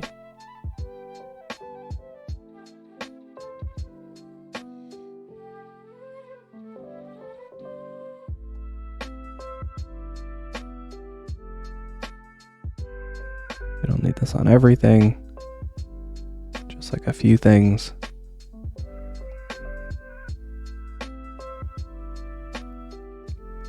Mostly it's just a way to sort of push back some of these details that don't need to be quite as prominent.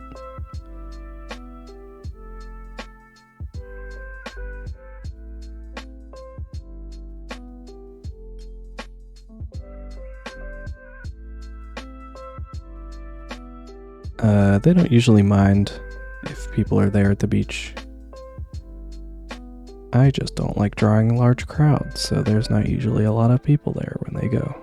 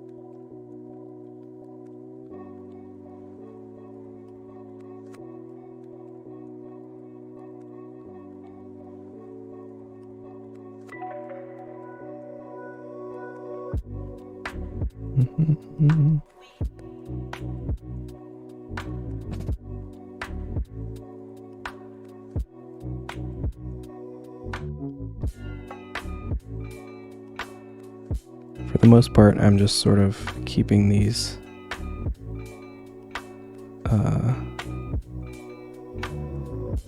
black lines on. Anything that sort of separates one thing from another thing. Like if it's just a detail line, I'm trying to cover it up.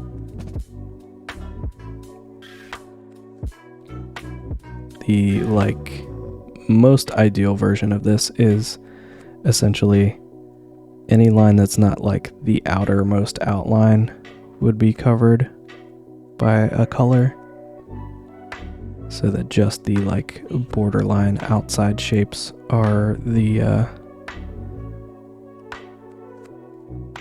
parts that are black. But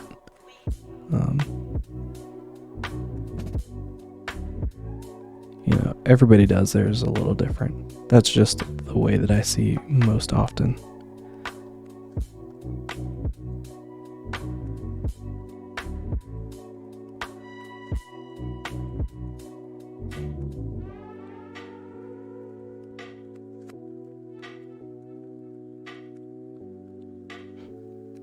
There are a handful of details that are sort of worth keeping pushed forward a little in this one. But a lot of these hairlines are not those details, so they're getting pushed back.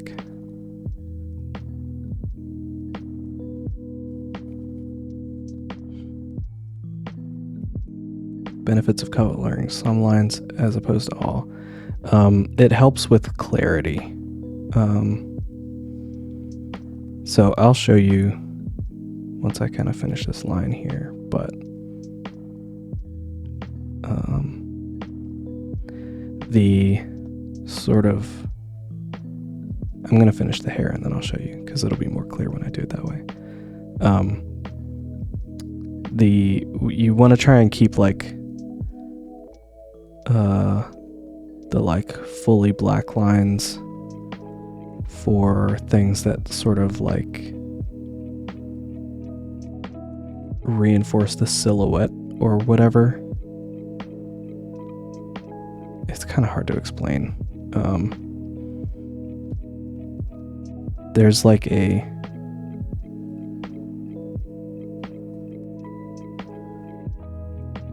hold on. I feel like it might be easier to explain with like visuals. Okay. So like the hair, right? We can kind of tell that all of this hair is like part of his hair, right? But when I sort of push those lines back with color as opposed to with leaving them black, it's sort of like it's not so much visual weight on the hair details as opposed to like this where they like all fully stand out all the time. But I'm sort of leaving the outer shapes, like the outlines, where like this bit of hair kind of sticks out, or like this little bit kind of hangs over the ear, like things that overlap other things to sort of separate them out from the things that are behind it. I hope that makes sense.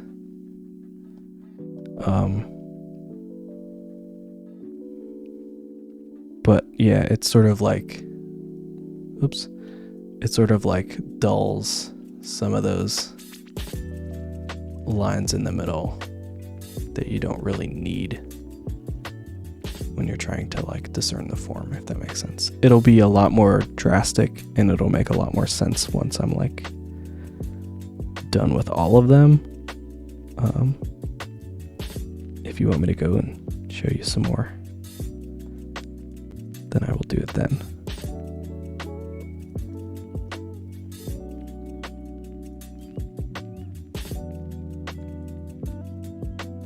Yeah, you kind of think of it as like a three-dimensional situation where like anything on the same plane can be like not as important.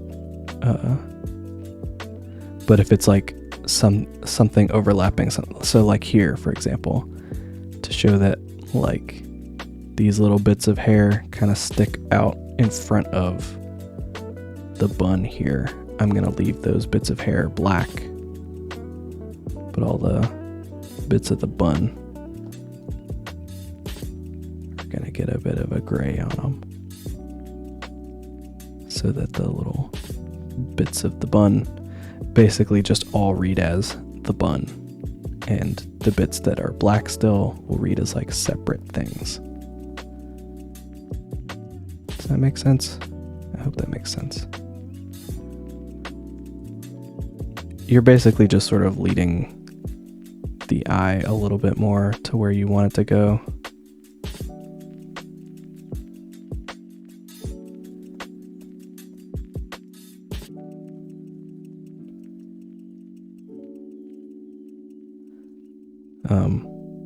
But this is a step that you kind of have to like save until after you do all of your lighting and stuff, because once you start fiddling with, like once you do this step, when you add lighting to it again, it'll look very weird.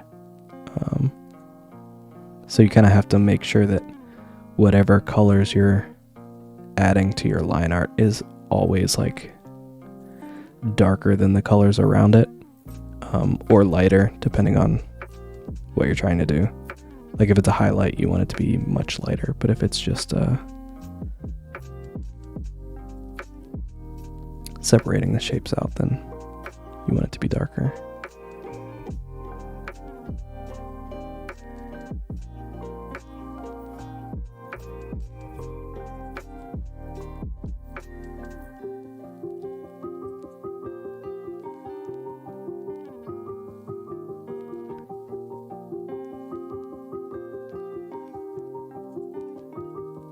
So we're kind of just pushing all of these back to all sort of read as shorts. Not so much all of the individual folds sticking out as much as they were.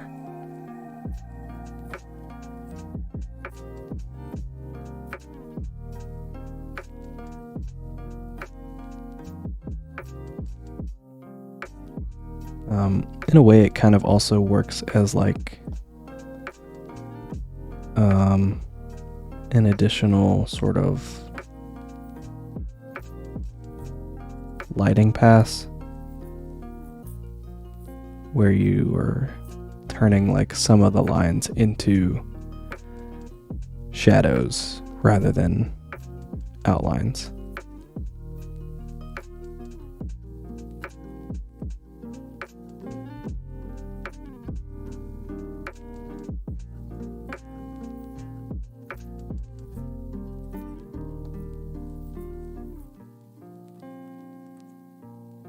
This is one of those ones that's like very difficult for me to articulate, like which lines work and which ones don't.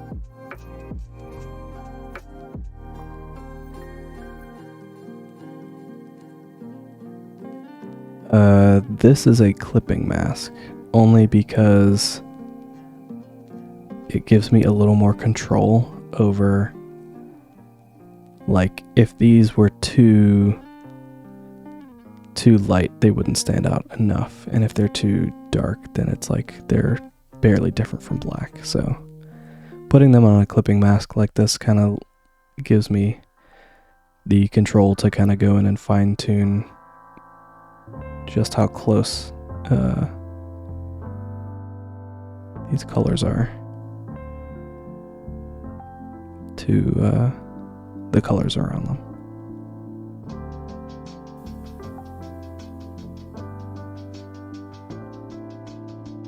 I think that's probably all fine.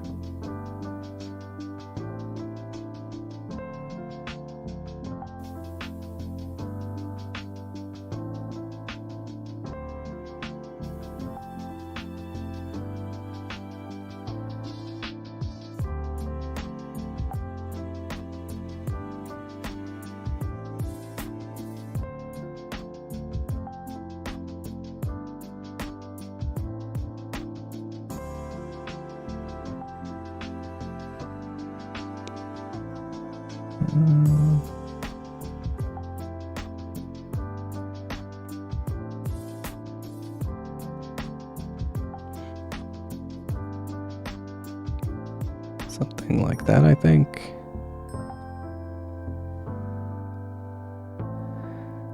And if I really wanted to, I could come in here with like some rim lighting.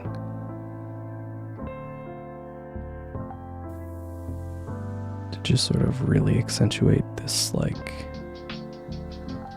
light coming from over here.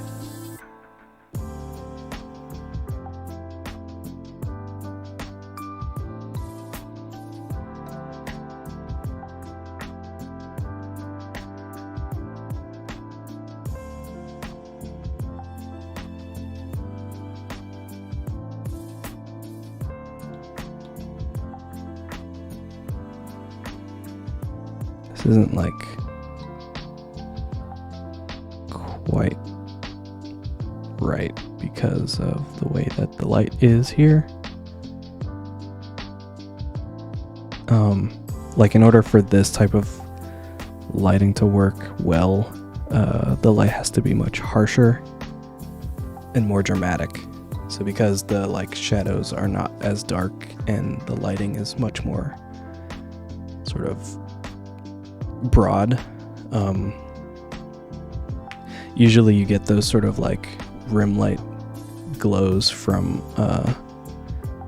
like a singular focused beam of light when it's like daylight and the lighting is kind of like more dispersed and softer.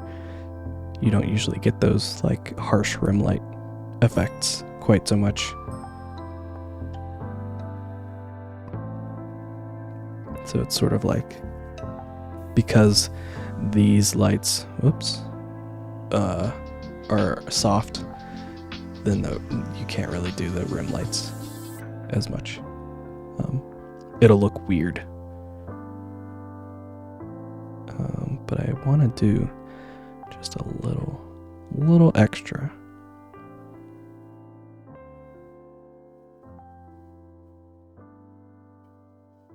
Just add a little bit of extra shine here.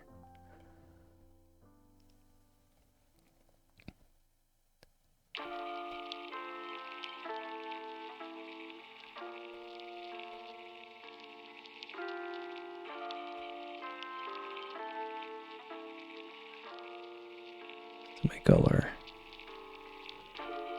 our friends a little bit bubblier.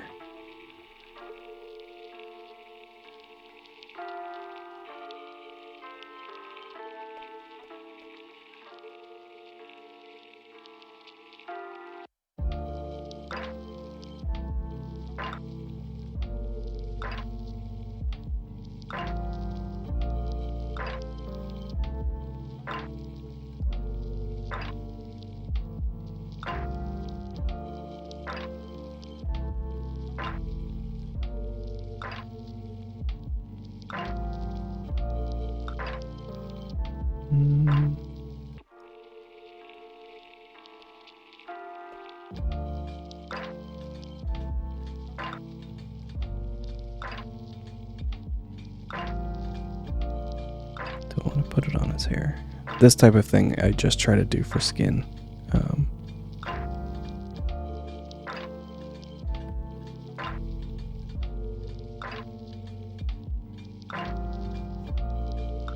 Because when you start putting it on like hair and stuff, then it looks like everything is made out of plastic,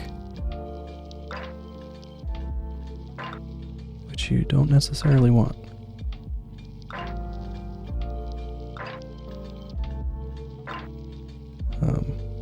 But doing it on just like skin kind of just makes it look like either they're like sweaty or oily or whatever, which isn't like terrible for like your skin tones and stuff. I think this is probably all I want for that. So I'm going to start having fun with gradient maps now.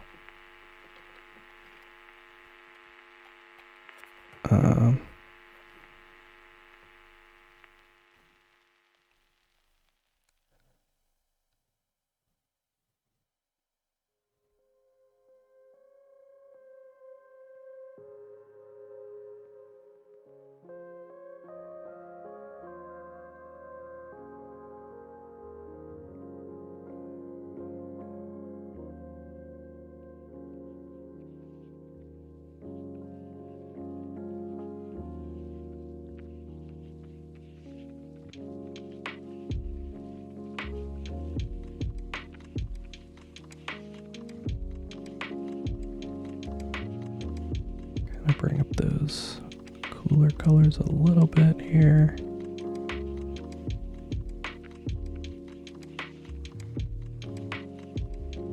Oops, didn't want that.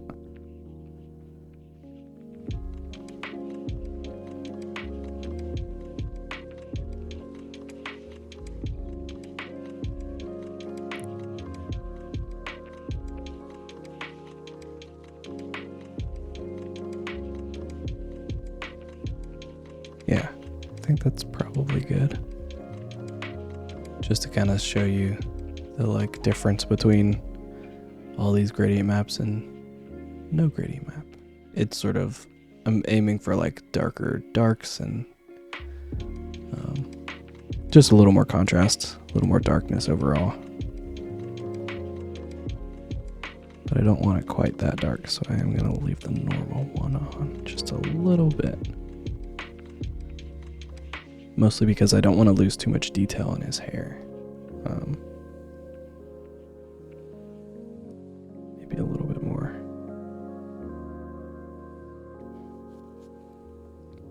And just one last little effect here.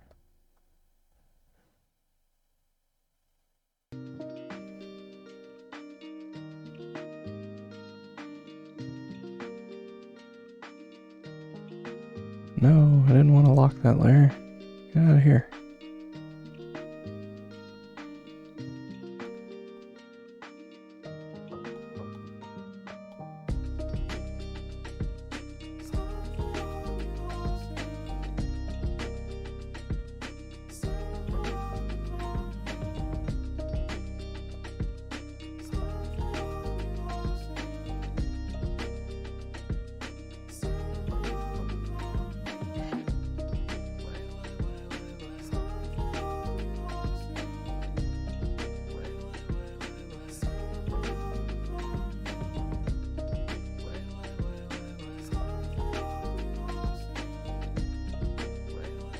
Something like that, I guess.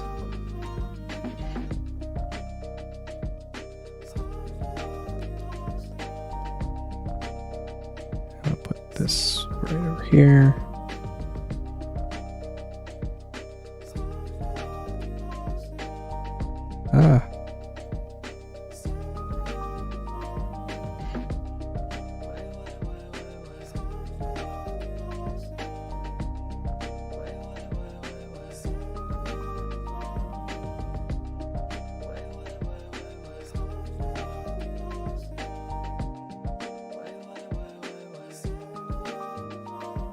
Yeah.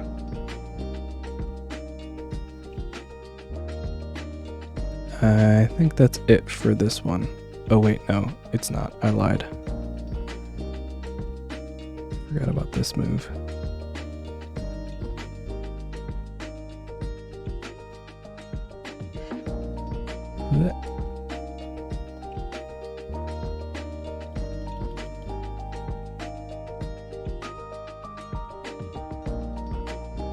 Okay, now that's it for this one.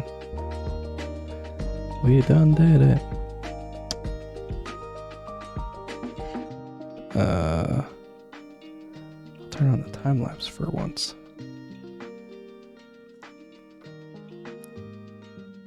Thank you all for hanging out. We certainly did something.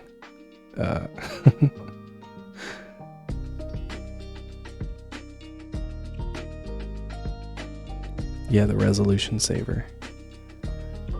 We did eventually figure out how to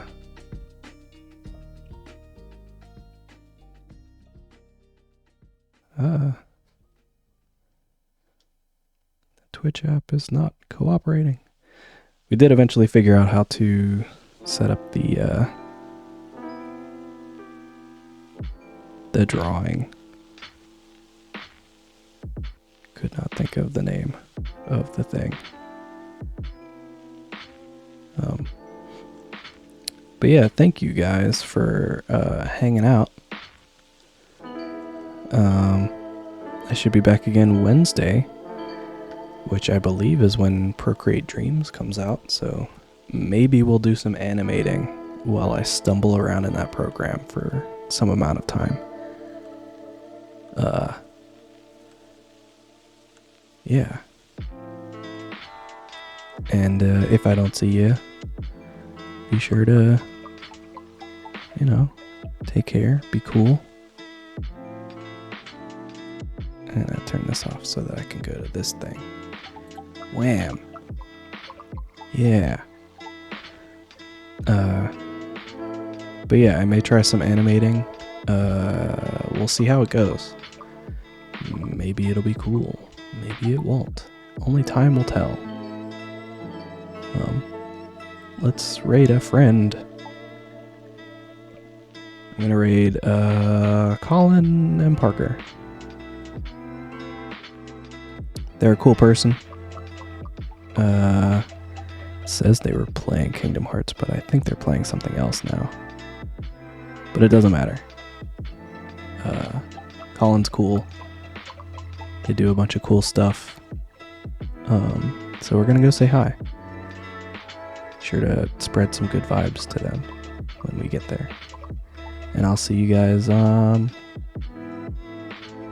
Wednesday? Question mark? Possibly? Unless Thanksgiving things happen. I don't expect them to, but you know, who knows. Alright, I'm rambling. This is why I need to find some sort of like sign off or something. Some way to end the stream, I don't know. Alright, let's go raid. And I'll see you guys in the next one. Goodbye. Farewell.